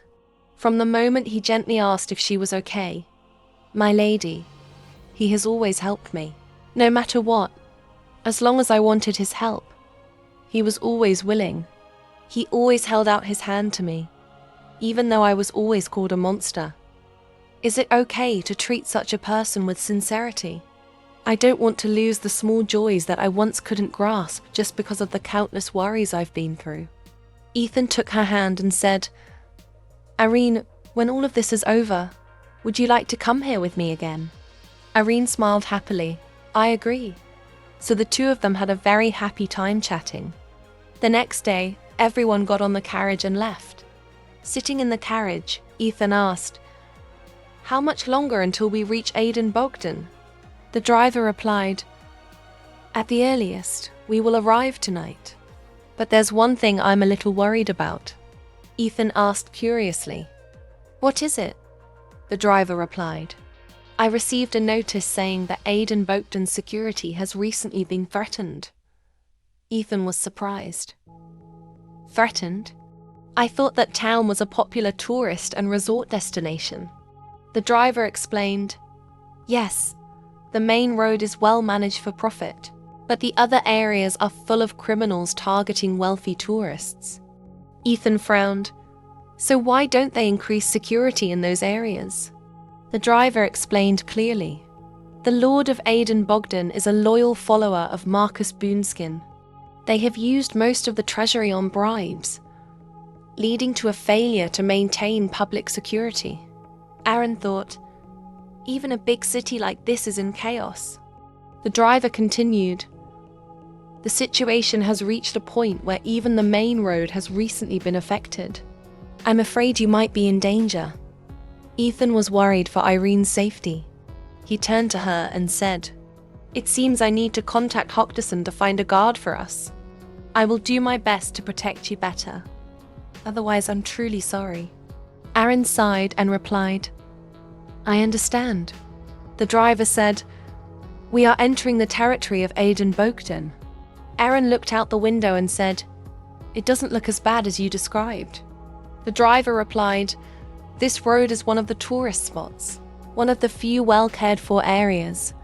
So when you get to the tourist spots, please be careful while sitting in the car." Aaron accidentally saw someone with cold eyes, which startled her. Those eyes, for a period of time, I will never forget them. A little while later, the carriage arrived at its destination and stopped. "We've arrived." Irene got out of the carriage and said, "The accommodation is surely very luxurious again." Ethan followed closely behind her and also got out of the carriage. Even the manager came to greet us. A manager stepped out, smiling and welcoming them. "Welcome, both of you. I am Iora, the manager and owner of this hotel. It is my great pleasure to serve you both. Sir Hockderson has sent a guest for you." Karen thought in surprise. "He just sent someone." Immediately, a man approached. "It's a great honor. I have been assigned as the young lady's bodyguard. I am Ben." It's a small world. They met Ben again. Both of them were stunned. Ethan stepped forward and asked, "What are you doing here? I'm sure I left you in Wolfram." Ben replied, "I quit." Ethan was angry. "You what?" Ben replied, "I never liked that job. But after you left, that boss's behavior became too extravagant and unstable. So I quit. I absolutely don't want to get involved in that," Ethan said. "How ridiculous." Ben walked over to Irene, held out his hand and said, "It is my great pleasure to serve you again, my lady." Aaron also extended her hand in response. "I'm counting on you."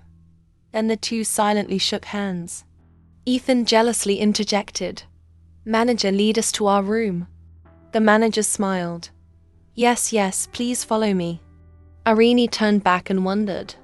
How strange, I've never seen Ethan have such a hostile attitude towards anyone. The manager introduced as he walked, "We pay special attention to the decoration of the corridor." Looking at their attitude, Irene suspected. Do they know each other? When they arrived at their room, the manager stopped and said, "Your room is on the right. This is our best room. It's popular with couples because of its excellent soundproofing." Ethan's face turned beet red. Erin didn't understand, so she asked, "Soundproof? Why do we need soundproofing?" Then Erin finally understood, her face turning as red as a tomato. The door to the room closed, and the manager turned to leave. "I wish you two a good evening." Upon entering the room, Ethan tried to remain calm. "Soundproof. Don't think about it anymore." Then he said awkwardly, "What a nice room. Let's unpack our luggage first." Irene called him back. He asked, "But Ethan, why did you act like that with that man?" Ethan asked doubtfully. Irene replied, "I mean Ben." Ethan asked back, "What's wrong?" Irene hesitated. "I'm not sure, but I don't think he's a bad person." Ethan was awkward. "Is that so? Anyway, I don't have any ill will towards him." Erin said, "If you don't hate him." Ethan quickly interrupted. "Erin, you're tired, right? Let's unpack our luggage." "You go eat first," Irene wondered. But Ethan awkwardly thought to himself, "I can't say it's because of jealousy." Erin was puzzled. "Is that all? It's as if you're warning him." Ethan pushed her out the door. "Get out," Erin thought as she walked. "Why do I feel comfortable around Benny? If I talk to him, will I be able to find out? Then he will tell me." Irene went to see Ben. "Ben, I have a question." Ben turned back and answered, Yes, what is it, my lady? She asked. Ethan, do you know my husband? Ben said while eating. I met him for the first time when I returned to Guthrum. Does he have something against me? Karen sat down and asked. You already knew. Ben replied, It's too obvious. I understand that it's natural for him to be wary of a mercenary with an unknown background becoming his wife's bodyguard. But I will definitely protect you even if I have to risk my life. Irene was embarrassed. You don't have to go that far. Ethan's voice rang out. That's right. Ethan appeared. His hair was neatly combed. He crossed his arms and said, You don't have to put yourself in danger. You just need to keep your distance. Irene, seeing him, immediately called out, Ethan. Ethan brought 2 more plates of food. Is that enough? We'll pay. Eat as much as you want. Ben replied, No need, I'm fine. Ethan said, As the host, this is the least I can do. Ben looked at the food on the table, his eyes almost popping out. Irene witnessed it all, thinking to herself, I thought he didn't like Ben. Yet he's giving Ben so much food. Ethan sat down at the table and continued. So, to approach Marquis Bunjin, we have to meet a few people first. Irene was curious. Who? Ethan replied while cutting meat. The Lord of Aden Bogdan. Baron Lambert, Irene asked. Is it too dangerous? Ethan continued. We plan to use different identities and appearances if necessary. As you've heard, the Baron once used a large sum of money to bribe the Marquis to achieve his goal. There must be some illegal source of profit. So, we must find the common ground between the Baron and the Marquis. To do that, we need to prepare a few things, but just leave it to me. Erin held up a glass of water and asked, Do I need to help with anything? Ethan put down his fork. Not for now. If there's anything necessary, I will definitely let you know. On the contrary, you have to help me. You need to earn a living, right? Without much thought, Ben immediately agreed. Understood, if that makes you comfortable, my lady. His words made Ethan glare at him with displeasure. Karen held her head in confusion. Why am I feeling a little worried? I hope they don't cause trouble together. The next day, sunlight shone into the room. Irene sat alone in a daze. She looked around. Did Ethan go down to the dining room first? Then, she went downstairs and asked the manager. The manager said, The Viscount and the bodyguard left early this morning. Irene replied, Is that so? She thought to herself, Where did he go without saying a word? The manager smiled. Your breakfast has been prepared. You can have it any time. Irene replied, Yes, yes. The manager immediately brought the food. This is freshly baked bread from this morning. Please enjoy. Irene was grateful. Thank you. But the manager didn't leave and stood there for a moment. Seeing this, Aaron understood the hint and immediately asked, Have you had lunch? Let's eat together. The manager happily sat down at the table. Yes. Aaron thought, I was just asking out of politeness. The manager rested her chin on her hand and asked, Where are you from, madam? Irene replied, From Kingdo. The manager laughed and said, How admirable. I was born and raised here. Our family has run this guest house for generations. If I could choose, I would close the business and go to the capital. But what can I do? This is my fate. Irene asked curiously, Does your family support you? The manager crossed her arms and said, Oh, you could say that. But managing a large hotel like this here is also a stroke of luck. After all, in this city, women with no power have only one way to survive: become criminals. Erin clasped her hands together and asked, Why? The manager continued, As you know, Aden Bogdan has recently become a symbol of a lawless city. Power is might. So the leaders of criminal organizations are considered nobles, even more noble than actual nobles. Those without power join organizations to seek protection, and in return, they become assets. Irina asked, "Is that how people without power have to live?"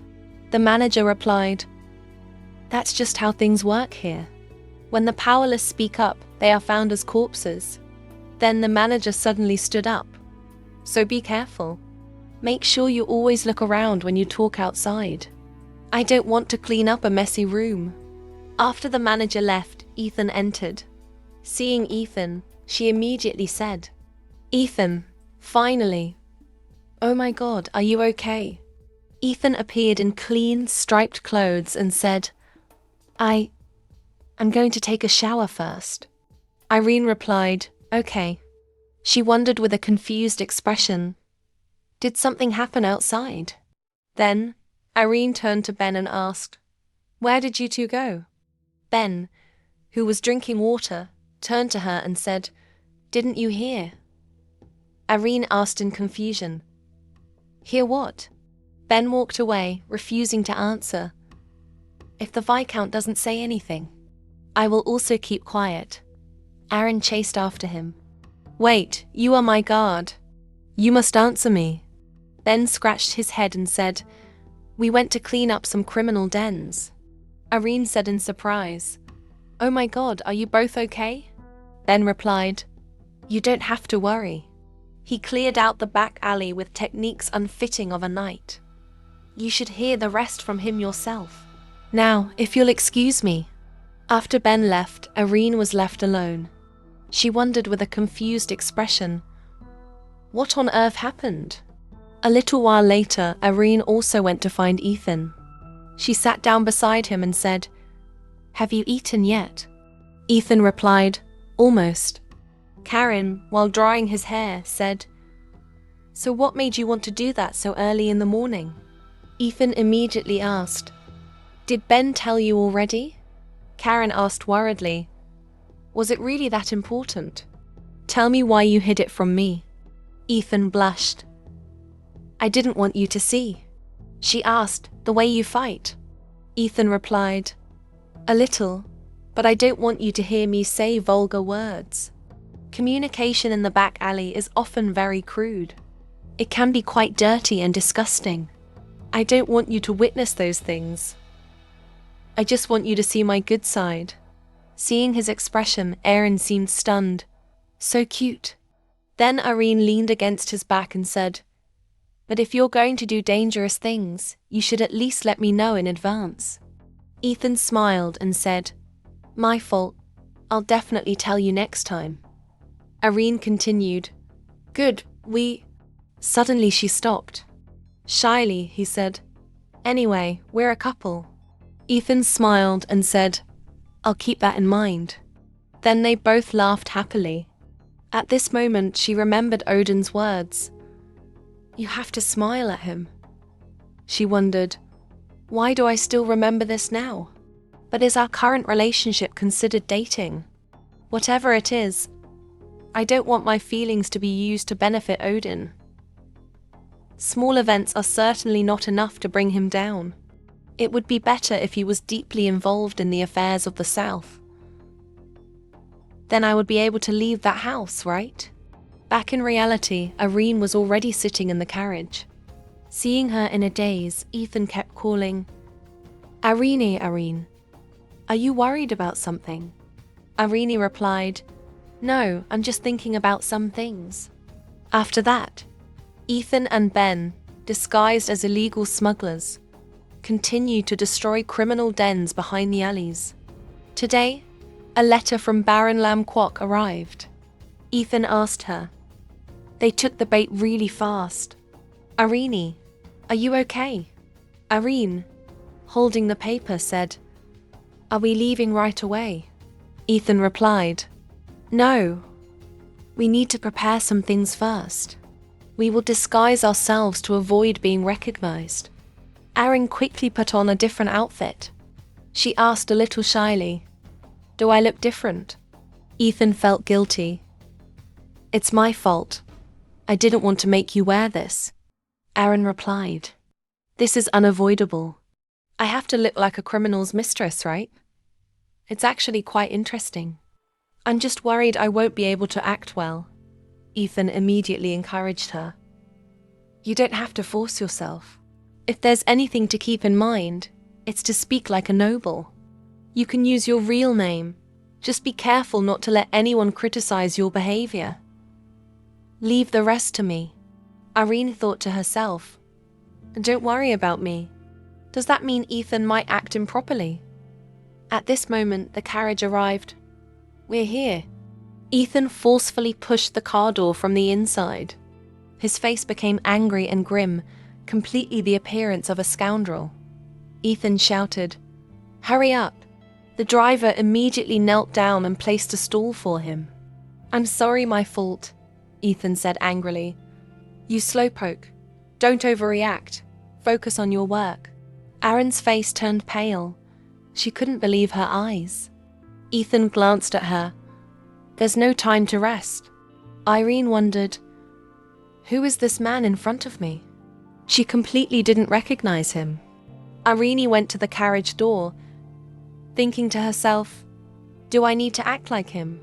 The driver said softly, Miss, please get out. Aaron hesitated, but the driver said, That's why I'm here. If you hesitate, they will suspect us. In her heart, she worried, should I do this? Then she stepped on the driver's back to get out of the carriage, saying, I'm sorry. The driver replied, It's okay. Ethan turned back angrily and shouted, Don't dawdle. Hurry up. Irene walked to his side, thinking to herself, I know he's acting, but he's acting very well. I never thought he. The two walked to the front door, and the servant said, Welcome. The master is waiting for you two. Irene looked at the person inside the door and thought to herself, why is that person looking at me like that? Ethan wrapped his arm around her shoulder. This is my girlfriend. I know she's very beautiful, but I don't want her to have to listen to vulgar words. Do you want to be blind? The butler guarding the door burst out laughing. My fault. Please come in, you two. Ethan instructed Aaron, You don't have to worry too much. They need us, so they can't harm us or chase us away. So just act comfortably, put yourself aside, and become a completely different person. Soon, the two of them entered a room where someone was already waiting. Baron Lambert sat in a chair and asked, You are the new smuggler of Aiden Bogdan. Ethan said firmly, It's me. Is that what makes you the famous Baron Lambert? Baron Lambert raised his hand and said, You are indeed different from my subordinates. You will surely be very useful, but my intuition alone is not enough to prove your loyalty. Use the woman next to you for an exchange. How about it? It's not a bad deal, right? Irene said in surprise. What woman? Lambert looked at her face and continued. Her beautiful face is enough to satisfy me. Karen was angry and tried to hold it in. They are trying to provoke me.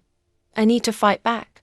Then she hugged Ethan tightly and said, I'm sorry, but bald men can't satisfy me. You don't even look like you can last one night. After saying that, she wondered with an awkward expression, Is that okay? Ethan gritted his teeth. It seems you don't want to live anymore. Lambert laughed loudly. Haha, what a pity. Oh, being stabbed to death while fighting over a woman is not in my plans. Sit down and calm down. Then they both sat down. Ethan said beside her, You should have. Irene looked at him, suddenly stopped. Why does Ethan look so worried? He's as stiff as a statue, and besides, he was the one who told me to act naturally. Karen gently tugged on Ethan's shirt. Both of them blushed shyly. Lambert asked curiously, What's wrong? Ethan replied, Nothing.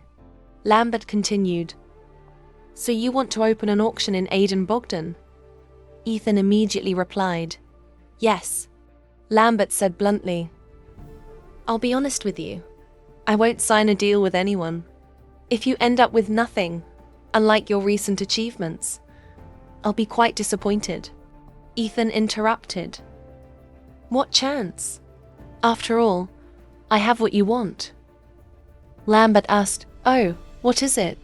Ethan looked at him coldly and said, Siege weapons. From wall-breaking ballistas and trebuchets to magical tools used to destroy land, and then to all sorts of explosives. These things are on a completely different level than what the idiots here are facing. Moreover, as far as I know, you often face war. Don't you need these things? Lambert exclaimed in surprise. Oh, Aaron, sitting beside him, silently thought. There was a small conflict between Delphios and Bunjin, but it wasn't enough to create a bombing.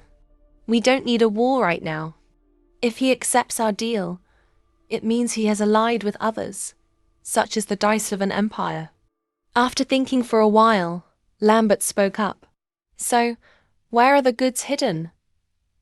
How do I know you actually have these weapons? Ethan replied. Do you think I would carry these things around normally? There are many warehouses around the port, so I bought a few places. Lambert almost shouted. Then how can I believe you? Ethan clicked his tongue. This is the problem with the nobility. Then he suddenly stood up. Damn it. I wasted my time coming all this way. A self-proclaimed powerful person can't even accept a deal. Seeing Ethan about to leave, Lambert hurriedly stopped him. Wait, I was wrong. Please sit down, Ethan shouted angrily. An apology means nothing. Don't order me around, I'm not your subordinate. Irene, seeing him constantly yelling at the other man, as if he was scolding a misbehaving child, silently thought, Is this really okay? Lambert seems to have lost all his courage. It's better to stop him before the situation gets out of control. Aaron raised her hand and ran to Ethan's side, placing her hand on his face. My love, are you going to keep shouting like this forever? You look so charming when you're angry. But you told me that if things went smoothly, you would build me a vacation villa by the sea. She whined, I only want to see you angry in the evening. I really want that vacation villa. Irene thought awkwardly to herself. Luckily, no one else saw this. Lambert said awkwardly, Yes. Why don't we continue the transaction? You can build that vacation house for your beautiful girlfriend. Ethan exclaimed, Oh my God. Then he gave her a passionate kiss. Irene comforted her. It's just an act. Just acting, I should. Then they kissed again before finally breaking apart. Ethan said gently, If my darling wants it, I won't be at fault. Aaron smiled. He, almost screaming inside. My legs. After that, both of them sat down heavily in their chairs. Ethan smiled and said, I only did that for my darling. Lambert was extremely grateful. Ah, thank you. Ethan threw something at him and said, Is that okay? Lambert caught it and asked, What is this? Ethan explained, What do you think it is? It's the siege weapon you wanted to see. Be careful, it's a bomb. Lambert was startled and threw it back at Ethan. He shouted, What? Ethan explained, It will explode on contact with water. I'll say it first. It can destroy a room the size of this one. What if we have about 100 containers filled with these spheres? The price is quite expensive. But since this is my first contract, I will give you a discount. So if you change your mind, remember to let me know. There will always be others who want this, for example, the Dice-Liven Empire, right? Please subscribe to the channel to support my channel. But it's clear that when you are accused of treason, your limbs will be torn apart. I don't want to end up that way. That's why I want to give you this chance first. So make a quick decision. Lambert smiled happily. The Dice-Liven Empire, then you've come to the right place. You want to cooperate with that empire. We can become the bridge for this deal, Aaron thought to herself. He's taken the bait. He dares to declare that he can be the bridge for a deal with an entire empire, and to a stranger at that. Although he's not reliable, I'm quite grateful. Ethan spoke up and asked, "How do you plan to do it?"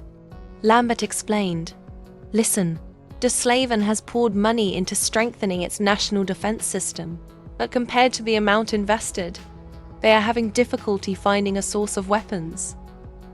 This is the perfect time to supply them with weapons. Imagine the amount of money we can make. I really want to ask you where you found those weapons, but I have complete trust in you. Do you see how much I want to cooperate successfully? You provide the weapons. I'll be the middleman for the transaction. How about it?" Aaron thought, "As a merchant, I would definitely take this deal. However, we can't be satisfied with just that." Ethan said, "To be honest, I find it a bit hard to believe. I know you're the head of this region, but you're just a lord in the south. You can be our intermediary with the entire empire. I'm afraid that's too obvious, isn't it? All I'm saying is that I'm being cautious. These weapons are not easy to transport. There are too many risks in this deal." Lambert immediately raised his hand to interrupt. "What? That won't happen. Trust me, you won't find anyone else." Ethan gave a calculating smile. "How can I trust you? It's all just empty words. What if you change your mind later? Of course, I have no intention of cancelling. Let me think. Marquis Bungeon is the one behind you, right? If you can negotiate a deal with the Marquis first, then I will accept your deal with the Empire. What do you think?" Lambert was surprised. "Why the Marquis?" Ethan was blunt. "No. If you don't want to, then the business is over." Lambert quickly stopped him. No. I was just surprised." He thought worriedly to himself, "I've been too impatient in defending my actions. Now that it's come to this, should I continue? Yes, the South has no other choice. Marquis Bungeon can more easily find out the origin of this young man's weapons." In the end, he decided, "I will arrange a meeting." Aaron was secretly overjoyed. "Success!" Shen smiled and continued, "Along with a contract." Lambert was stunned. A contract?" Ethan replied, "Who knows? Anyway, what if someone betrays the other? It's better to be safe than sorry." Lambert also agreed.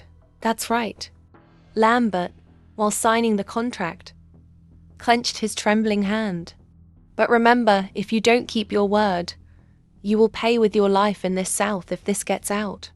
Ethan put the contract in his pocket and said, All right, I understand.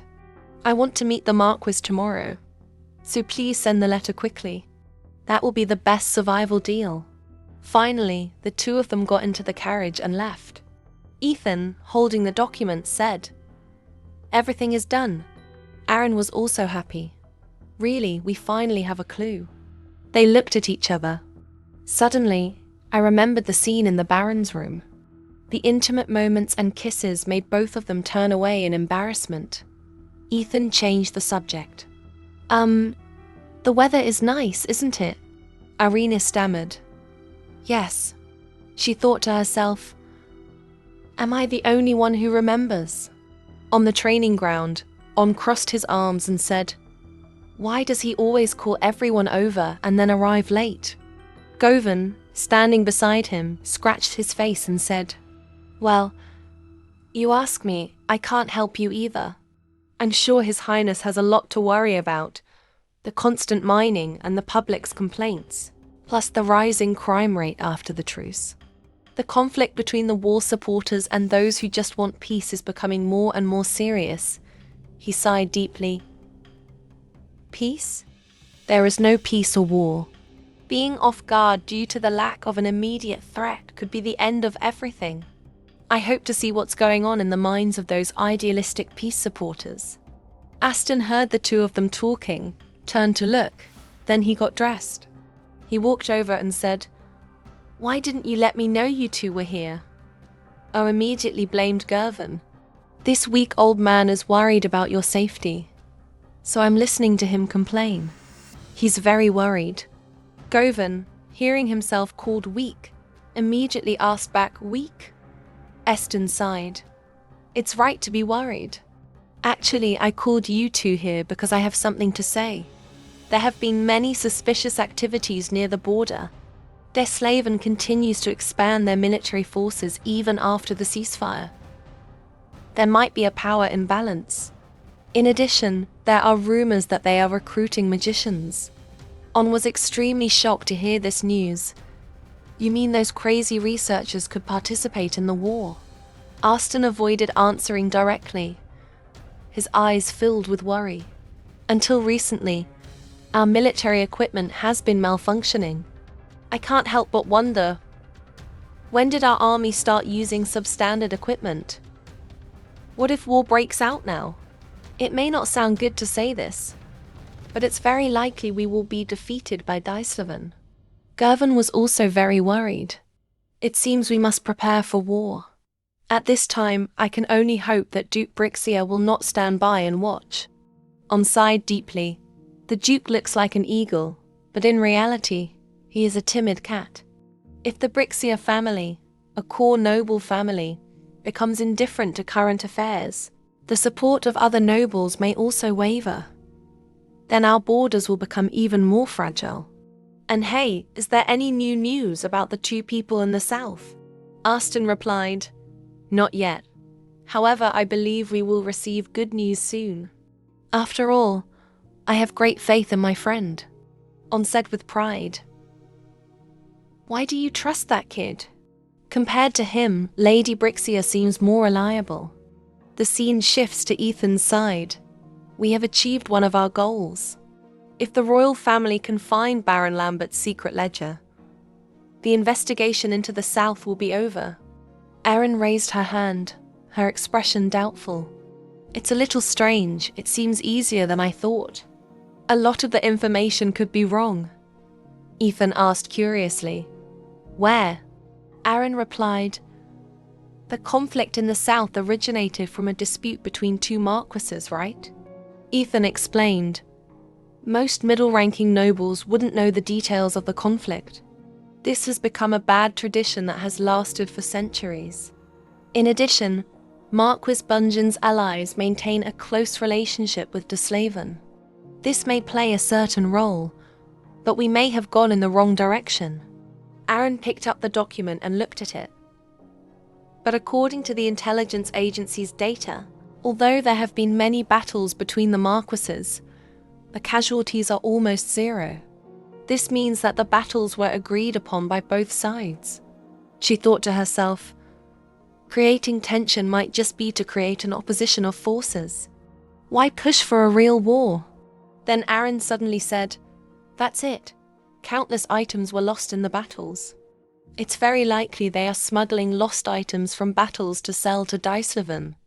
In this case, the South is just an equipment distribution factory. An event of this scale means they might have created an escape route. If we're not careful in handling this matter, we won't be able to catch the mastermind." Ethan leaned back in his chair and said, "Now that we have an overview of the situation, what we need is concrete evidence." Irene asked, "Do you have any ideas?" Ethan replied, "It's best to take a risk and go first. We must obtain the ledgers of Marquis Bungin, Iperia port, a city with a larger waterway than most other ports. A port city under the rule of Marquis Bungin." Ethan turned back and said, "We'll rest today.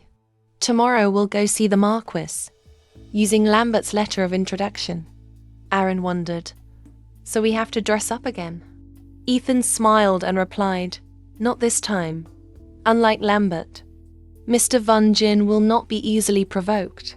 He is the ruler of this city, so he cannot be taken lightly. If we can get his ledgers, it will be the decisive evidence that can change the entire South." So this time I plan to go alone. This trip is too dangerous. Irene wondered, but isn't it more reasonable to go together? Ethan was a little worried. I'm glad you said that, but Aevan Din has his own army. If we are discovered, I'm not sure I can protect you completely. I also don't want you to get close to a debauched man like that. Instead, I want to ask you for a favor, Irene. Irene was curious. A favor? Not long after. Welcome you two to Iperia Port. Do you remember me? Aaron asked indifferently. Of course I remember. Can you give me the document first? Looking at the document, she thought to herself, so it's the disappearance of the capital's residents. This case happened 2 days ago in Iperia. Just as I thought, they are very similar. Hodson said with frustration. So cold, how could you? Aaron pondered. Because this has been happening all over the Oslan Empire for many years. It's very difficult to link each case together. The 2 children who went missing 2 days ago are biological siblings born in the same year. Their parents discovered it right after the children disappeared, but no witnesses reported seeing it with their own eyes. Although everyone knew who these children were, because their parents had a stall in the market, they still disappeared mysteriously. Seeing her lost in thought, Ethan approached and asked, "What's wrong?" She replied, 15 years, about 600 people. Although this has been happening all over the empire for a long time, there are too many cases to handle. There must be a bigger purpose than this. But what is that purpose? Why do they need so many children? Ethan said, human trafficking, organ trafficking, slavery and forbidden magic, even magical experiments involving humans. Karen King High. Don't tell me he's talking about the human experiments that magicians performed over 100 years ago. In the past, many magicians conducted experiments using slaves or refugees. These illegal experiments on the human body were considered cruel and evil. When their actions were exposed, those involved in human experiments were considered users of forbidden magic and were expelled from the Magic Association. From then on, all research conducted by the magicians of the Magic Association strictly adhered to the regulations. Of course, due to their past behavior, they were still considered. Even the great master Sebes Rudin was abandoned for being a magician. Ethan raised his hand and continued.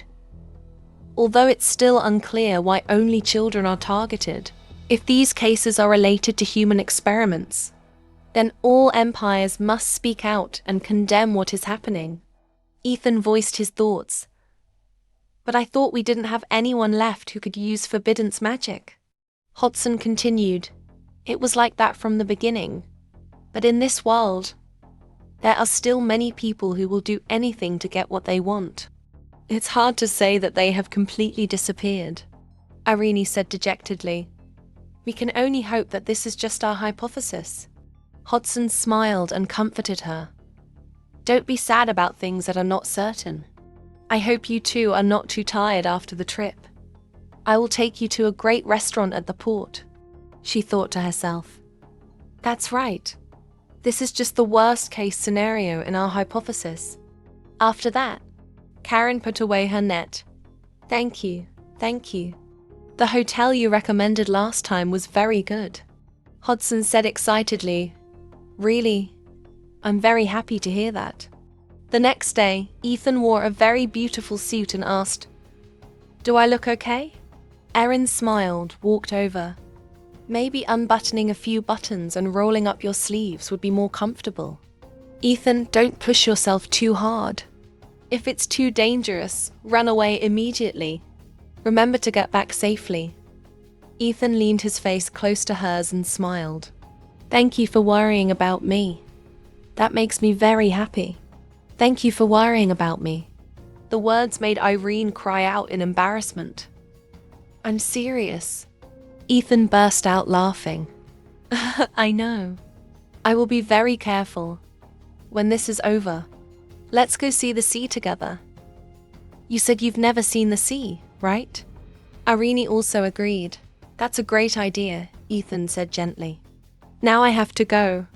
I wish I could stay here longer. Aaron warned. Be careful. Ethan replied, You too, Aaron. Aaron placed her hand on her chest and said confidently, Don't worry. Leave the rest to me. Ethan turned and walked away, not forgetting to say a final word. Of course, I'm counting on you. Ethan left. Aaron stood alone thinking, Why do I have such a bad feeling? No, I must be overthinking it. Hodson urged, Miss, let's go. Aaron pushed aside her wandering thoughts. I have to finish what I need to do first. Hodson led the way. The parents of the missing children live nearby. However, it seems you're attracting quite a bit of attention, miss. Irene noticed the stares from those around her and wondered. Why? I'm sure I'm wearing the most discreet outfit. Then let out a soft humph from behind and said, No matter what you wear, you two still look like nobles.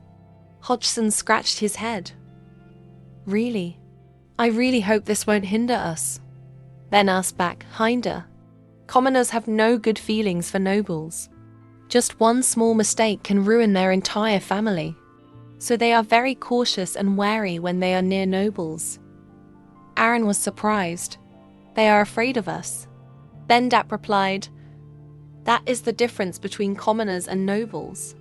Aaron thought to herself, I never thought things were this bad. Ben continued, But the situation has improved a lot compared to before.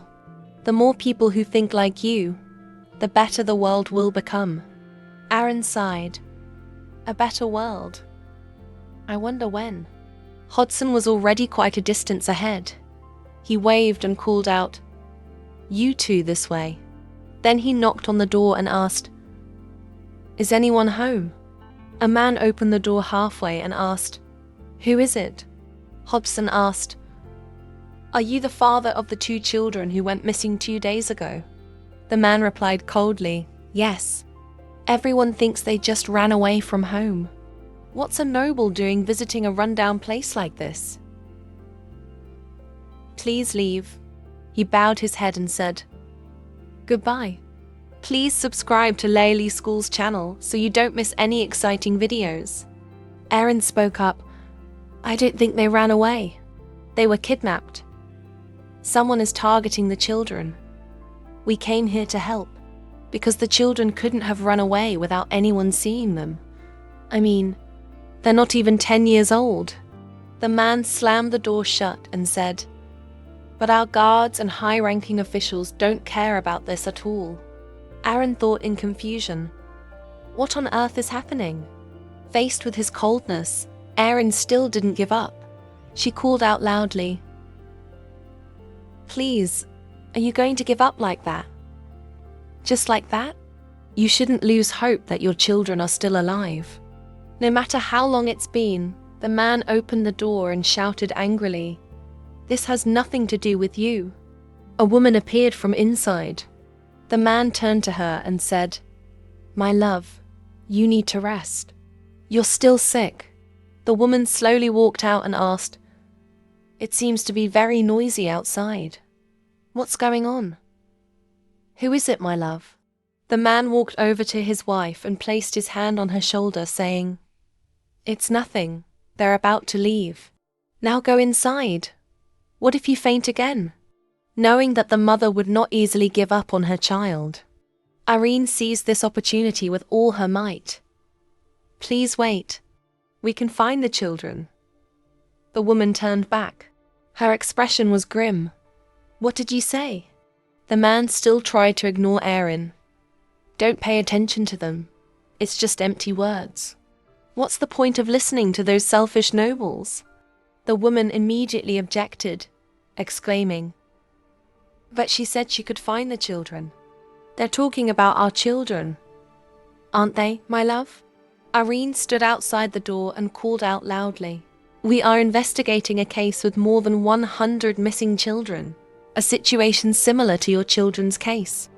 It's only been 3 days since the children went missing. It's still too early to give up the search. I hope you can hold on to your faith once more. Thanks to these words from Arini, she was also invited into the house. The woman sat on the bed, with a look of apology. I'm very sorry that we have nothing to offer. Even in front of a noble like you, we can only sit on the bed. Erin, of course, didn't bother with these small things. She said, "It's okay. Please rest. We were the ones who suddenly visited without notice. As I said, this is a rather new case, so I think it's best to get to the source of the information as soon as possible. Although it's a bit sudden, and I know this can be very difficult. But could you please recount the situation at that time?" It was only then that the man began to cooperate. "It's okay, we've talked about this many times with the patrol team and others. My wife and I sell goods at the market. The children are always running around like mischievous kids, so everyone on the street knows them. But one day, the children were running around in the market and suddenly disappeared. No one witnessed what happened. At first, we thought something was wrong, so we requested an investigation. But the patrol team assumed it was just a runaway case, so they didn't take any action. In fact, they even laughed at me, asking if I had abused the children, saying that could be the reason they ran away." Erin asked, "Did you see anything suspicious?" The man was completely clueless.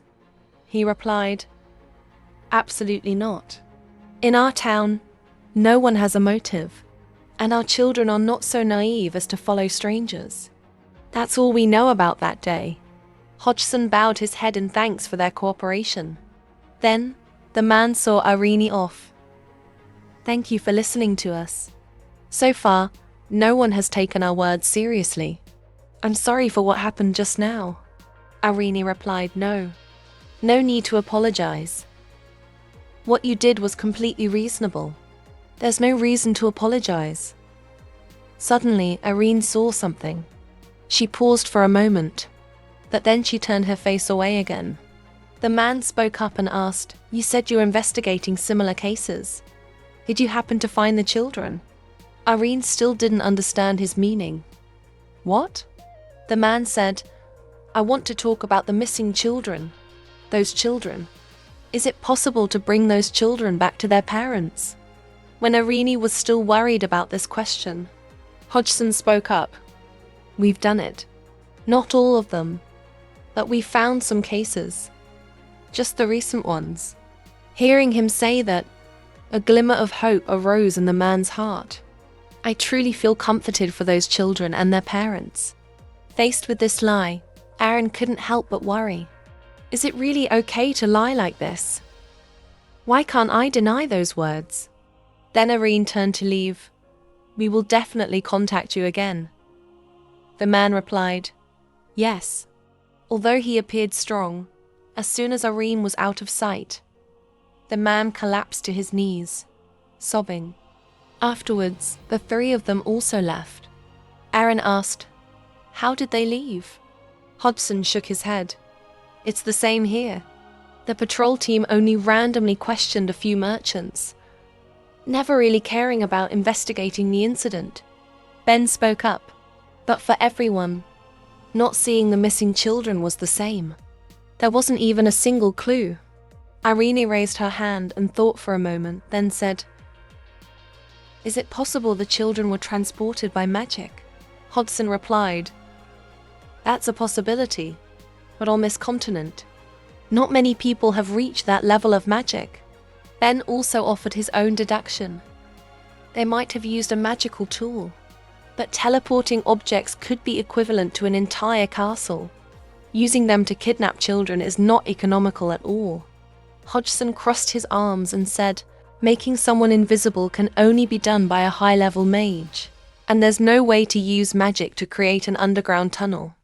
Ben said, "It seems you know quite a lot about magic." Hodgson was surprised, stammering, I just..." While Irene mumbled, "A mage," Hodgson continued, "I've stopped studying magic. But wait, isn't this a bit strange?" Aaron looked up at the high sky, wondering, So magic can't be used to kidnap the children. Then where did the missing children go? If the children disappeared on this road, someone must have seen them. If someone tried to sneak the children away, their luggage or belongings would be checked. But if that's the case, the children might still be on this road. In the end, Irene returned to her room, sitting on the bed in deep thought. The market has been open for 2 days, with 2 more to go. We have to find the children before the market ends. Hopefully, the intelligence department will do their job correctly. Anyway, Ethan is also late coming back. Don't tell me something happened at Marquis Bungee's place. Who am I worried about? He's the young lord of the Burstein family, and a knight on top of that. Afterwards, Irene decided to call Hodgson. On the other end of the line, Hodgson asked, "My lady, is something important?" Aaron paced back and forth anxiously. Ethan still isn't back. Have you received any news? Hodgson was also surprised. He's still not back. Let me check. I've confirmed that a carriage left Sir Bungeon's place this afternoon. I think he'll be back soon. Aaron's face lit up with joy again. Really? Thank you. Before the words were out, a knock sounded at the door. Aaron went to the door and asked, "Who is it?" A voice from outside called back, "It's me." Aaron immediately recognized the voice as Ethan's driver. Shortly after, she swung the door open. "You're back." But what greeted her was a large wound on the driver's shoulder. The driver tremblingly handed her a letter. "This is a letter for you, my lady. The master is in danger." Hearing this news, Aaron was terrified. Ethan. Irene immediately bandaged the driver's wound and called Hodgson. Hodgson said, "I'm surprised the call was suddenly cut off. What happened?" Irene said worriedly, "I think Ethan has met with misfortune." Hodgson was shocked. "What?" Irene explained, "The driver who went with him has returned injured, carrying a letter from Ethan." Hodgson asked curiously, "A letter? What does it say?" Aaron opened the letter and said, "I'll read it right now." The letter's content was just 5 words. "Check the notebook." Aaron was puzzled. "Notebook?" Hodgson asked, "Have you found anything yet?" Irene, while searching, said, "Ethan left a few things in his notebook." Karen opened the notebook and was immediately astonished. "This is a map of Marquis Bungeon's castle." The driver returned covered in injuries, plus the contents of the notebook and the notes at the top of the map. Aaron thought, "Don't tell me he wants me to go find him because he's being held captive." Aaron immediately shouted to Hodgson, "Ethan might have been discovered."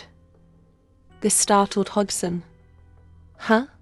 Irene placed the notebook on the table and asked, "Did you know that Ethan went to see Marquis Bungeon?" Hodgson replied, "I had no idea. I only knew because you asked about his location earlier. Why didn't you tell me sooner?" Aaron stood before the notebook, thinking to herself, "That's right. He tried to do everything quietly, without letting anyone know, just making everyone wait. How could they have discovered him?" On the other end of the line, Hodgson comforted her. "Calm down. If you go to the Marquis's place without a proper plan, you'll both be in danger." Irene remained calm, taking off her clothes as she spoke. "Don't worry. I won't do anything foolish. Besides, the Marquis can't harm the young lord of the Burstein family. He alone holds half of the Empire's military power." Hodgson said with some concern, "But if the dice of an empire is behind the Marquis, then the Marquis is very likely to act more recklessly." Karen asked Hodgson, "What kind of person is the Marquis?" Hodgson replied, There are many different opinions, but most people agree that he is greedy and lecherous. He knows how to use people, but his greed is bottomless." Aaron, while putting up her long hair, said, "How many armed forces can we currently deploy?" Hodgson replied, 40 knights and 300 soldiers, enough to attack pirates and smugglers. But considering we are right in the center of Marquis Bunjian's territory, this force is nothing. Irene held the mask, deep in thought. We don't have time to wait for reinforcements from the capital. With that, she called Hodgson. Hodgson immediately replied, "Yes." Irene said, "I will personally go and save Ethan." Hodgson was worried. But you can't go alone." Irene finally finished preparing. She stepped out and said, "That's exactly why I need your help." The scene shifts to another place. A group of young women were serving Marquis Bunjian, each with a bright smile on their face. The door suddenly burst open. Bunjian asked doubtfully, "What is it?" The servant replied, "I'm sorry to disturb you, sir, but someone wishes to see you." Bunjian, without thinking, ordered, "Send him away. I already told you not to disturb my precious time." The servant hesitated. "I understand, but it's the person you've been waiting for." Bunjian wondered. "The person I've been waiting for?" The servant replied, "The lady of the Brixia house." Bunjian let out a calculating smile. "The lady." He immediately stood up. "Serve her the finest tea. I'll go prepare for a moment. I will be there shortly." Soon he came to meet Aaron. Aaron asked, "You wanted to see me?" Bunjian flopped into a chair. "Didn't you come asking to see me yourself?" Aaron sat with her legs crossed, confident and fearless. "You sent the invitation first." "Although the method was quite rude," Bunjian sneered. "Is that so? This cup of tea is worth dozens of gold coins. They only harvest a little each year." Aaron immediately showed her disgust. "They are not to my taste. Too cheap for me." Bunjian laughed loudly. "As the lady of the Brixia house wishes. I will bring out something better." Aaron immediately refused. "No need, because everything here must be cheap." Aaron's frankness only amused Bunjian more. "Interesting, I like it very much. It seems I've acquired an interesting toy." Then he asked what she wanted. Aaron didn't answer but asked him back. "I'm the one who should be asking that question. What do you want? Why are you holding the young lord of the Burstein family captive? It seems your life is too idle."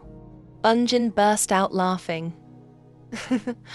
"There are things that can only be achieved by betting one's life. Just consider this a gamble. In the process, your neck might get torn." Aaron said coldly. "Of course it will be torn, but only after I get what I want." Bunjian reached out to grab her, demanding she take off her mask. Aaron coldly asked the reason. Bunjian's eyes narrowed threateningly. "If you want to save your young master, shouldn't you be a little more obedient?" Aaron asked back without a hint of fear. "Are you threatening me?" Bunjian replied, "Didn't you come here from the very beginning because of a threat?"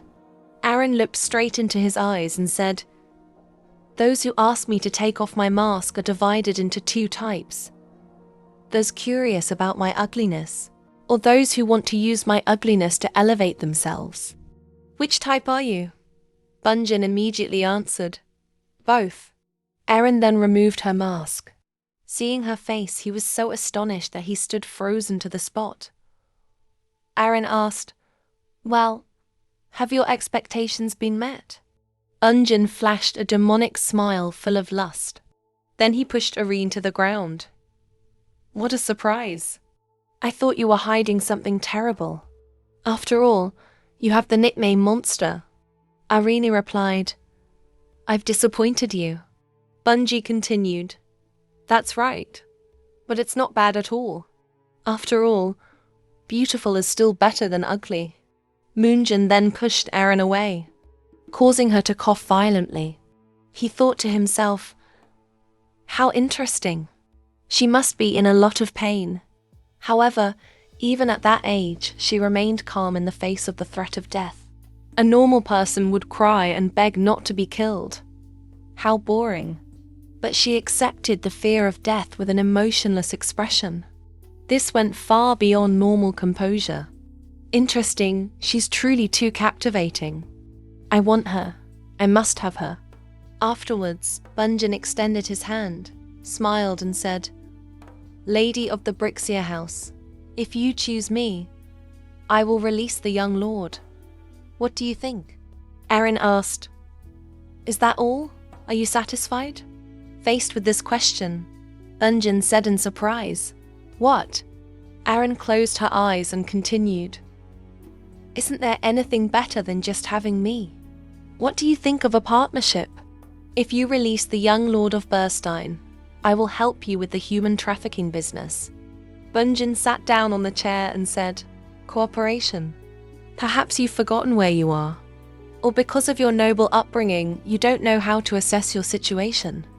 With just a flick of a finger, I can end your life and that young lord's. Do you understand? Erin confidently crossed her legs. If you kill me, you won't get what you want. Bunjin asked suspiciously. What do I want?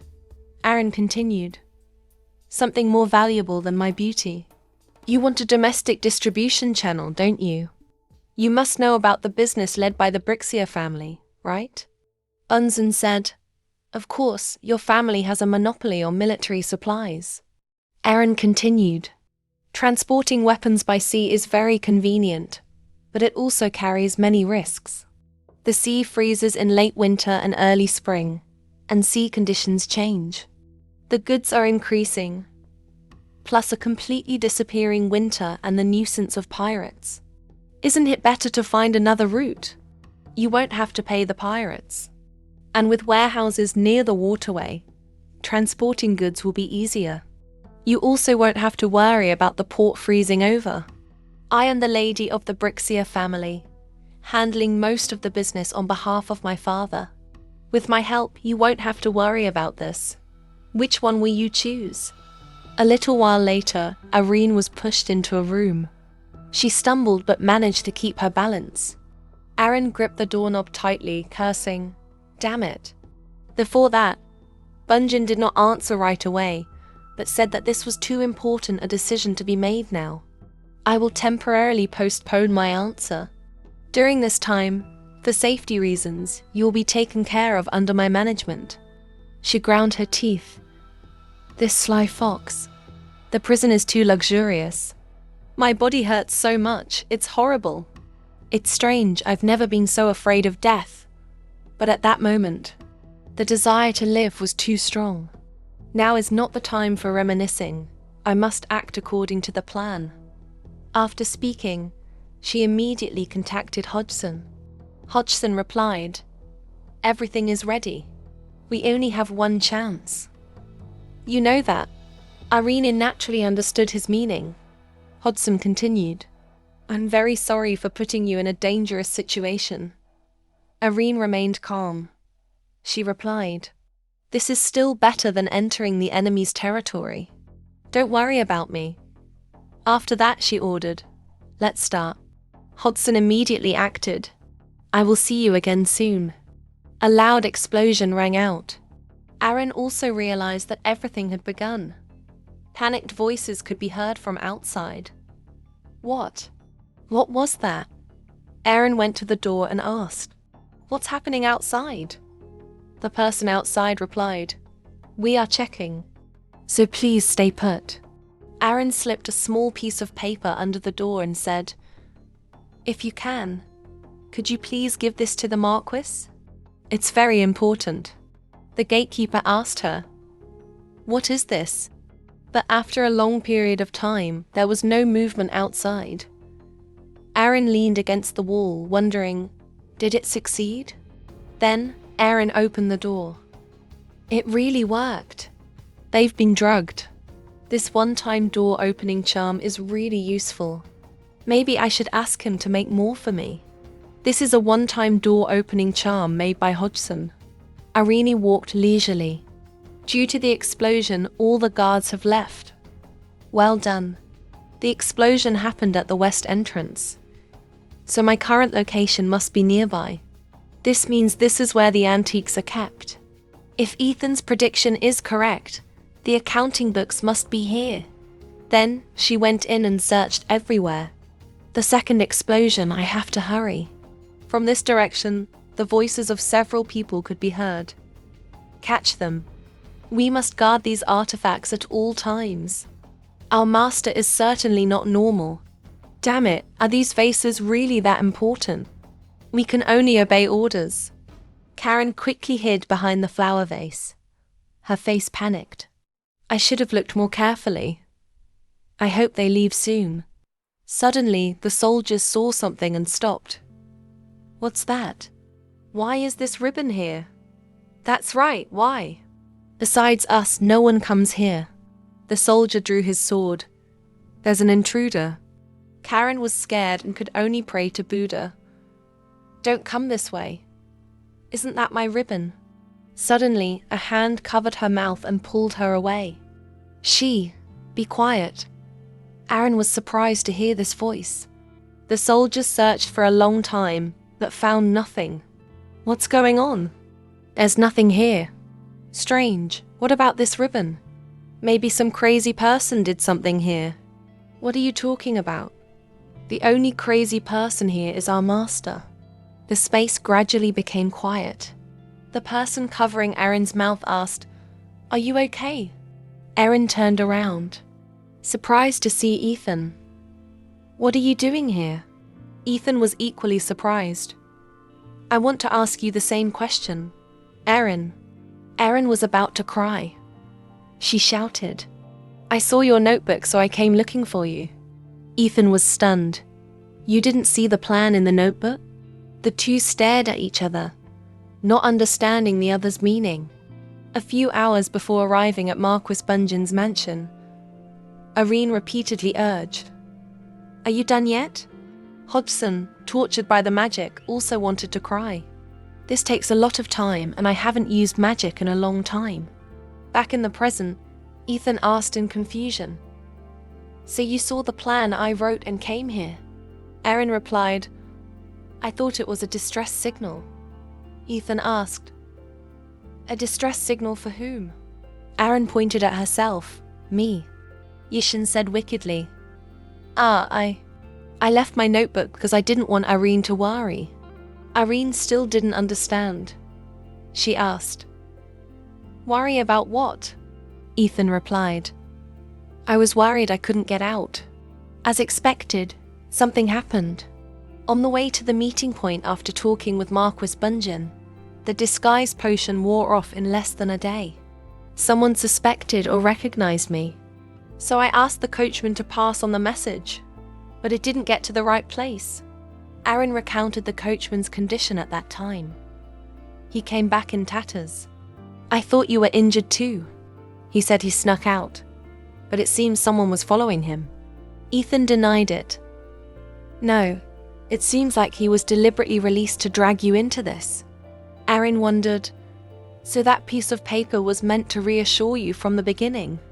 If it was such a detailed map, anyone would see it as a distress signal. Didn't you write another plan on the back of the map? Meaning, if plan A fails, switch to plan B. Ethan was surprised. How did you know? Irene replied, We made a deal. If you do anything dangerous, you have to tell me everything. Ethan was silent for a moment, then reached out to her. I didn't want to drag you into this dangerous mission, but in the end, I still made you worry. I'm sorry, Irene. That wound. Aaron touched her neck. It's okay, Ethan quickly asked. Was it him? Aaron smiled and replied, Yes, but I didn't encounter anything strange, so don't worry. Although she said that, Ethan's heart still ached. It must have hurt a lot because of me. You. Aaron comforted him. I'm fine. We should focus on finding a way out now. Besides, Bunjin has already taken the bag of books. What should we do now? Ethan crawled out from under the table. You don't need to worry about that, because it's already in my hands, Irene urged. Great. Then let's get out of here, Clee. Ethan stopped her. Wait, I heard an explosion outside. I wonder if something's wrong. Irene replied, It's okay. That was my request. Hearing that, Ethan was stunned. Huh? Arlene turned back. She smiled and explained. I asked Hudson for help. I requested explosions in 2 places. The first explosion made them stop paying attention to me. The second explosion, I asked him to destroy the water gate marked on the map. Now we just have to run out. Ethan, seeing her meticulously planned, smiled. I understand. Let's run. Soon, the 2 of them reached the corridor. Ethan went first, turning back to say to Aaron, Have you ever studied strategy and tactics? Aaron asked, and Ethan replied, No, I've never studied it. It just naturally came to mind. Is that okay? Aaron could only utter 2 words, excellent. After walking for a while, Ethan stopped. This is the place. Aaron asked doubtfully, What did you think it was? He replied, I don't know if it's because this is an ancient capital built hundreds of years ago, but some roads have disappeared due to layers of doors being added on top of each other. Ethan touched the wall. A passage appeared, just like this place. Then the 2 of them entered the passage. As they walked, Ethan said, A little further, and we'll see a waterway that leads to a river under the city. We'll use that route to escape. Aaron asked worriedly if the book would get wet. He replied, It's okay, it seems to be fire and water resistant, a lot of magic. Irene thought to herself, When did he check this? After walking a little further, a whisper came from the exit.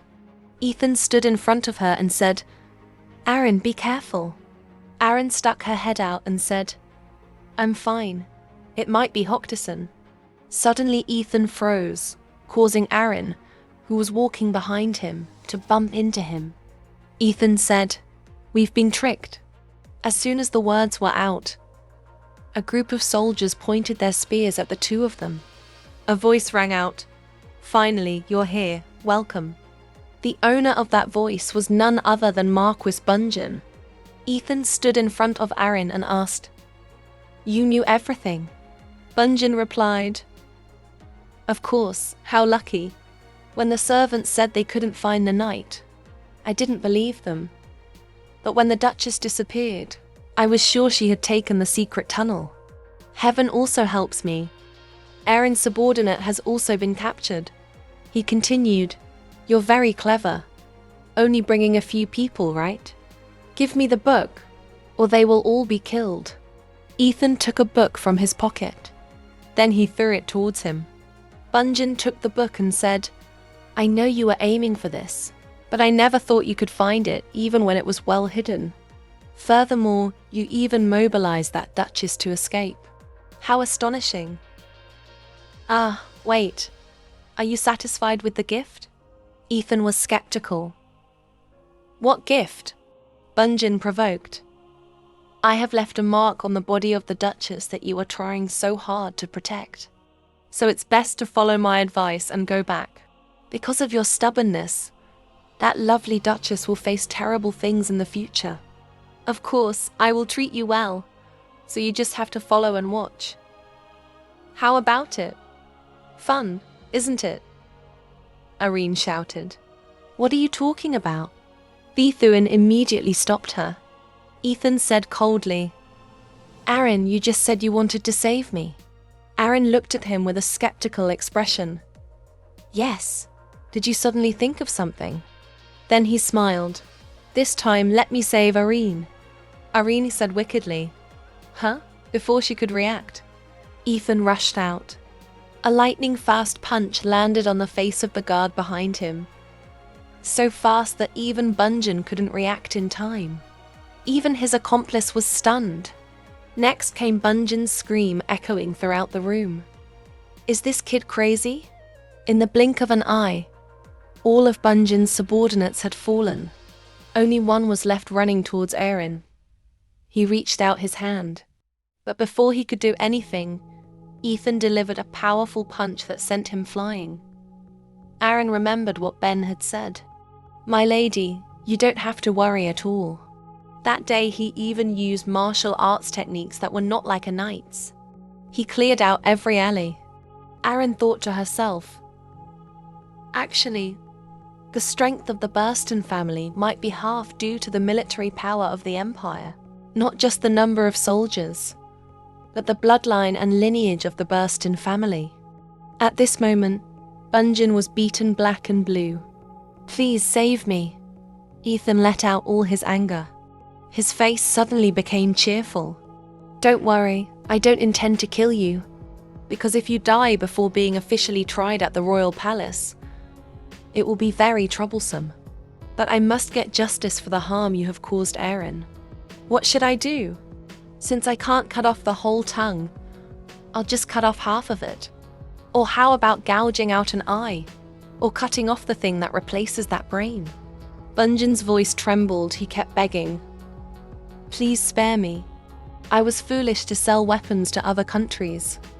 I was wrong. Please forgive me." Aaron cleared her throat and said, "We don't need you to admit that. The ledger is enough. Nothing more is needed. I didn't expect you to give up so quickly. For the strong, this is a sign of the weak. The Southern Monarch is nothing special. When asked to kidnap children, you weren't as cowardly as you are now." Marquis Bunjin asked doubtfully, "What are you talking about?" "Kidnapping?" Aaron replied. "I already know that you are behind the disappearance of the children in this village." Bunjin asked again why I would do that. Aaron questioned if the purpose was human trafficking like 15 years ago. Bunjin repeatedly denied it. "I don't do those troublesome things anymore. Anyway, I'm being cautious because of the royal family's attention." Irene said loudly, "Don't lie. If it wasn't you, who else in the south would dare to kidnap the children?" Bunjin pleaded, "I don't know either. From the beginning, the disappearance of the villagers was no big deal." Aaron thought in surprise. If it wasn't Marquis Bunjin, then who kidnapped the children and for what purpose? Ethan turned to ask her, "So how are we going to deal with him?" "We'll let Irene decide." Aaron thought for a moment and then decided to let him go. This decision confused Ethan. "Huh?" Aaron, while taking the ledger from Bunjin, said, "Anyway, if the news that this ledger is lost gets out, those named in it will find every way to kill the Marquis. So we don't need to do anything. Try to find a way to save your own life, for example, by locking yourself in that giant castle. If you want to live, attend the royal trial and apply for a pardon. Although it's useless, treason is a capital crime, punishable by the execution of 3 generations and death by 1,000 cuts. Just wait and see what kind of state you'll die in. Consider this retribution, the karma and sins you yourself have caused." After speaking, the two of them left. After everything happened, the two of them returned to their room. Irene asked, "The matter with Marquis Bunjin is over. Now we'll go back to the capital, right?" Ethan replied, "It seems that after Hodson has prepared everything, we will depart." Aaron nodded. "I see. Now everything is really over.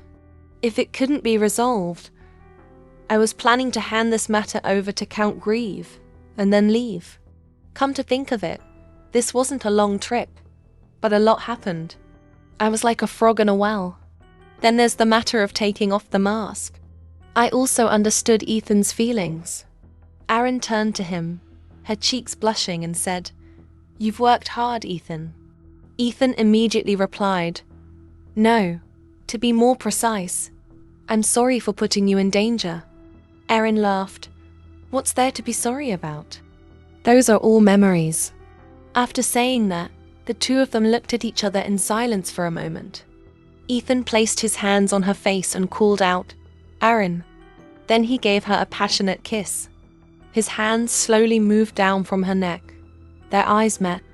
Ethan gently kissed her neck and called out, "Aaron." Aaron exclaimed, Ethan." Ethan stopped. "Huh?" She thought to herself, Ethan, who is usually never moved, has become like this. Is it because of me? As she spoke, she punched him once, scolding him for being unreasonable. Don't be greedy. A woman entered from outside. I've come to deliver a message. Irene awkwardly took the information. The thank you. Then she smiled and turned to Ethan, asking, Are you okay? Ethan lay sprawled on the ground, resignedly saying, I was too greedy, so I was punished by heaven. Aaron couldn't help but burst out laughing. Ethan sat up and said, Next time, we should take it one step at a time. Are you uncomfortable? Suddenly she sat up, startling him. Irene, are you really uncomfortable? Aaron mumbled, I found it. Ethan still didn't understand what happened. Huh? She smiled and said, The missing children. Then she quickly went to find Hodson. Hodson, are the children really here? Hodson helped her out of the carriage and replied, Yes, just go this way. Then she entered a dark room and saw 2 children inside. Aaron worriedly turned to the person next to her and asked, Are the children unconscious? The person replied, They're just sleeping. They've been in this state the whole time. It seems they're using magic instead of a special solution. Ethan walked up to the 2 children and said, We need to do more tests to understand the situation. But the children's health seems to be fine. First, calm down.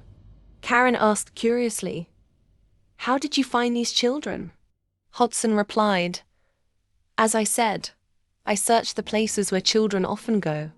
Turns out the door was hidden by magic. If there wasn't a magic user like my assistant, we would have just walked past it as usual. Very few people know how to use magic. So I also understand why they haven't been found in the past. Ari said, Similar recent cases also need to be reinvestigated. But how do we wake these children up? We can't take them in this state. The god approached, examined a child, and then said, Let me try. He placed his hand on the child's neck, and suddenly it woke up. The little girl asked shyly, Where am I? Then she cried out in fear, Help me, help me. Ari quickly stepped forward, embracing the little girl and soothing her. Don't cry, it's okay now. Everything's fine. We won't hurt you. Thank you for surviving. A little while later, the little girl stopped crying. Erin asked, Have you calmed down yet? The little girl stammered, What about my little brother? Aaron replied, Don't worry, your little brother is also safe. He's about to wake up. Ethan, can you do me a favor? Ethan nodded in agreement. Of course. Then he approached the other child and repeated the same motion. That child also woke up. Seeing her brother cry, the little girl asked worriedly, Is he hurt? Irene smiled and replied, He's just a little surprised. If you're okay now, can I ask you a few questions now? The little girl replied. Yes, please ask. Irene asked curiously. Do you know you were kidnapped? The little girl immediately nodded. Yes. Irene continued. If you remember anything that happened that day, please tell me. The little girl replied. I'm not sure either. I was just walking on the street when suddenly everything went dark. When I opened my eyes, I was already here. Irene sighed. So that's how it is. As expected, it's very difficult to get information from the children. Then she turned to Ethan. Are you done over there? All right. Thank you for telling me. Let's go home now. When they arrived at the children's home, Irene knocked on the door. Is anyone home? A man came out and asked, Who is it? At this hour, please leave us in peace. As soon as he opened the door, the 2 children cried out, Daddy! The man's jaw dropped in astonishment. At this moment, his wife also came out. My love, what's wrong? The little boy saw his mother and ran to her. Mommy! The mother was also extremely surprised to see her missing child. "My love, my dear, is it really you?" The little boy cried and said, "It's me, Mommy." The family was reunited. The usually tough man couldn't hold back his tears, hugging his entire family tightly. "Thank God, this is so good, so very good. Don't be afraid, Mommy's here. Everything is okay now." Aaron stood outside the door and said, "They found the children. This is the first time, isn't it?" Ethan replied, "Most likely." Aaron, with a determined expression, said, "This is just the beginning. There will be a second, a third time." Ethan also agreed. "If we find a common thread, other cases will be easy to find clues for. We will send an investigation team as soon as we return." Irina replied, "Thank you," looking at the reunited family. Irina thought to herself, "Mother, what is this feeling of longing? I have never known a father's love or a mother's embrace. Yet now I can feel this affection." Lost in thought, Ethan called Irene. Aaron smiled. "Let's go." A little while later, this time it was very lucky. We found the children and also got to talk to their parents. Being separated from their beloved family, that feeling must be terrifying. Definitely very scary. So many families are suffering, yet people are indifferent. We must quickly arrest and prosecute the criminals. "Ethan, I want to punish those who caused all of this. I want to bring peace to everyone. Not long ago, I only thought about leaving that family, living freely. I thought that if I left the family, my reason for existence would disappear. But I thought that without me, the family's value would also disappear. However, I was wrong." Aaron placed her hand on her chest and continued, "Even if it's not the family business, I also have my own work to do. This trip was arduous, but when I returned, I learned a lot. Based on this experience, I plan to think seriously about the path I want to pursue. Thanks to him always being by my side, I was able to do this. Ethan, thank you for helping me realize my own worth." Not long after, Ethan returned and reported everything that had happened. After he finished speaking, the atmosphere in the large room became silent. On broke the tension and spoke up. "Behind the mountain range, there is a small group of people gathered to do this. Just looking from the outside, it's unbelievable. Do you all think this is reasonable?" Gervin replied, "What's not possible? The Marquis of Bungen's ledgers are supporting these bases. However, what worries me is that, compared to suspecting the two Marquises, we have absolutely no information about Marquis Delphius. In addition, there is a possibility that the evidence was hidden during the decoding process. This is recorded in this ledger." Aston spoke up, "Marquis Delphios's account will be confiscated and investigated. To some extent, he may reap the consequences of his own actions. After that, we will compare it with Marquis Bungen's ledgers. And grasping the transactions between the royal nobility and the southern faction is not too late. However, before that, during the execution of this work, our information was leaked to the outside. As a result, Ethan and his teammates almost lost their lives. To be honest, I was very surprised. Aston's meaning was that everyone here knew about this southern investigation. Although I don't know who revealed it, it's quite annoying. So I must warn you, the second time you obstruct my plan, as well as try to take the life of my longtime friend, that person will pay with their own life." A little while later, everyone had left, leaving only Aston's close confidants. Aston spoke up, "I'm sorry for making you attend a meeting right after you got back." Ethan replied, "Don't worry, I was planning to report immediately anyway." Aston smiled. "If you say so, then thank you. But even so, I heard you had a hard time bringing this ledger back. I heard your identity was exposed, and you were almost captured." Ethan looked at his father and said, "I've been through much more than this." Onside looked up and said, "All right then. Even His Royal Highness the Crown Prince is weak. For this kid, being imprisoned is just a rest. It's a rest. Ethan crossed his arms and sighed as well. Ah, because you like to rest so much, you never leave your room. By the way, I'll move to the back mansion so the old man can rest comfortably. Hearing his son imply he was old, On immediately reacted strongly. Old man, this kid, I'm still very strong. Kid, you want to be my opponent? Just a few rounds and you'll be on the floor. Let me open your eyes, Ethan said calmly. Can you see the future now, father? I think we should set up a stall on the side of the road. Instead of the annex in the back, why don't you try fortune telling there, father? On shouted angrily. You insolent son. The two of them argued constantly. Why are you so angry, father? As a knight, I will prepare a retirement suitable for your personality. On also refused to give in. Knighted, well said, kid. A kid who knows so much about the knightly style goes with a newly adult duchess of a ducal family, asking to pretend to be a couple. Ethan was pointed at directly, a little flustered. What girl? On continued to question, even staying in the same room for more than 10 days, under the guise of a newlywed couple. Ethan was passive. His face flushed red. His voice became stuttered. That, On continued to say, very happy, right? He's talking about taking advantage of a duchess who doesn't even know what's going on to satisfy his own selfishness. Ethan retorted that it never happened.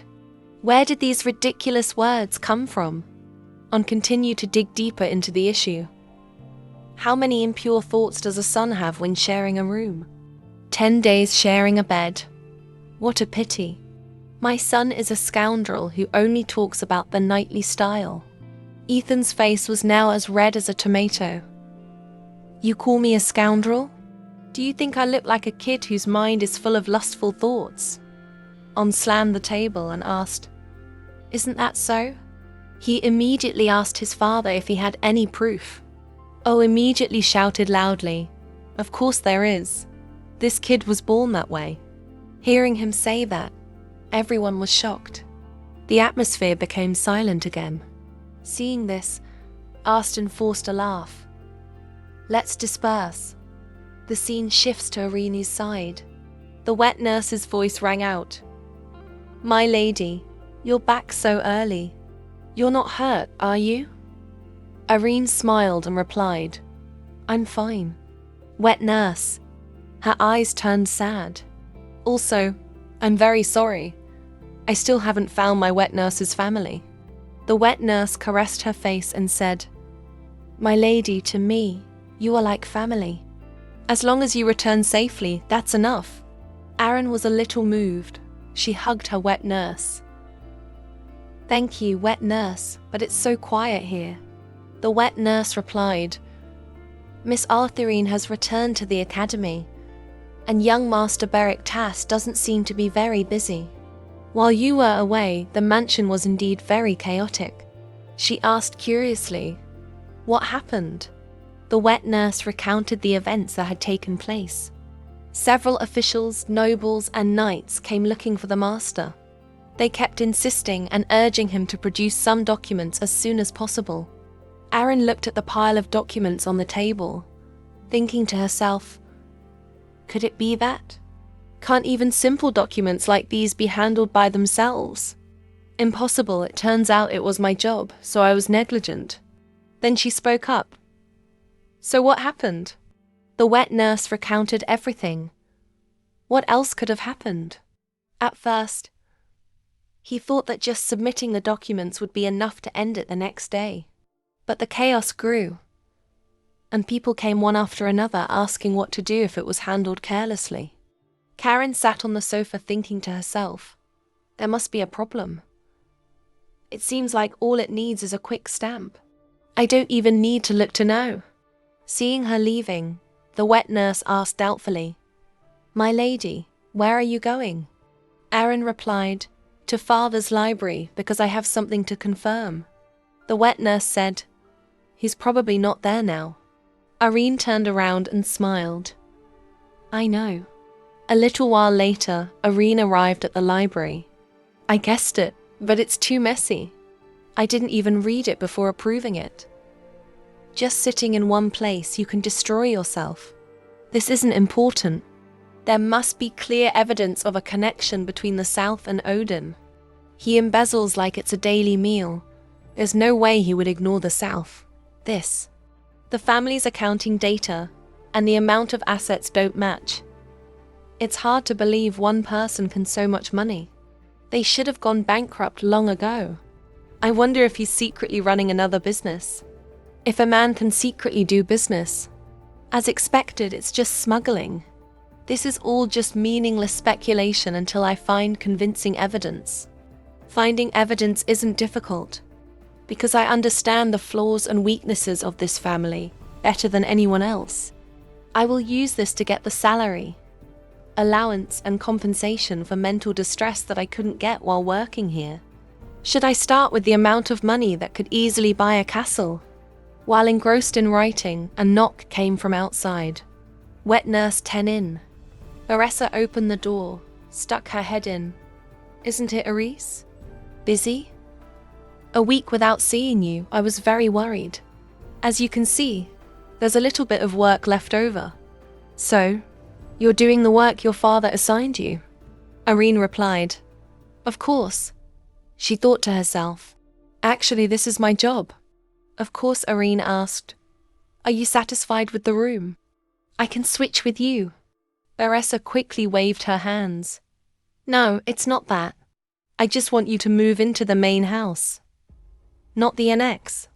Irene smiled and replied, let me think about it. It's full of people who are eager to bother me. So this might be difficult. As you can see, no one here is holding me back except myself. Baressa sighed. Ah, I see. Aaron asked curiously. So, is there anything you came here for? Baressa then remembered and said, Father is looking for you. Irene asked doubtfully. What is it? Baressa shook her head. I don't know either, he just said to gather us. Aaron stood up and thought to herself, if Odin is calling the children together, it seems like only bad things will happen. Then she said, I know, anyway. I can't just delay it for another week. Having just returned from the South, he didn't even consider how to handle the atmosphere and just called me like that. Baressa hesitated for a moment. Irene smiled and said, personally, I find it very comfortable. No one is hindering my work, but as expected, people are always like that. Aaron looked at her and thought to herself, you're still the same. Why on earth are you trying to approach me with such goodwill? It's as if you want to reach out to me, even now, when I'm still the child who once turned her back on you. If we hadn't met at Brixia, perhaps our relationship would have been a little better. But because it's the Brixia family, I can't completely trust Belisa. Soon, the two of them arrived. We're here, father. As soon as they entered, they saw Odin sitting on a chair. He said, I will explain why I called you here. Then he took out a letter. Aaron thought to herself, could that letter be? Odin crossed his arms in front of his chin and said it was a grand farewell party hosted by the Burstein family. Duke Burstein, who has not participated in social activities recently, will personally preside over it, and many noble families will attend. But I don't plan to attend this banquet. I'll just let you children go. Hearing these words, Aaron thought to herself, I was already humiliated at the royal banquet. As if guessing her thoughts, Odin continued. The reason for the party was not disclosed, but people are speculating that the Duke is looking for a suitable partner for his son, which is why this party is being held. I plan to send the three of you, Belictus, Elisa, and Arthurin. Baressa worriedly wanted to refuse. Father, I'm sorry, but at this banquet, Odin didn't give her a chance and immediately interrupted. Especially you, Baressa. I have high hopes for you. Since you haven't interacted with other young masters, you might stand out more than the other young ladies. If it were a young gentleman who took the spirit of chivalry as his honor, he would surely be very pleased with you. Irene thought to herself, I didn't expect the level of provocation to be so low. Trying to control myself in the palm of his hand, if I want to attend the banquet, I must obey him. Then she spoke up and asked, will the Burstein family treat our family well? At the last royal banquet, Father showed a bad image. I can't help but wonder, when they value etiquette and honor as much as life, will our family catch their eye? Odin immediately replied, haven't I already apologized for that? It's not a problem. Irene continued, is that so? I understand. So just the three of you need to go. This surprised Baressa, who cried out, Irene. After speaking, Erin turned and walked away, feeling very curious. How will people react when they see the Duke's children, who were humiliated at the previous party, being used as cannon fodder? I don't even need to look to know the outcome.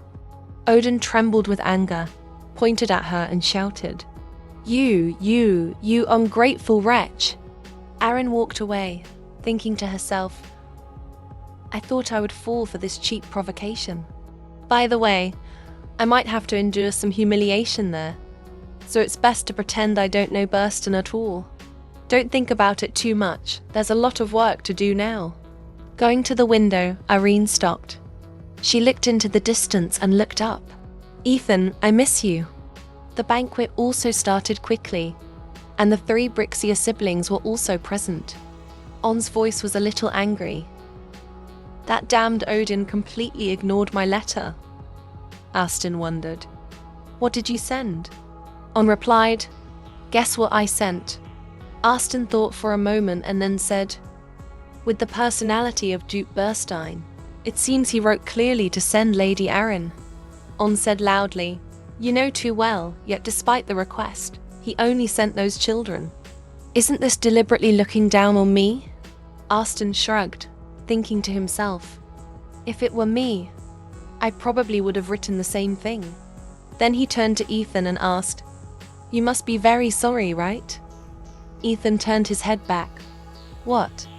Aston replied, because you seem to be waiting for Erin to arrive.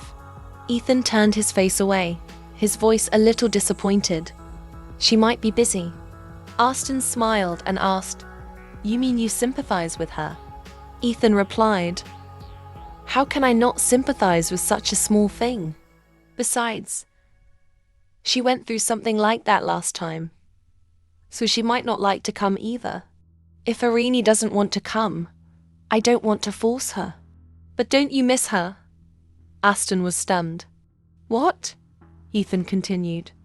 As I see it, everyone here is as if wearing a mask. Those who say Irene wearing a mask is ridiculous even dare to criticize and laugh at Aston.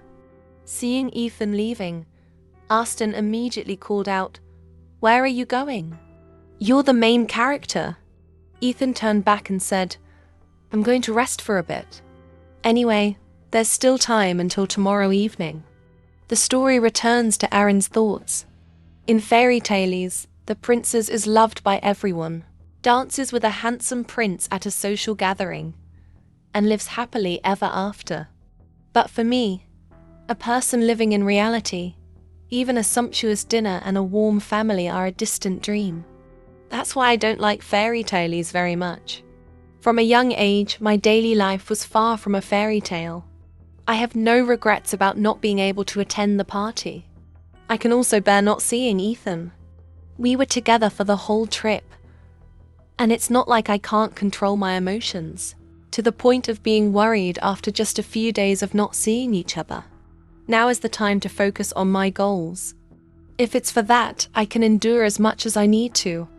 Erin opened the door and entered, only to see Odin sitting and waiting. Father called for me. Odin waved his hand. Come here and sit. Karen walked to the chair and sat down. Odin said, you look so much like your mother. Aren't you curious? What kind of person was your mother? Irene replied, I'm not curious at all, for example, about the person who sold me here. Odin stared at her. It's been 15 years since you came here. It's surprising. You're much more talented than the other children. Thanks to you. Helping you. The family has only stood firm until now. I don't deny that. Irene angrily stood up and shouted, What are you talking about, father? Do you want to praise me now? It seems you're drunk, so I'll be leaving, Odin said. As expected, like father, like son.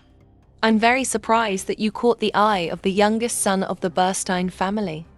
Erin turned back and asked, What did you say, father? Odin rested his hands on his knees and stood up. Your mother was a great beauty. No one could not be mesmerized by that beauty, even if they only saw her once. I'm talking about everyone. Except for that guy. She was a foolish girl. What's so great about a man who only knows how to swing a sword on the battlefield that she keeps clinging to him? And he's a married man at that. Thinking about her blindly clinging to a man like that, I can only laugh. Irene said doubtfully, What do these things mean? Odin approached her. I'll give you a chance. Or rather, my atonement. Irene asked suspiciously. Atonement? Odin continued. After this week, I will officially promote your engagement to the youngest son of the Burstein family. Get married before next summer. Irene gradually backed away. Who would want that? He said, I mean, you will be married to that young man according to your wishes. Irene retorted, I don't want to. Odin's tone became strange. Didn't you refuse to hold my hand to marry that guy? Irene asked in confusion, What is this about? Odin suddenly grabbed her hand. If you had held my hand, we could both be happy. But this time, will you refuse me too? It's all your fault, Alicia. Aaron struggled and shouted, Let me go. Odin looked up and called Elysia. Aaron said angrily, If you're drunk, then go to sleep. Don't bother me. And whatever you're thinking, father, about engagement or marriage, don't have any illusions because I don't intend to. I won't do as you wish. Then Aaron ran along the corridor, thinking to herself, Don't bother, just keep going. No need to listen to a drunkard's ramblings. I'm fine. Suddenly, a voice rang out. It's so quiet tonight. Irene, are you okay? Seeing him, Aaron cried out in surprise. Ethan, why are you here? She asked doubtfully. Aren't you at the banquet? Ethan didn't say much. He just hugged her directly. I miss you so much, Irene. The main character of the banquet didn't come, so I came to pick you up. Irene asked, Is the main character Ethan? When the god leaned his face close to hers, we are both the main characters. A common plot in childhood fairy tales. The fairy godmother appears for the pitiful princess locked in the tower. Regarding the story of taking her to the party in a beautiful dress, Irene looked at Ethan and asked, I wonder if Yishin has also read fairy tales like that. Then he snapped his fingers. A stream of light gradually appeared. He said he would be a fairy today. Karen really likes Ethan. Ethan held out his hand and asked, So, princess, would you like to go with me? Irene was silent for a moment. She thought to herself, If that's what I want to do, I think I can endure it. Then she smiled, took his hand and replied, I do. When she faced him, that patience seemed to have disappeared. Just like in a fairy tale, sitting in front of the dressing table, Irene said, This is no different than you kidnapping me. Ethan replied gently, I know. Aaron continued, I will remember this debt. Ethan continued, That means I'll see you again. I'm very welcome. At this moment, Irene was also ready.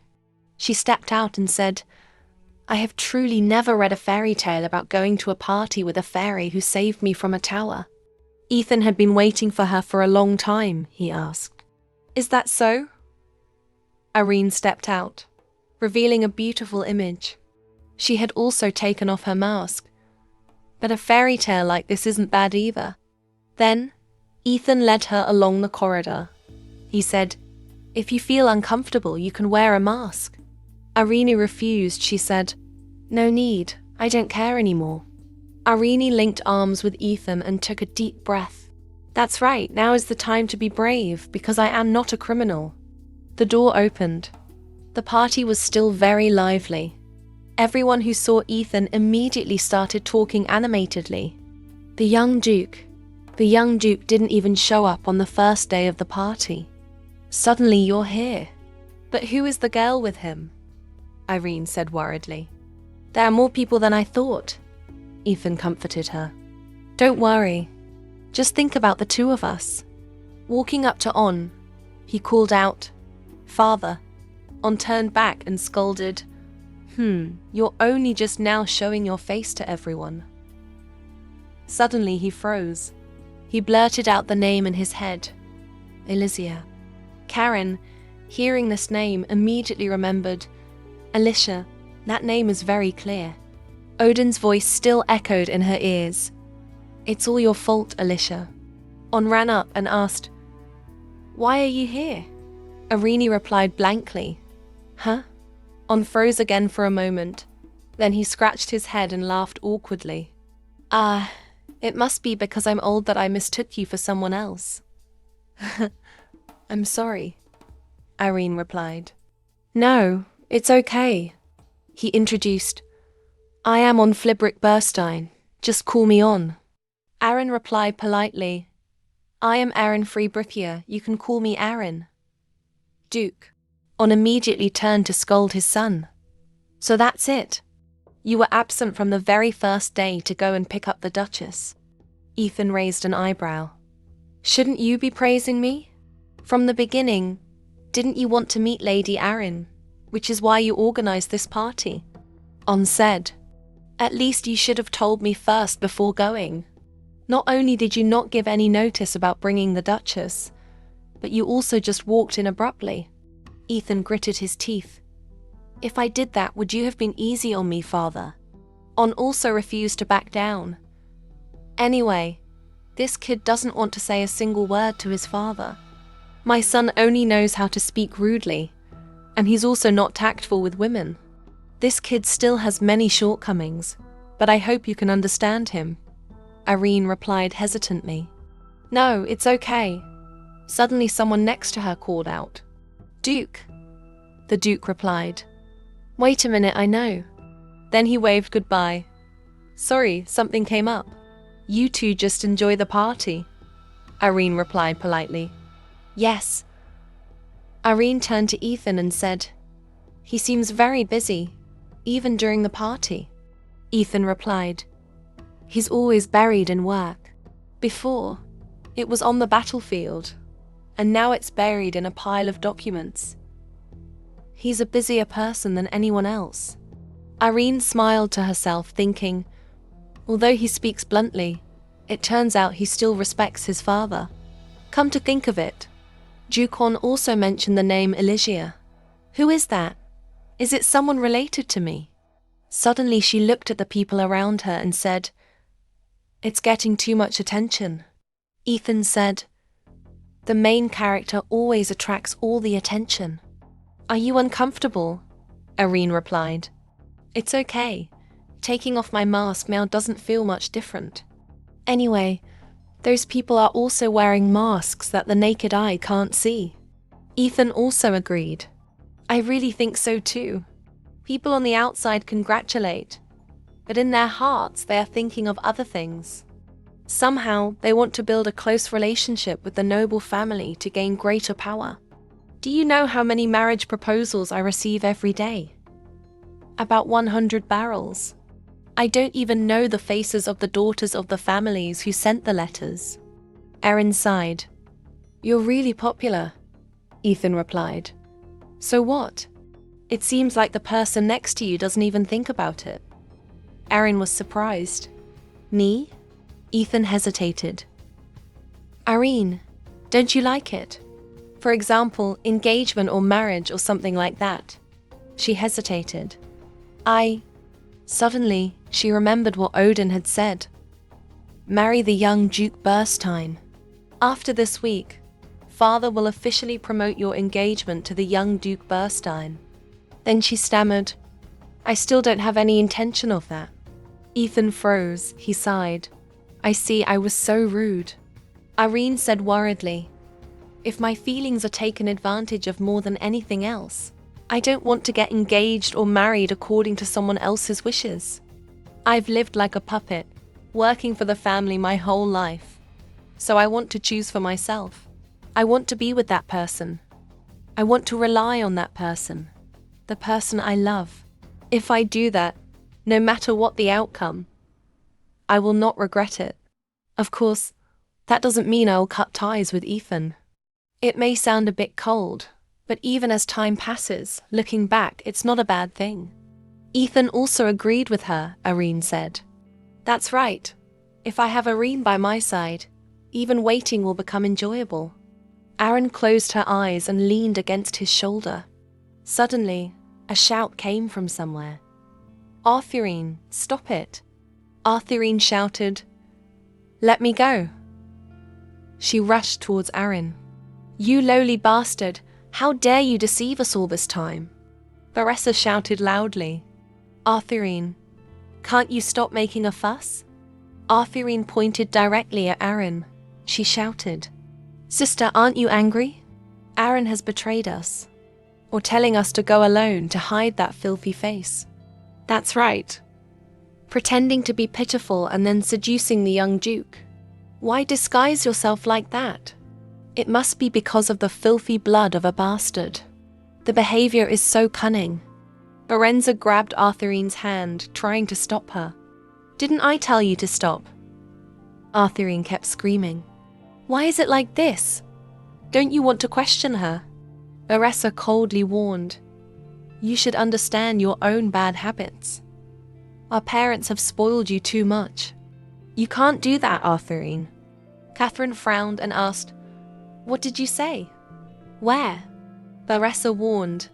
Just one last warning. Step back, watch your words. Be quiet until the party is over. Arthurine gritted her teeth. Watch what? Why should I? Catherine pulled her hand away. Why are you treating me like this? How can you cover for that red bastard?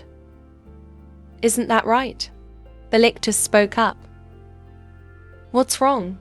He looked over at Ethan, saw Ethan staring at him, and immediately became cautious. Then, Belictus also spoke up to stop him. Stop it, Arthurine. Arthurine was surprised. You, what did you say? Belictus pulled his sister's hand. There are a lot of people here. Don't embarrass the family anymore. Be quiet. Arthurine was confused. No, it can't be. It's just me. Belictus didn't explain much. He immediately pulled Arthurine away. Let's go quickly. Don't bother them while they're talking. Arthurine cried out. You! Baressa sighed. She bowed her head and said, I apologize on behalf of Arthurine for her rude words. I apologize to Irene, and I also apologize for my unpleasant attitude. Young Duke. Ethan forced a smile. Don't mind it. Baressa looked at Irene and said, When we get home, I will discipline Arthurine properly. Irene replied, It's not the first or second time. I don't need to worry about it. So you don't have to mind either. I'm used to it. Baressa continued. Then I should discipline her even more. This can't be considered normal. I'm sorry. Irene didn't make it difficult for her either. She said, An apology is enough. Suddenly, she took my side. What are you thinking? Aren't you surprised that the person who was supposed to be at home appeared here? Baressa smiled and replied, No, I'm not surprised about that. Wherever you are, that's your freedom. I'm just curious. You've always worked for the family without complaining. Now you're starting to defy your father and speak up for yourself. Baressa hinted at Ethan. I'm really curious. Who led you to do that? Ethan looked at Aaron and then said, It's not my fault. The Aaron I see always seems to be a person who understands her own worth. Baressa covered her mouth and giggled. Then this is getting even more interesting. Irene, if you go back to the mansion, can you spare some time for me? From now on, I want to be closer to you, okay? Irene replied, I'll consider it. Baressa asked, After the party, will you go home right away? Ethan placed his hand on Irene's shoulder and said, Of course. I was the one who abruptly brought Lady Irene here, so I will take her home tomorrow. It's very impolite to inconvenience people on their way home. Baressa laughed loudly. Then please take good care of her. Aaron, be careful on your way back. We'll meet at the mansion. After Baressa left, Aaron was stunned. She turned back and asked, Ethan, what did you just say? God smiled. I have ordered the room to be prepared. The clothes are also ready. So you just need to bring yourself. Aaron, would you like some cake before you go? Aaron blushed, wondering how the room could be a room. I also understand the meaning of sleeping in the same bed during the dating phase. Since Ethan is a knight, I don't think he's interested in that. Is that right? The male lead is fine too. Well, don't be afraid. Now that I'm also an adult, she thought to herself as she arrived at the room. A voice rang out, My precious lady, this is your room. Irene opened the door and entered, unable to help but be surprised. She turned back and asked, Am I the only one using this room? The maid replied, Yes, my lady. Is there anyone else with you? Hearing this question, Erin froze. She asked awkwardly, No, no one. Thank you. The maid replied, Yes, if you need anything, my lady, just call me. Irene fell onto the bed, almost going crazy.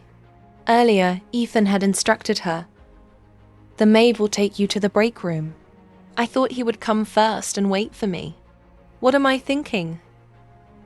Irene Brixia. Irene seemed to be lost in an indefinite space. Feeling indifferent is strange. There's no noise at all. Ethan is just treating me like a guest. Time to get ready for bed. Suddenly, there was a knock on the door outside. Irene walked to the door and asked, Who is it? In her heart, she silently thought, Could it be? A voice rang out, It's me. The door slowly opened. I hope I'm not disturbing your sleep, Irene said sheepishly.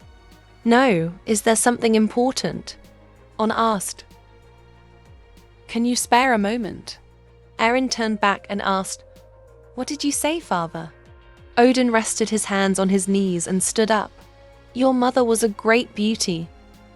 No one could not be mesmerized by that beauty, even if they only saw her once and talking about everyone, except for that guy. Arendub, it's wonderful. It seems like a lot of nobles have gathered, just like the royal banquet. On smiled. Places with a lot of food are usually full of red wolves. So I don't like banquets, but that's the necessary way to invite you. Aaron asked in surprise. Me? What's wrong? Theen was confused and thought, Come to think of it, Ethan said the same thing. Aaron remembered what Ethan had said earlier. At first, father also wanted to meet Lady Erin, so he organized a banquet. Back in the present, On turned to her and said, I really wanted to meet you. You may not know, but you've caused quite a stir in the royal family. Irene asked curiously, Is it about wearing a mask? On denied it. He explained that it wasn't the rumors about your appearance, but about the ability you showed in the south. If you were not a Brixia lady, then you would be the talent I want to invite into the army and appoint as my assistant. Irene Ethi said, Thank you for your compliment. On turned back and said, Looking on the bright side, I'm quite objective, so I see people for who they are. I think it's a pity that a talent like you is bound by someone like Odin. Suddenly he stopped. Winter has come. This is a winter flower, blooming at the same time as winter. This beautiful flower only blooms for 1 or 2 months a year. That is also the flower I love very much, Alicia. Hearing this name again, Irene couldn't help but be curious. Alicia? Who on earth is Alicia? She wanted to confirm again. So she asked, "Do you know that person?" On replied, "As beautiful and pure as this flower." That's why, because I couldn't accept that sincere love, I feel even more guilty and regretful. Alicia Benelux Princely Lanville, the famous daughter of the general 30 years ago. When war broke out between the two empires, many people fell into misery. The Princelanville family directly helped those affected by the war. They went directly to the battlefield to protect the country, released their assets, and distributed food. But war is hard to overcome with just that much enthusiasm. Many people starved to death due to lack of food, even food supplied by the enemy. Dysovan knew how to target the hearts of those who longed to survive. Instead of giving them food, he tempted them to betray Brindislanville. As a result, their plan succeeded. That night, Brinsland View Castle was engulfed in flames in the blink of an eye. Unfortunately, except for Alicia, everyone in the family perished. I was the one who broke the news of the family's death to Alicia. It was a painful moment for both her and me. From then on, I single-handedly tried to take care of her because I found her so pitiful. It was natural for Alicia to rely on me when she lost her way in life.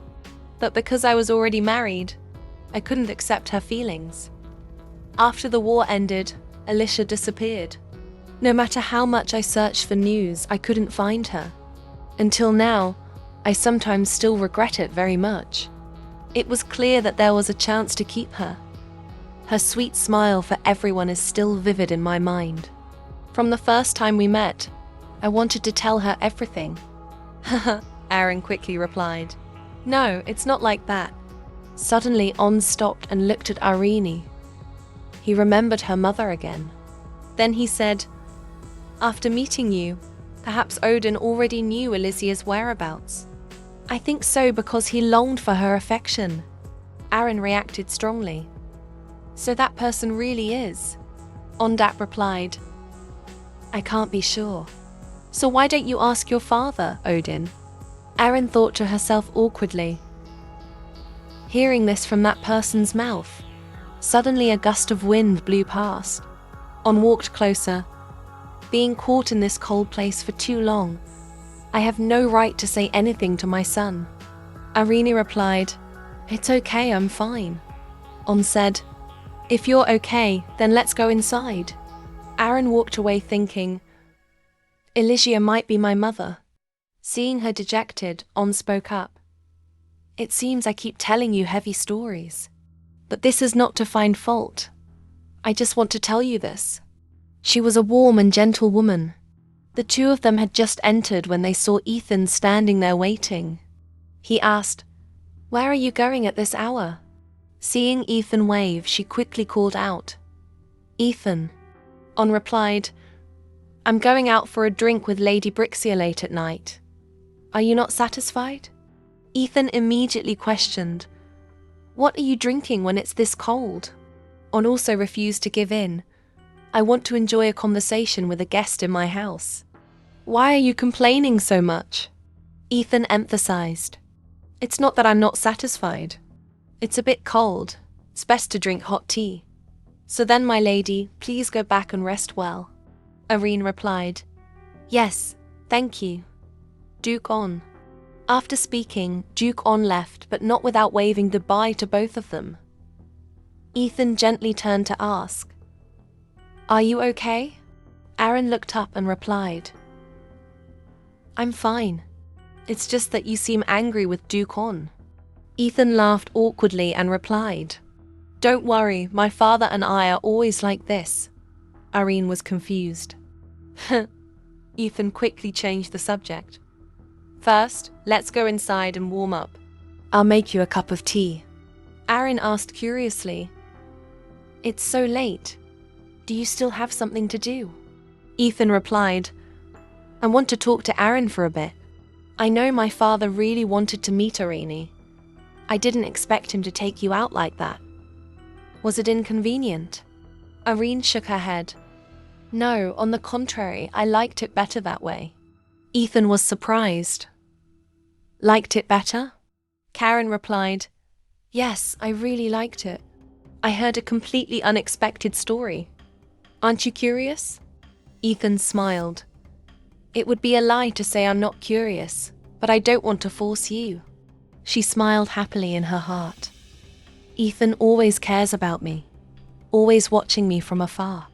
So sometimes I'm not brave enough. I hope Ethan can take the initiative and take another step." Suddenly Ethan called Irene. Irene looked up and replied, "Ah, yes." Ethan approached her and said, "Let's sleep together tonight." Aaron shyly blushed. "This time it's for real, the moon is already high." Aaron lay next to Ethan, her heart restless and anxious, unable to fall asleep for a long time. She thought, "I don't expect him to risk embracing me, but it seems I'm the only one who's tense." Then she turned to look at him and called out, "Ethan." Ethan immediately replied, "Yes, Irene."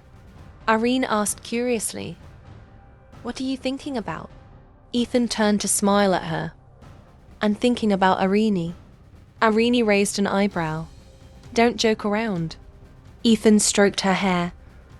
"I'm not joking. Come to think of it, I'm used to being with others as a knight, but Irene is not like that. And yet you accepted a sudden invitation to the south. That surprised me. I am very grateful." Irene clenched her fists and explained that I also had my own purpose in going along, so it's not surprising. Ethan just smiled faintly. "Is that so?" Irene asked, "So Ethan, can you do me a favor this time?" Ethan was skeptical. "What is it?" Aaron gripped the bedsheet tightly and stammered. "Yes, it might be an unreasonable request. It might even bring danger to Ethan." Ethan immediately sat up. "Just say it." Karen also slowly sat up. "In the near future, I think I'll run away from home." Ethan couldn't help but be surprised. "What?" She explained, "To be precise, it's not running away from home, but to protect my own safety. Although I'm not sure when. I plan to leave as soon as I'm ready." Ethan was skeptical. "Can I ask why?" Aaron revealed her upcoming plan. "I plan to expose the corruption within the Brixia family." Ethan asked if it was related to the previously discovered military supply. Aaron denied. "No, the plan is to carry it out after collecting more documents. This plan is my own action. Not long ago, I looked at the ledgers and found many discrepancies. I think these numbers are too large to be considered errors. And it happens every year, for about 15 years. The discrepancy between the budget and the current profits of the Brestia family is truly more astonishing. With Odin's abilities, it's impossible that it's from business. Odin is definitely up to something shady," Ethan guessed. "Making money illegally," Aaron replied. "Exactly. I think the main method is smuggling. In the south, a smuggling network has been discovered, but in the end, the supply ledgers have not yet been clarified. I can't be sure if the supply ledgers belong to Odin, but who knows, we might be able to find out which noble used the weapons. This is an opportunity. If the matter is exposed, we can learn more about the truth behind it. Therefore, I need a safe place to analyze this matter. Yishin without hesitation. That place is here. Protecting Aaron's safety is not too difficult. If done according to proper procedures, even the royal family cannot interfere arbitrarily." Aaron was overjoyed. "So then?" But Ethan interrupted her. "But Aaron, I object." His objection made her confused and asked, "Why?" "For Irene's safety," Ethan explained. "If Irene investigates deeply into her corruption, of the Brixia family might find clues related to the situation in the south. Because clearly the situation in the south is a problem that needs to be resolved. Aaron immediately said, "But why?" Ethan continued, "Because this is a military matter. The inside is not as clean as you think. Even high-ranking knights, if they investigate deeply, it's common for corpses to be found floating in the river every morning. What happened in the south was not a coincidence, but the result of someone colluding with the enemy. If I knew this would happen, I wouldn't have taken Arini with me. I don't want you to face danger anymore because I love you, Arini. Your life is now more important than mine." After speaking, Ethan embraced her. His words made Arini restless. A matter more important than my own life. Even if it's not for personal revenge, this is an opportunity that cannot be missed for a better future. But if she ignored what Ethan said here, she would be letting down his kindness. She didn't want to disappoint him. She couldn't betray this love because he valued her more than himself. The next morning, Ethan held a stone in his hand and said, "This stone is called a twin stone. It's a magical tool that can return a person to the place where they first used it." As expected, he used one when he came to find Aaron. Arini asked curiously, "Isn't instant teleportation magic very expensive?" Ethan replied, "This is something I got from the investigation in the south, so you don't need to worry." Duke-on appeared. He waved his hand and asked, "Are you ready?" Arini replied, "Yes, I'm ready." Sighed, "You should have rested well. I wonder if my son bothered you." Erin did not complain. On the contrary, she flashed a radiant smile. "No, I rested very well, didn't I?" Ethan did not answer her question. The atmosphere was momentarily silent. Seeing this, On walked over, placed his hand on her shoulder, smiled and said, "From now on, just come over. If it's you, I would welcome you 100 times." Aaron said shyly, "I've already received so much, I can't owe you any more." On still smiled at her. "I do it because I like to. Don't worry about it too much. It seems like the time was too short. I feel a little regretful. I know you can't be her, but please consider this a request from an old man." On bowed his head slightly and said sincerely to Arini, "You must be happy." Aaron felt happy in her heart. "At this moment, I am already very happy." Ethan spoke up, "Get ready to move." On placed his hand on his chest and smiled. "Then go carefully, and don't forget that I always welcome you." Aaron said gratefully, "Thank you, sir." On walked over to Ethan. Ethan asked, "What did you and father talk about?" Arini skillfully concealed the matter. She said, "It's a secret." As for Duke-on, he sighed. "Work piles up like a mountain every day." Ethan suddenly called out, "Arini." Arini replied, "Yes, go on. I hope you're not too disappointed about our conversation yesterday. I just don't want you to be in danger, so..." Arini replied, "I'm fine. I'm fine. I understand Ethan's feelings, so don't worry." She thought to herself, "There must be another way to prepare a fatal blow that will leave the opponent unable to resist. So, as Ethan said, for now, just wait. Another opportunity will come." Ethan blushed. "Thank you for understanding." Arini smiled brightly and called out, "Ethan." Then she stood on her tiptoes and placed a light kiss on his lips. "Thank you for caring about me." The people who witnessed this scene couldn't help but feel happy. Ethan was surprised. "Aaron." Aaron smiled as bright as the sun. "Then goodbye, Ethan." In Arini's room, the wet nurse was still cleaning when she heard her voice. "Wet nurse, I'm back." The wet nurse happily turned around. "My lady, you're back?" When I heard that the young lady suddenly went to a party, I was very surprised. Suddenly, the wet nurse became terrified. My lady, your face." Only then did Erin realize. "Ah, that's right, that's it. Wet nurse. The wet nurse covered her face, unable to hold back her tears. Aaron called out, "Wet nurse, wet nurse." The wet nurse ran over and hugged her tightly.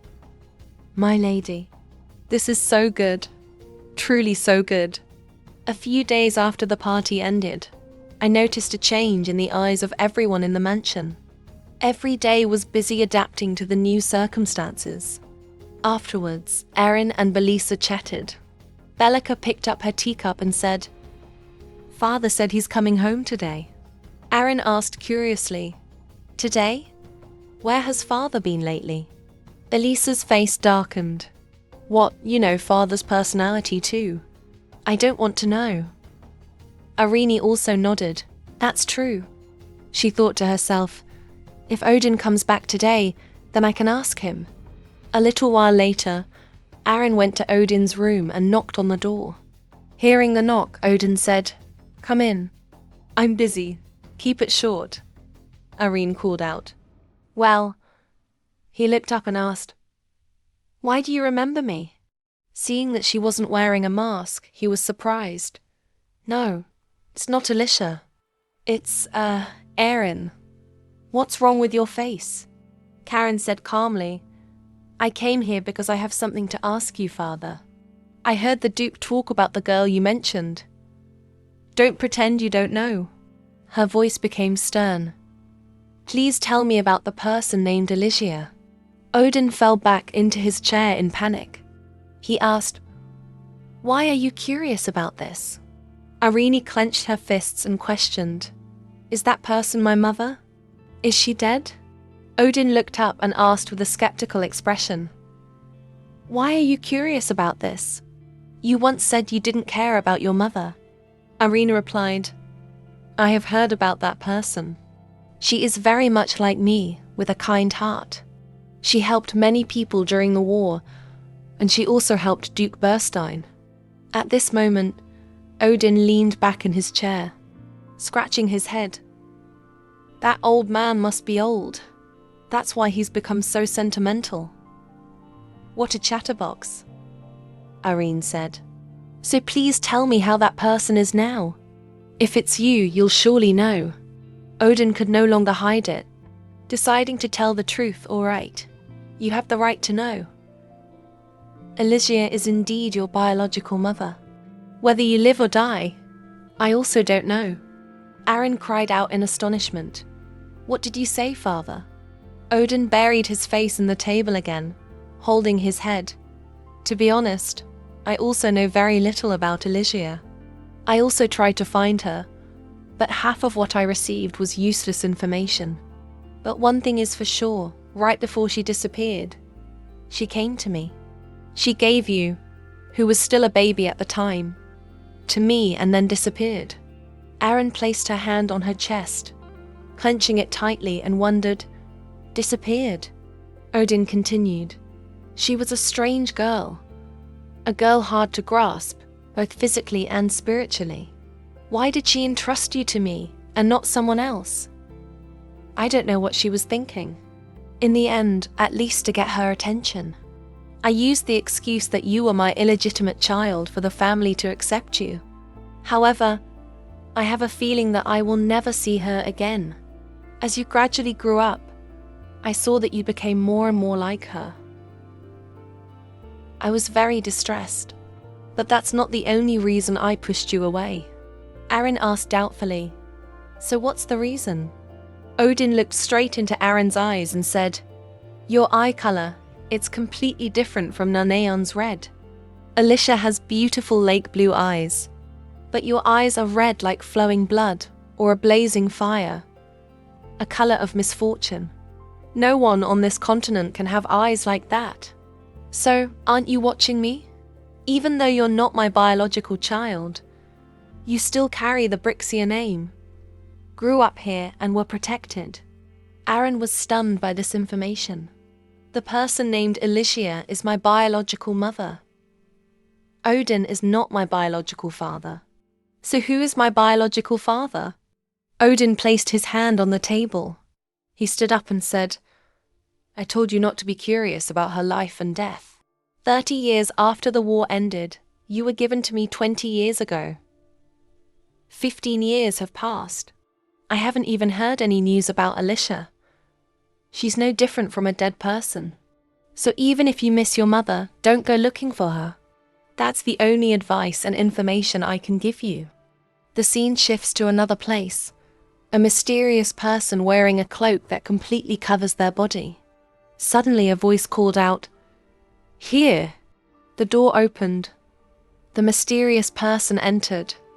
A hand extended and said, "Please sit." The mysterious person took off their hood, revealing their face. This person is Obido, and the person opposite him was Marquis Rublin of Deslaven. The Marquis spoke up. "The border situation has been tense recently, so I want to avoid meeting in person. That won't last more than the first 2 months." Obido threw out a stack of documents. Marquis Rublin picked it up and asked, "What is this?" Obido replied, "A contract." Rublin looked at it for a moment and said, "If it's a contract, then..." Obido continued, "I'm proposing a new contract. Please take a look. Every year, an inspection team will come to evaluate the legions. This document contains information about the people who are about to be sent to the border. Among these key figures, pay special attention to the one on the last page." Rubler asked doubtfully, "Isn't that the young lady who just came of age?" Obido said, "She knows too much about that. She has been involved to the point where she can easily cause obstacles. Therefore, we think she should be dealt with. To do that, we need your support." Marquis Rublin held the folder in his hand, thinking deeply. Killing the young lady is not difficult, but the people on this list are all key staff officers of the army, or famous nobles. If there's even a small mistake. Understanding Rublin's hesitation, Obido spoke up, "Don't worry, war will not break out. If this is completed successfully, we will provide the technology to make gunpowder for Marquis Ruplin, according to the method you desire. What do you think?" Ruplin was deep in thought. This is indeed a bold proposal. He flipped to a certain page. He asked in astonishment, Wait, even this last man is on the list." Obido replied, "Of course." Rublin was a little hesitant, but dealing with the young Duke of the Burstein family is not easy. Obido suddenly stood up, put on his hood and said, "The method is very simple. If we capture Princess Arin first, we can control him, because that monster princess will become the whip to tame the fierce wild beast." On Arin's side, at this moment she still couldn't forget what Odin had said. Clearly, the fact that Odin was not her biological father shocked her, but on the other hand, she felt relieved. Thus, all feelings of guilt disappeared. Odin was not her biological father, but someone else. He never fulfilled his responsibilities as a father. Instead, he demanded that I sacrifice myself, even kill me. Now there's no reason to hesitate anymore. I must find the source of the illegal income and everything related to Odin. Lost in thought, she heard a knock on the door outside. Arin walked to the door and asked, "Who is it?" She grabbed the doorknob and wondered, "Is it the wet nurse?" The door opened, not the wet nurse but Aston. He smiled. "Long time no see, Arin," after Aston entered. Arin sat down on a chair and asked, "Your Highness, what brings you here?" Aston said cheerfully, "Don't be in a hurry. I just happened to be passing by, so I dropped in." Arini said, "Where are the others?" Aston interrupted her. "I've already told the escorting knights to wait in the carriage," she said. "I mean my father and the other members of the family." Aston froze for a moment. Then he laughed and said, "What about it? Anyway, the upper class is very lively these days." Arini raised her teacup and said, "Is that so? That's not my field, so the news is a bit slow." Aston said cheerfully again, "The woman who captured the heart of the young Duke of Bernstein. Everyone is very curious to see who she is." Aaron's face darkened. Everyone seems to have too much free time. Only something like this would become a hot topic. Aston leaned back in his chair and said, "Not only that, the nicknames for Princess Erin are also increasing. Besides the Monster Princess and the Masked Princess, there are many other names. For example, Harpoon, Aris." Karen pouted and asked, "Isn't she the fairy queen who lives hidden among humans?" Eston immediately replied, "Do you know this story? This is the first time I've heard it. I didn't even know this was a fairy tale. Do you like it?" Karen shook her head. "No, I don't like its ending. The fairy queen longed for humans and lived hidden among them. Harpoon healed a prince who was injured in an accident and became a princess. But when war broke out, the prince she loved sacrificed himself to protect the country. Harpoon tried her best to protect the country, continuing the will of her beloved prince, but her identity was discovered by humans and she was abandoned. The fairy tale ends with the desperate Harpoon embracing the prince's body and jumping off a cliff. Then she put down her teacup and said, 'I don't care what other people call me.' Now, can you get straight to the point? Your precious steps weren't just to come here and tell me these rumors, were they?" Eston asked. "Do I look like a calculating person? Even if there's nothing, I can still come to see you. As expected, you're as cold as ever." Aaron sighed. "You flatter me." Then his voice became serious. "I want to ask for your help." Aaron asked doubtfully. "Help?" Aston said, "I know you've been very busy lately, and having to ask for help makes me a little embarrassed. But no matter how I think about it, Irene is very suitable for this job." Aaron asked curiously, "What is it?" He replied, "It's very simple. Join the annual military inspection team as a staff officer." Irene thought in surprise. Staff officer of the inspection team? She silently calculated. At the end of each year, Utland sends an inspection team from the Royal Army to supervise and evaluate the financial situation and management of the provinces. The inspection team usually consists of military commanders and high-ranking nobles deployed by region. Why did they ask her to join? Raising the teacup with both hands, Irene said, "I don't think I can do anything special if I participate." Eston immediately replied, "That's not true. You are very necessary. We want to ask our RIIN for help not related to finance or strategy. Recently, the amount of goods transported to the border region has been much higher than in previous years." Aaron asked, "Isn't it because more people are in need?" Aston replied, "To be precise, there are reports that the goods sent were not handled properly, similar to the issue of the waterlogged boots before. So I sent people to investigate several times. All 8 investigators adjusted their reports, saying that there was nothing unusual." Irene asked in surprise, "Nothing unusual? What do you mean?" Aston continued, "No, so I came to ask for your help, because we need an outside perspective. Duke Burstein has recommended you, and Ethan also plans to join the inspection team." Hearing this, she was a little excited, but immediately realized she had fallen into a trap. Irene stopped. Aston stood up and bowed. "So you have accepted my request. I'm counting on you, Irene." After speaking, Aston also left, leaving Irene alone, awkwardly wondering, was I that obvious? A few days later, Irene was sorting through a pile of things. There's been nothing to do at home these past few days. Suddenly, Baressa came over and asked, "Irene, what is all this?" Irina replied, "I'm packing my luggage." Teresa asked doubtfully, "Packing luggage?" Aaron said, "I'm going north for a while." Baressa was a little surprised. "Going north, even past the capital? That place is a wasteland." Aaron replied, "To the border. I received an offer to help with some work."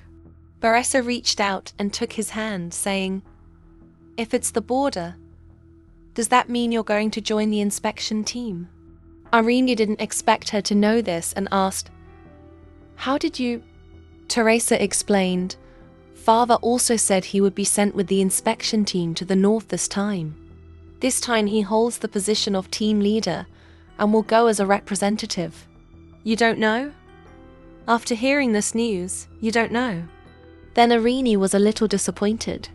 "If I had known, I wouldn't have agreed to that offer."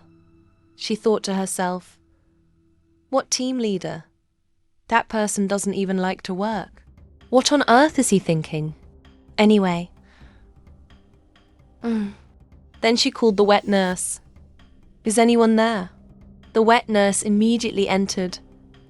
"Yes, my lady. What do you need?" Irene said, "Prepare the carriage for me." The wet nurse asked doubtfully, "Do you need a carriage now?" She raised an eyebrow and said, "I have to leave today, because I absolutely do not want to set off with that person." Not long after, Irene also arrived. She got out of the car with a tired expression. So tired. The servant asked her, "Where do you want to go?" Irene took out a piece of paper. "Here." The servant took the paper and asked in surprise, "You're here so early?" Erin sighed. "I don't know how it ended up like this. Can you prepare a room for me?" He immediately replied, I will lead the way." A little while later, in another place, the voices of two people rang out. Anyway, it seems that the decision to gather the group members first was correct. A few people have already arrived. Besides me, who else? Yes, a young blonde man. "Ah, you've arrived." The person speaking was Ethan. Seeing the newcomer, he was stunned. "Irene." He said, "Let me take her." The other person replied, "Ah, okay." After that, the two of them went up the stairs. He asked, "Why are you here so early?" Aaron interrupted him. "It's not that. I'll tell you later." "But Ethan, why are you standing so far away?" Ethan replied, "I just finished training. I'm all sweaty." "So?" Aaron approached him. "I'm fine." On the contrary, Ethan is standing too far away. "I don't know what to do." Ethan stammered awkwardly. Even so. Can you stay a little further away from me? Because I'm embarrassed." Irene suddenly stepped back. I know." When they reached a room, Ethan stopped and said, "This is Irene's room. The room next door is mine, so if there's any problem, just call me." Irene nodded and replied, "I know." Just as she opened the door to enter the room, Ethan suddenly called her again. "Irene, you take a shower first, then we'll go sightseeing. Can you wait for me?" Seeing her silence, he became anxious. "It's not rude, it's just that I haven't seen you in a long time, so I wanted to chat a bit. Actually, it's not that I'm free, but that I really miss you. I just want to talk." Erin blushed, thinking to herself, did he just say that out loud? Then she smiled and replied, "Then wait for me for a moment, I'll see you later." A little while later, Irene finished her shower. As soon as she came out, she saw Ethan sitting at his desk. Vivine approached and asked, "What are you looking at?" Ethan, hearing her voice, immediately turned his head. "You're here. This is the necessary document for this inspection." Irene bent down to look, accidentally revealing a forbidden area, causing Ethan to fall off his chair. "Oh, I didn't see anything. I'm sorry." Erin turned away in embarrassment. "No, it's okay. Don't worry about it." Ethan quickly stood up. "I've caused too much trouble for Irene," she replied. "It's okay. We're used to living together in the South." Ethan sat down in his chair. His face was still red. "I have something to tell Irene. Tomorrow, a lot of people will gather. Eston will also be in another inspection team, because the border commander is Eston's uncle. He said he will get help here and there. Tomorrow, Duke Odin Brixia will participate as the head of our inspection team. Aaron's expression darkened. I've heard about it. I heard the original team leader withdrew due to health reasons. It seems His Majesty's influence led to this. Ethan continued. It could also be due to the growing influence of the peace faction in recent years. This inspection team consists of half from the war faction and half from the peace faction. Each person's purpose and evaluation criteria are different, so it's necessary to talk as little as possible. Especially this time, a young person who is considered the core of the peace faction is participating. Aaron asked curiously, "What is that person like?" Ethan replied, "Although he is young and has not been given a high noble title, his mind and ability to read the battlefield are excellent. He is considered a talented young person in controlling the situation." Aaron picked up the paper and asked, "Is that person Baron Taylor Cabot?" "This is the first name I've seen." Ethan replied, "The young master of the Carbone family is the person we need to pay attention to. So far, he has never been to battle. Currently, many people are talking about him finally appearing. But looking at the current reality, I guess it's because of money. For the past few years, the entire financial resources of the peace faction have been provided by Marquis Marathi, their representative. It seems that it's not a particularly wealthy family. In my personal opinion, the financial resources of Marquis Marathi are actually the financial resources of the nobles of the peace faction. Being able to continuously provide a limited amount of support would not be a temporary agreement, nor could it be so clean. So the choice to get income is..." Aaron spoke up. "Perhaps the peace faction interfered in the trade with the southern nobles, as well as colluded with the Dyslavan Empire. What does this mean?" Aaron, holding a stack of documents, said, "Of course, these are all my speculations. We should also consider the possibility that they have established some kind of relationship under different circumstances. In this case, the fact that Baroness Kabul is acting directly is very suspicious. Aaron, don't worry too much. You just need to do what you can. Leave the rest to me." Aaron replied softly, "I know." Ethan turned to her. "And the important part is..." Suddenly he realized Aaron had fallen asleep at some point. Then he stood up and walked towards her. He picked her up and put her on the bed. Sitting on the edge of the bed, he said, "Arini, can you hear me? I was so happy to see you today. It felt like I received an unexpected gift. Although I knew this would be a very heavy schedule for Irene, I couldn't stop Aston. I'm sorry. As a knight, I have been trained to give up my ambitions. But in front of Irene, everything becomes useless. Sometimes I also worry that my greed will make you angry. But if that day comes, I will take all responsibility. So Aaron, sleep well. Don't worry about anything." The next morning, Irene rubbed her eyes and walked downstairs after a long sleep. Seeing her, Ethan immediately waved. "Over here. Did you sleep well?" Irene walked to the dining table and said, "I'm very sorry about yesterday. I fell asleep." Ethan smiled. "It's okay, you must be very tired after the long journey. Don't worry about it too much. First, let's have breakfast." Aaron replied happily, "Okay." Suddenly someone next to her spoke up. "Then let's go." Irene turned around and saw Aston. She exclaimed in surprise, "Crown Prince!" Aston signaled her to be quiet and said, "Here, just call me Aston." Ethan, seeing the Crown Prince, immediately saluted. "You're not in my team. What are you doing here?" Aston smiled. "I wanted to bring everyone some interesting news. I also have something to apologize for." Then Aston sat down next to Irene. "First of all, I apologize for the matter concerning Duke Brixia right after asking for help. I didn't know he would be appointed as the leader of the inspection team." Irene could only sigh. "It's already done. There's no other way." Aston raised his hand. "To make up for it, I've brought some interesting information about Odin Brixia's business. I heard that recently the Duke has been expanding his private support activities in a strange way, right? It's actually a donation. Erin asked in surprise. A donation? Ethan also couldn't believe it.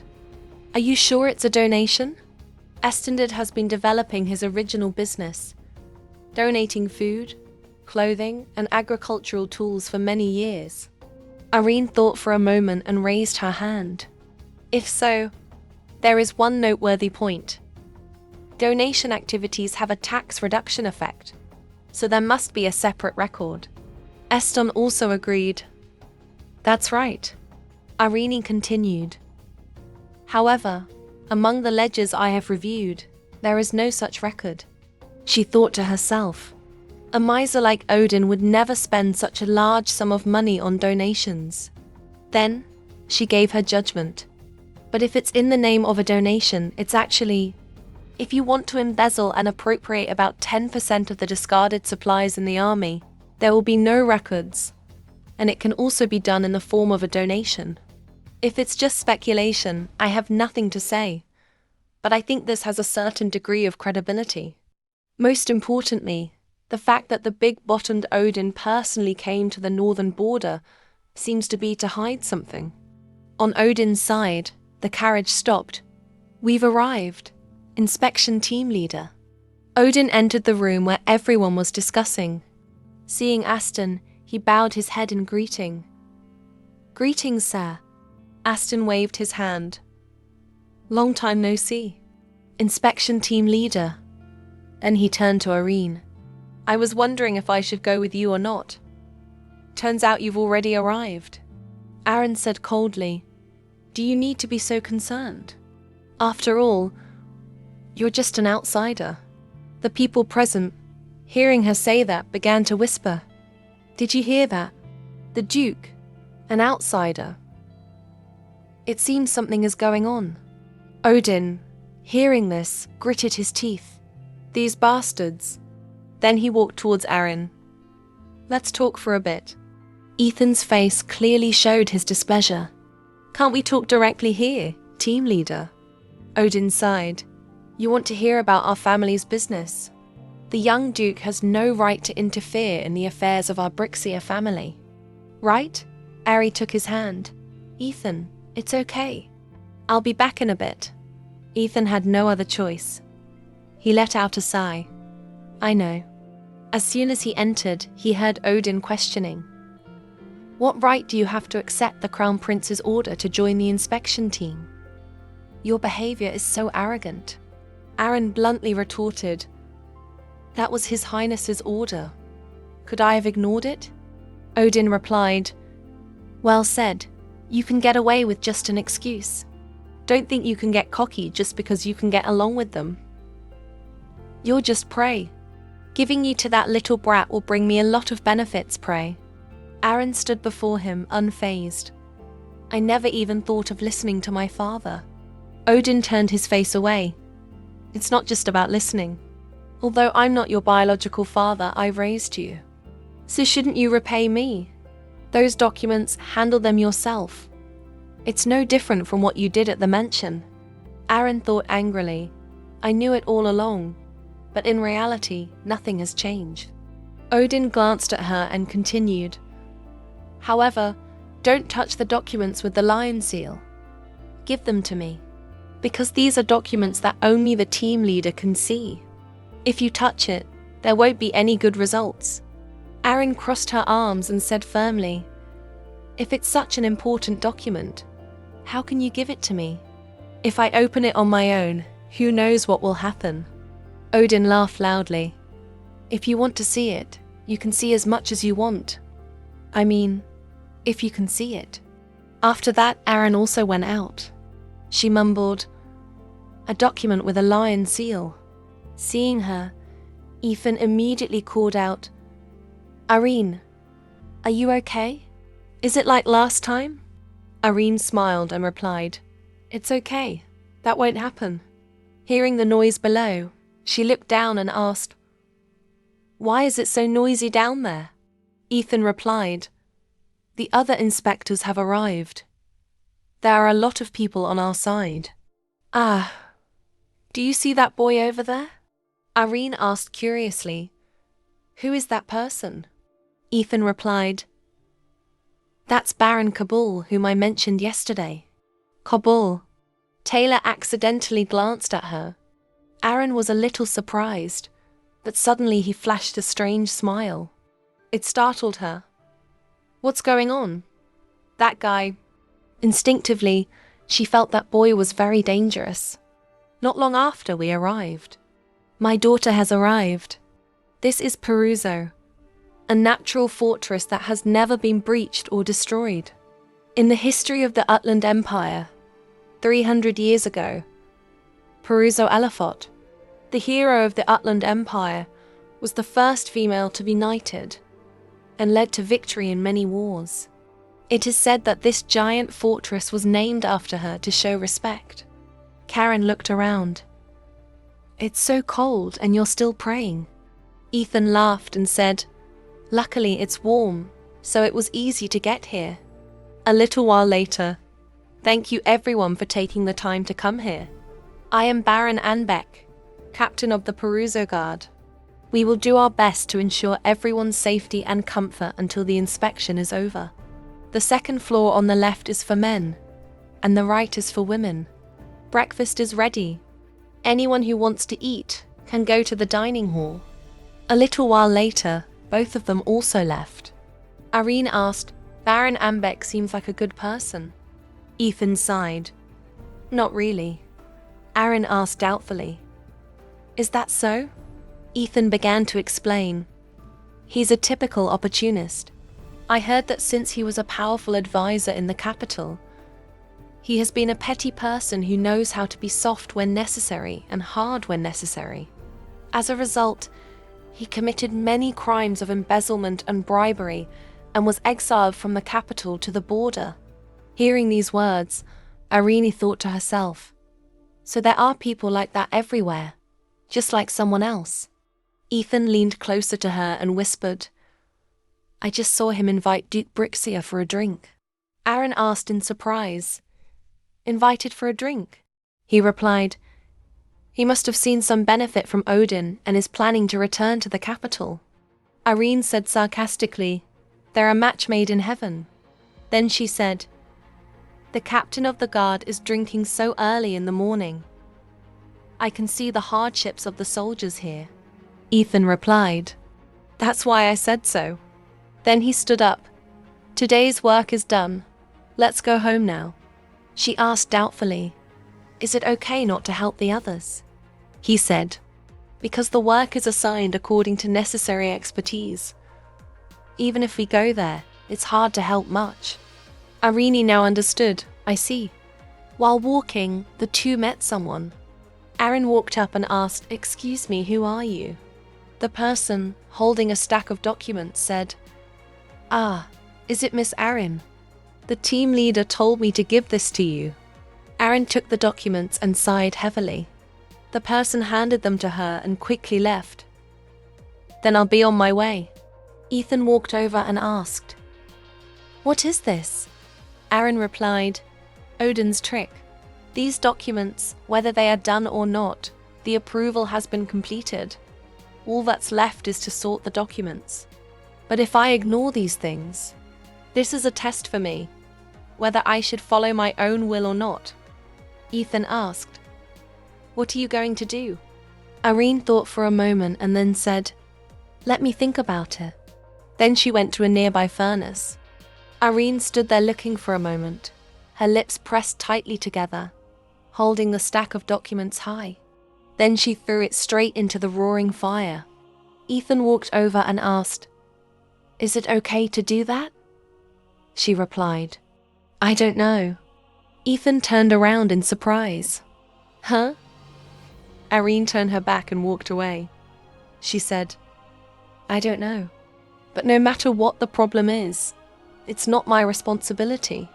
Those are the team leader's documents. Ethan mumbled that Irene was a bit too aggressive. Irene just said coldly, Is that so? I don't need to be a good, obedient girl anymore. I'll do as I please. Or does Ethan prefer me to be obedient? Ethan immediately raised both hands. Absolutely not. It's not like that. It's just the first time I've seen you with that expression.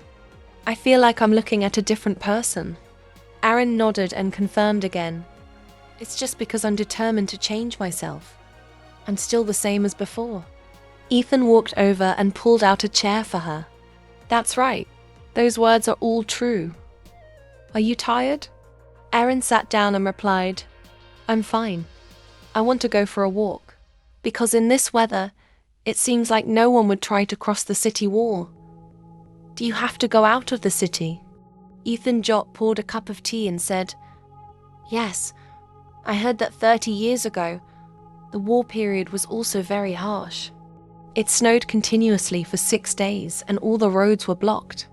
Because we were very confident in our geographical location, we did not station guards, and as a result, we were attacked by Dijsselven from behind. Therefore, no matter how cold the weather is, we still have to go out of the city to work. Because of this, the soldiers here have been treated quite well, but since the work is hard, not many soldiers volunteer. Erin asked curiously, Has Ethan also worked here before? You know so much. Ethan replied, I worked here for about half a year. Since it was the end of winter, it wasn't this cold, but suddenly he stopped, not continuing. Seeing this, Irene immediately asked, Ethan, what's wrong? Ethan replied, Nothing. It seems I saw someone. Irene immediately turned her head and asked, Where? Ethan pointed to the distance. Over there. Aaron asked doubtfully, From that mountain? Ethan continued, It seems I was mistaken. For someone to go up the mountain in this weather is like committing suicide. Don't worry about it. Irene worried in her heart. Was I really mistaken? There can't be anyone there. Just as she worried, on the distant mountain, a person was standing amidst the heavy snowfall. It has been 3 days since I arrived here. Those who cannot adapt to this harsh cold are complaining everywhere. Except for one person. Irene sits in her room. She was reading a letter. It's a good thing you can last longer than I thought. Are you used to traveling in the south yet? Suddenly there was a noise outside. Irene immediately stood up and asked, Who is it? From outside, the voice of Baron Taylor Cabot was heard. Irene wondered, Cabot? Why on earth? Taylor said loudly, Nothing special. Can you open the door a little? Irene replied, Wait a moment. The door was then opened. Thank you for your time, miss. I have met you many times, but this is the first time we've talked like this. I am Taylor Carbone. Taylor poked his head inside and asked, Are you working?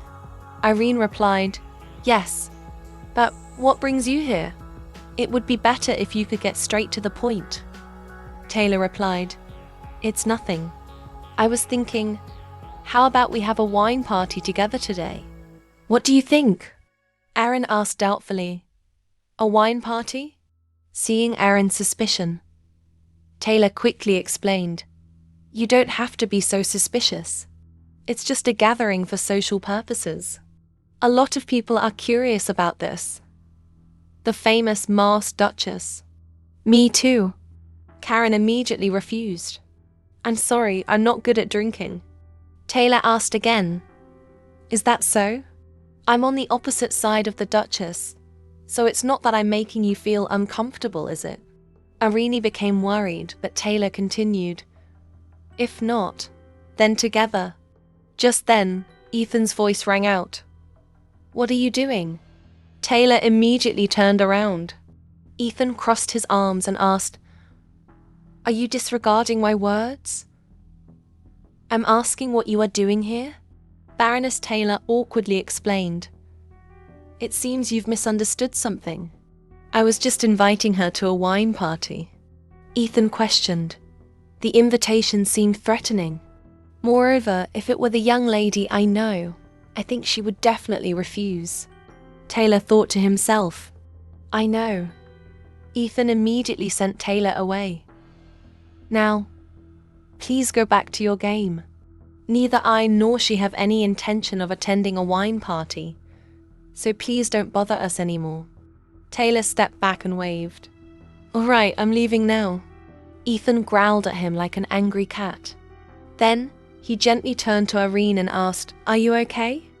Irene replied worriedly, Yes, I'm fine. Ethan, are you okay? He's an important person. But is he just pretending? Ethan crossed his arms and said, He's useless at socializing.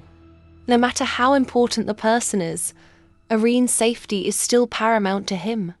Just as he was teasing Irene, a knock on the door was heard again from outside, making Ethan annoyed. This kid doesn't know when to give up. He opened the door and shouted, Get back here. But the person who appeared was not Taylor, but a young brown-haired man, holding a stack of documents, his voice trembling as he said, Oh, I just wanted to give this to Miss Irene. Ethan hesitated. So is that so?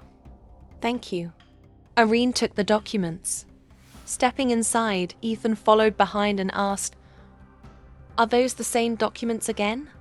Irene replied, Yes, it's always the same. Ethan sighed. There are so many. Aaron flipped through the documents, saying, It's okay anyway. It's all just to start a fire. She stared intently at the stack of documents. This can be thrown away. This too. This needs to be checked.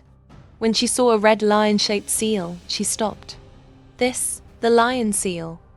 Ethan asked curiously. What is that? Irina replied, I already told you. This is a document that only the team leader can see. Odin told me not to touch it. She stared intently at the folder. Suddenly, Irene picked up the folder, startling Ethan. She said, I have to try reading it. I can't miss such a good opportunity. Ethan replied, That's right. But, a little while later, Ethan held a stack of documents in his hand. Both looked tired. What did we just watch? This can't be a secret document. Isn't it just a report written without any format, carelessly and scribbled? It's not a code, nor is it military language, nor does it contain any ambiguous sentences. Why this? Aaron clenched her fists, thinking to herself, If you can, just read it. Did that sentence have that meaning? What on earth is Odin thinking? Not long after, a soldier rushed over to report. Urgent, avalanche, report to Baron Anbeck immediately. Albeck also quickly received the news. He said, This morning, a heavy snowfall caused an avalanche. Unfortunately, the road you all took has been blocked. The snow is so thick that even the guards have difficulty standing. The others who heard this immediately started shouting. So that means we're stuck here without any guarantee. Tell us you'll think of a way immediately. Aaron stood next to Ethan and said, The situation is not good at all, is it? Ethan replied, If the avalanche happened recently, just clearing the snow would take more than a day. And this wind, it looks like the snow won't stop falling for another day or two. At this moment, the situation was very chaotic. People were screaming. What should we do now? We can't stay here waiting for the snow to stop, or at least ask for help from other areas. And Batch tried to calm the situation. First of all, we have already contacted them, but due to limited movement, they may also be delayed. So for now, we still don't know when it will stop until the snow stops falling. Irene accidentally made eye contact with Taylor, and she immediately looked away. Ethan spoke up. By the way, is the situation so serious that we have to suspend guard duty on the city walls? Something seems wrong. A little while later, Aaron sat on the sofa and said, I guess they finally told the soldiers that they had found a way to clear the road. Are you sulking because of what Odin caused? Ethan put down his plate of food and said, You're right. Suddenly, she heard someone talking nearby. Have you heard? Before the avalanche, someone said they saw someone go up the mountain. Is it okay to say that? Climbing a mountain in this weather is like committing suicide. So it's strange why someone would climb a snowy mountain in this weather. It wasn't just 1 or 2 people who saw it. She immediately remembered what Ethan had said before, as expected at that time. Then Irene turned to Ethan. You heard it too, right? Ethan also said he saw someone. Ethan interrupted her. If the person I saw was the one who caused this avalanche, then it's very likely that person was also swept away by the avalanche and died. Aaron asked doubtfully. Can't that person be found, not even a body? Ethan said that the time I witnessed the avalanche was about a day ago. It's very difficult to find anything in the snow. Aaron asked doubtfully. If so, is the avalanche related to that person? Ethan said we probably won't know until the investigation is complete. Aaron had no other choice. That's right, we have to do that. As soon as she returned to her room, the person who had brought the documents to Irene was already waiting outside the door. Ethan sighed heavily. I'm really sick and tired of this. Irene also said tiredly, because this is a job that I'm forced to do every day. Seeing the folder in her hand, Ethan immediately asked, Do you have to check it again? Aaron removed the seal and took out a piece of paper from inside. Mumbling, Method of care and development for 5 types of winter grains, she thought. There must be something shady going on, or Odin is mocking me. Ethan approached Aaron and said, Can I see it? Aaron was startled and came back to reality. Huh? Of course. She looked at Ethan's back, wondering why she had suddenly become like this. No wonder I'm more sensitive than usual. Suddenly, Ethan poured water on the paper, causing her to cry out in surprise. Ethan, what are you doing? If you soak it in water, Ethan said. Anyway, it's just a normal document, nothing special. If there's a problem, I'll take responsibility. Then he busied himself trying all sorts of methods, such as rubbing a tea candle on the paper. Aaron was also at a loss with him. Not every method will work. There's no difference at all. Maybe it's hidden with magic. She thought to herself, the paper looks so pathetic. Suddenly, the door opened from the outside again. The 2 of them immediately turned around and asked what was wrong. The person stuck his head in and said, it's like this. The drainage pipe in the dining hall is currently broken, so preparing meals is not going smoothly. Therefore, I plan to use preserved food instead of lunch. Is that okay? The 2 of them had no other choice. There was no other way. The person immediately said cheerfully, Great! Although it's not as good as cooking it fresh, the taste is still quite good. Oh, also, I advise you 2 to limit going out, due to the effect of the broken water pipe. The old part inside the building's wall has also been punctured, so cold air is flooding in. So we're leaving right now. Aaron now realized, no wonder I felt so cold just now. Then she said, What a mess. The water pipe broke due to the avalanche. Even cold air is flooding in. Suddenly, Ethan realized something and immediately turned and left. Aaron called after Ethan in confusion. Ethan hurried away without a word. Aaron ran after him and asked, What are you going to do? Ethan took the paper and went outside, saying, The snowy mountains will make people react to the cold. I don't know whose idea it was, but although it's simple, it's very effective. At this moment, the handwriting, due to the cold, appeared on the surface of the paper. Aaron was extremely surprised to see it. I never expected to see these contents here. Ethan was as surprised as she was. He said, I'm also very surprised. Among those behind the kidnapping of the children, there are also border nobles. Finally got a clue.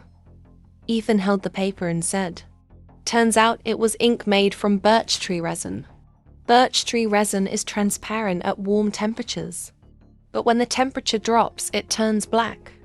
In the past, This was the method used to transmit secret military information, and they used this old trick again to hide the content. When he first learned that Daisovan was interfering in the entire south, we of course had to remember that this was related to the border nobility. The kidnapped children were not on the coast. If they could get past the border fortress protected by the army of the Utland Empire, it's clear that the border nobility condoned all of this. And the border nobility were those who had held their positions since before Utland was founded. They may have abused the diplomatic privileges granted to them on the grounds of being able to deploy military forces. Karen thought to herself. Then, on the contrary, because they are nobles of their own country, it's even more difficult to expose the matter. But it won't be just them involved in this. There might also be nobles in the capital who condone those who kidnap their people.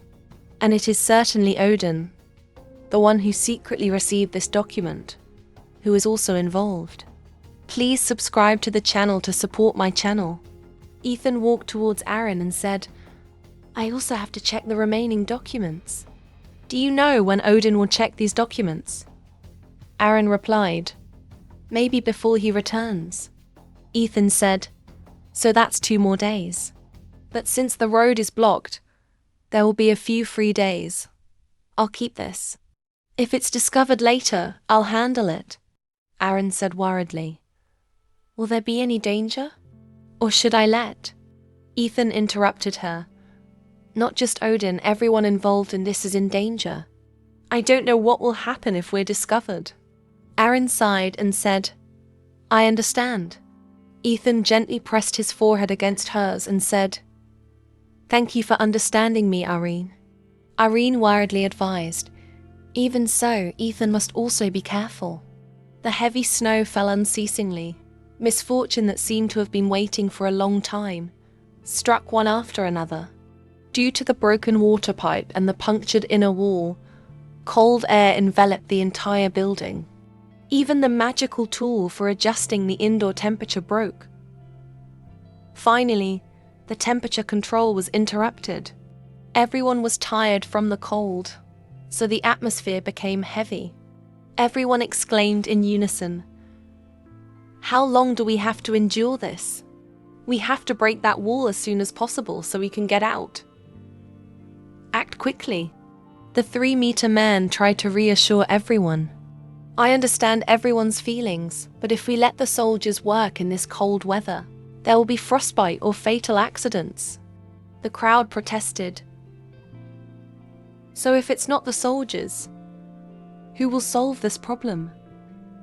Isn't it their honor to sacrifice for us? That's right.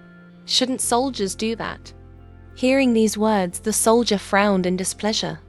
Please subscribe to Lale School's channel so you don't miss any exciting videos. Even Aaron felt uncomfortable, thinking to herself, how can you say that? One of the people who felt uncomfortable hearing those words spoke up. What are you talking about? Are our lives inferior to yours?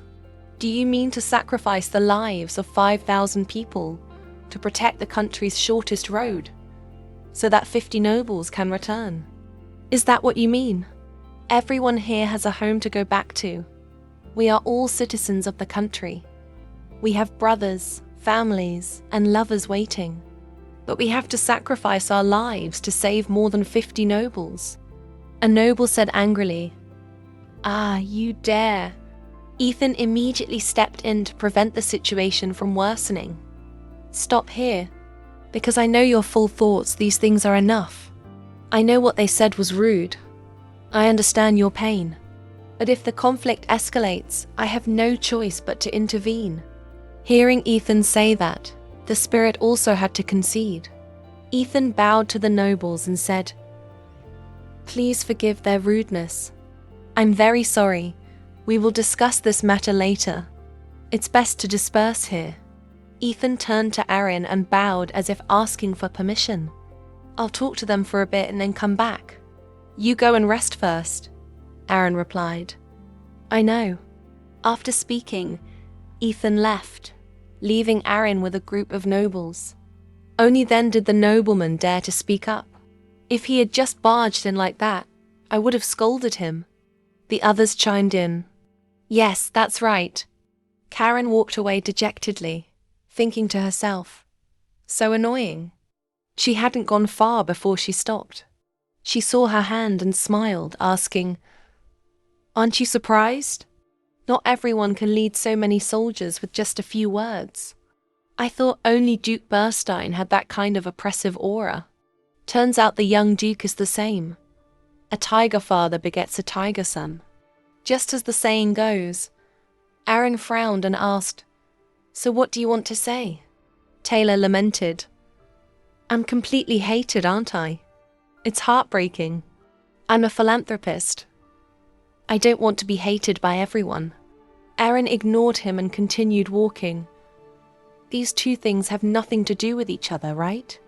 Taylor gave a calculating smile and said, The young Duke of Burston is clearly a wild beast, isn't he? On the outside, he looks like a tamed wild beast, but in reality only a few people can tame him, so it's very difficult to control him. The meaning is that you don't necessarily have to attack a beast to catch it. You just need to catch the trainer. So take good care of yourself. Ahin couldn't forget these words.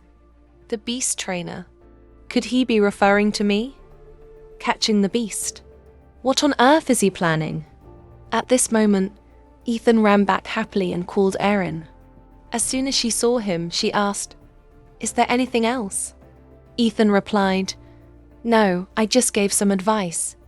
Irene was skeptical. Advice? Ethan explained, Right now, the most important thing for them is to get home safely. So I told them not to be swayed by things like what just happened. Did something happen while I was gone? Erin said, They said the water pipe broke again and froze, so it's very difficult to use water. Moreover, because of the food shortage, the rations have been reduced. Ethan raised his hand worriedly and said, This is serious, right when we need to buy more food. Moreover, I'm also worried about not being able to work on the city wall for a long time. Aaron also looked extremely worried. It's already happened. If it's this cold, the weather will be an obstacle. He continued, It could also happen, but no one knows who is hiding behind that wall. While they were talking, a voice suddenly rang out. Young Duke, I heard you were here. Ethan turned around and asked, What's wrong? The nobleman replied, I just saw that the soldiers were very obedient to you. How about you tell them to break down that wall? Ethan immediately refused coldly. If we break down the wall, the soldiers will very likely be in danger. They cannot sacrifice their lives in a place like this.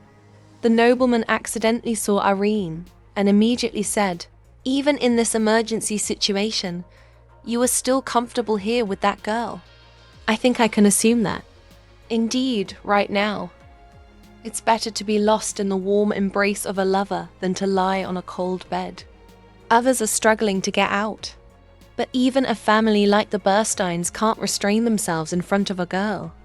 Ethan angrily grabbed him by the collar and threatened, Do you want to die?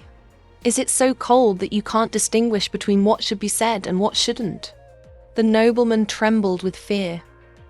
Customer, I can't breathe. Ethan threatened, You'd better hold your tongue. Otherwise, I'll throw useless pieces of meat like you into the fire instead of firewood. If you understand, then get lost. With that, Ethan threw him to the ground. The nobleman immediately ran away in fear. Ethan covered his face and turned to Aaron, saying, I'm sorry, Aaron. Because of me, you had to listen to those insults. Aaron quickly replied, No, it's okay.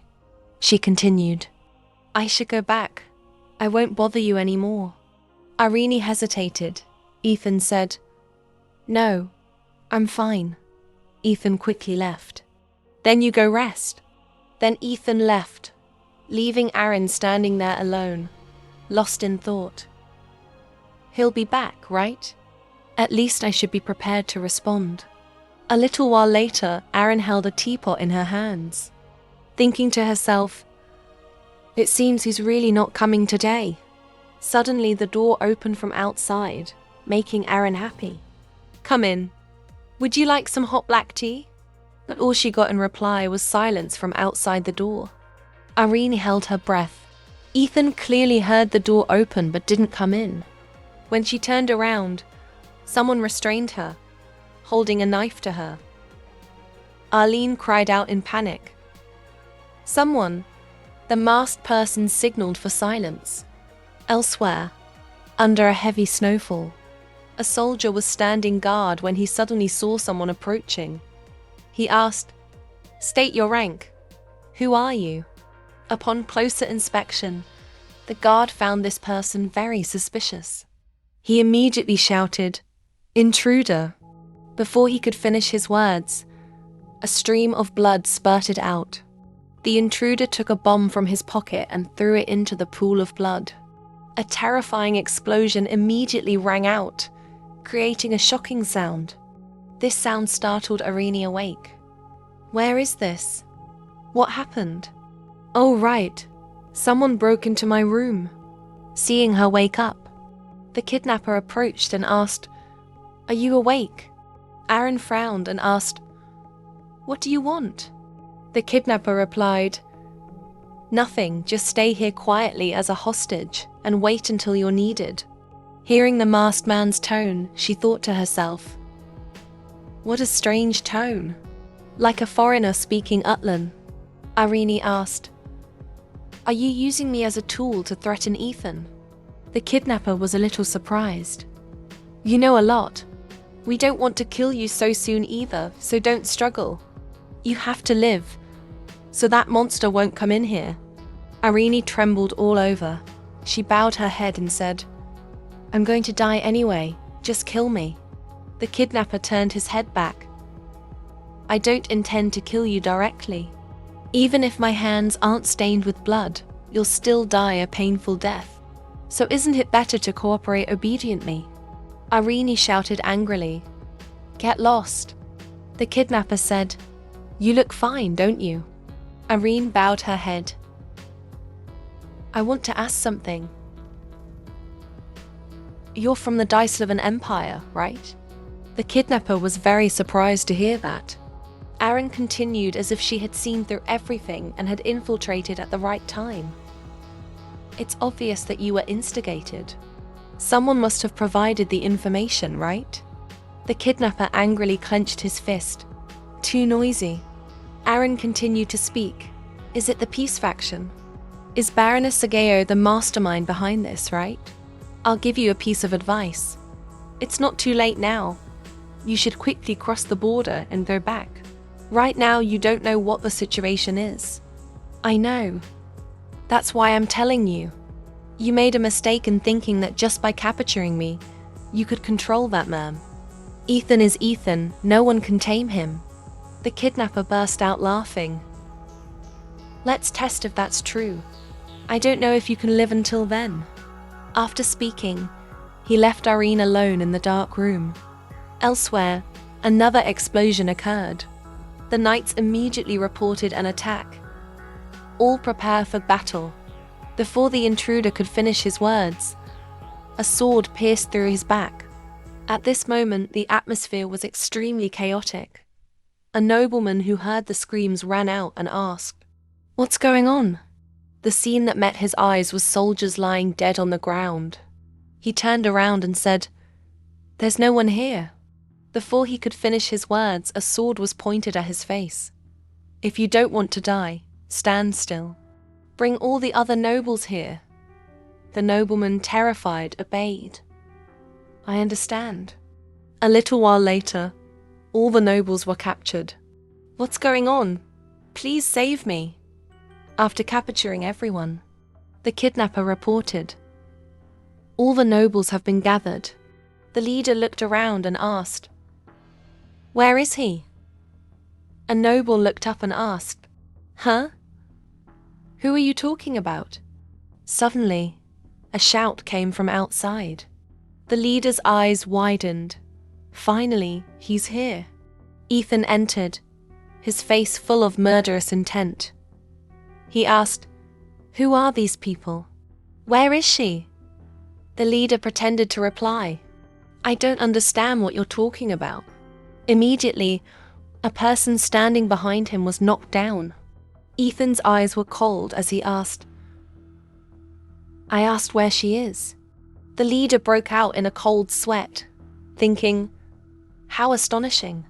Bernstein's strength is that of a demon escaped from a human shell. The thought of being able to control a person like that gives me goosebumps. But in the end, he's still just human. Then he bowed his head and said, Bestavaro, a knight of Deslaven. Ethan replied coldly, I didn't ask for your names. Bestavaro continued, I know you're curious about the young lady's whereabouts, right? I never thought a lone monster who defeated hundreds of people could fall into the trap of love. Ethan stared. If you don't want to die, you'd better tell me obediently. Besta and Ro clenched their fists. Damn it. So murderous. But there's no need to be afraid. It's like I'm holding one end of a rope around his neck. Then he said confidently, You can't kill me. I'm the only one who knows where she's being held. Ethan walked towards him. Then after I eliminate all of you, I'll quickly search for her directly. Bestavara also walked towards Ethan. How can you be so reckless? Ethan tightened his grip on his sword. Anyway, we can't go far in this weather. Ethan immediately swung his sword, terrifying Bestavaro. One of his subordinates was also knocked down. Bestavaro shouted, If you keep dragging this out, you'll never find that person. Ethan was cold. You don't need to worry. Bestavaro threatened. Do you think you can survive for long without a coat in this condition? Hearing that, Ethan immediately froze. Besta and Ro continued. The maximum time is 1 to 2 hours. So if you want to save her, he thought smugly. Good, just like that. The monster of Burston will fall into my hands. Ethan smiled. If so, do you think I will listen obediently? Hearing these words, Bestavero was terrified, his face turning pale. He remembered what Irene had said before. Although it's not too late, you should quickly cross the border and go back. No one can tame that man. That sentence meant that Ethan interrupted. Don't worry too much. If people die, I can find countless people who need my protection. As soon as the words were out, the sword immediately pierced his body. At this moment, there was no one left around who could fight. He spoke up and asked, Are there any surviving soldiers? A soldier replied, Yes, sir. Ethan ordered, Gather the soldiers in one place and wait for orders. Also, make a list of the nobles who are not currently present. Pursue the fleeing enemy. Interrogate the captured. And find the mastermind. The soldier asked worriedly, Where is the young duke going? God turned around and replied, I'm going to find Lady Erin. On Irene's side, at this moment she was desperately waiting for death to come. Fate is so cruel. I never thought I would have to experience death twice. If I had known it would turn out like this, I would have looked a little longer. If I had known I would be so attached, we should have been inseparable every day. And that day, I didn't want to die. Suddenly, footsteps approached. A spark of hope for survival once again flickered in her heart as she silently called out, Ethan. At this moment, a person appeared from the darkness and called her, Irene. On Ethan's side, he was constantly searching for Irene in the snowstorm. Irene, please try a little harder. Suddenly he saw something. There's a light here. Ethan immediately ran over and opened the door. Irene. Seeing the scene inside, Ethan was stunned and asked in confusion, What on earth is going on? Siebes Rudin, hearing the door open, turned his head to look. Ethan immediately drew his sword. What did you do, Aaron? Siebes said, Ethan, calm down. Ethan asked in surprise, How do you know my name? Siebes replied, I came to help Irene, so you don't need to be so vigilant. Ethan entered the house, looked around, and thought to himself, of course. A strange sense of security arose in his heart. Even in this snowy weather, it's very difficult to get warm just with firewood, or maybe magic was used. At this moment, Irene also woke up. She sat up and asked, Ethan, what are you doing here? Seeing her awake, Seb spoke up. Long time no see, Irene. Are you satisfied with being back to life? Irene was stunned in surprise. Seb's Rudin. A little while later, the three of them sat at the table and talked. Irene asked, You knew everything? Have you been watching me all this time? Sebs nodded and replied, I've been watching everything. I've always been by Aaron's side, sometimes as a mercenary, sometimes as a member of the intelligence team or as an innkeeper. Aaron clenched her fists. So why haven't you said anything until now? Why didn't you help me? Sebs replied, I thought it wasn't necessary. Aaron's eyes filled with tears. Why not? Do you know how scared I was? In a place where few people were on my side. How lonely I was. Tears streamed down her face as she thought to herself, again, I can't control my emotions. Sebs comforted her. Calm down, Aaron. We can't be controlled by our demon blood. Aaron mumbled in surprise. Demon blood? Sebs asked. Have you never thought something was wrong? In the south, you and Ethan drank the same kind of camouflage potion, but only Aaron was unaffected, when everyone else was shivering from the northern cold. Only you were clear-headed. Recently, your emotions seem to have become stronger. It's all because my demon blood has connected with you. Aaron asked in disbelief. I'm connected to your blood. Sebs explained, If I'm by your side, the demon blood you inherited will awaken. That's why Elysia, despite loving you, wanted me to stay away from you when the time came. Ethan still didn't understand and spoke up. Wait a minute, you're a demon. And Aaron inherited your blood. Aaron bowed her head and clenched her fists, scolding. When I was little, why didn't you just say it? Why didn't you say anything and even deceived me? My desire for love, even when I was with my father, isn't that ridiculous? Sebs replied, Aaron, you know it's not like that. Aaron shouted, And what's the reason? Why did father leave me alone in that terrible place and leave so quickly? Sebs replied, Elysia hopes you can live like a normal person. The lifespan of a demon far exceeds that of a human. Aaron has lived alone like her father for thousands of years. Father doesn't want you to have to experience the pain of losing someone you love. So if your father stays away from you, your bloodline will not awaken, and you can enjoy a normal life. Irene immediately asked, If so, why are you telling me now? Sebs said, I can't ignore it any longer. There's something you must know. Irene asked curiously, What is it? Sebs touched Irene's forehead and said, Irene's memories have been distorted. From now on, I will let you two see again. Aaron free Brixia, you colluded with the enemy, traded military weapons for profit. Do you confess your guilt? Ethan was taken to another space, looking around in a daze. Where is this? Aaron knelt before the crowd and said, Your Majesty, and the father I have always loved, they were wrong.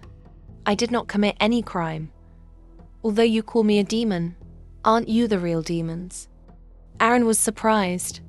This is different from my memory. Karen, with a birthmark on her face, said, Overthrow the Utland Empire, a place that exploits and insults its own people. I mean, aren't those who drain their strength demons? The Emperor shouted, Silence. Aaron continued to question. The demon used black magic to kill the Emperor of Utland. The residents of the capital were also used by you as sacrifices for black magic.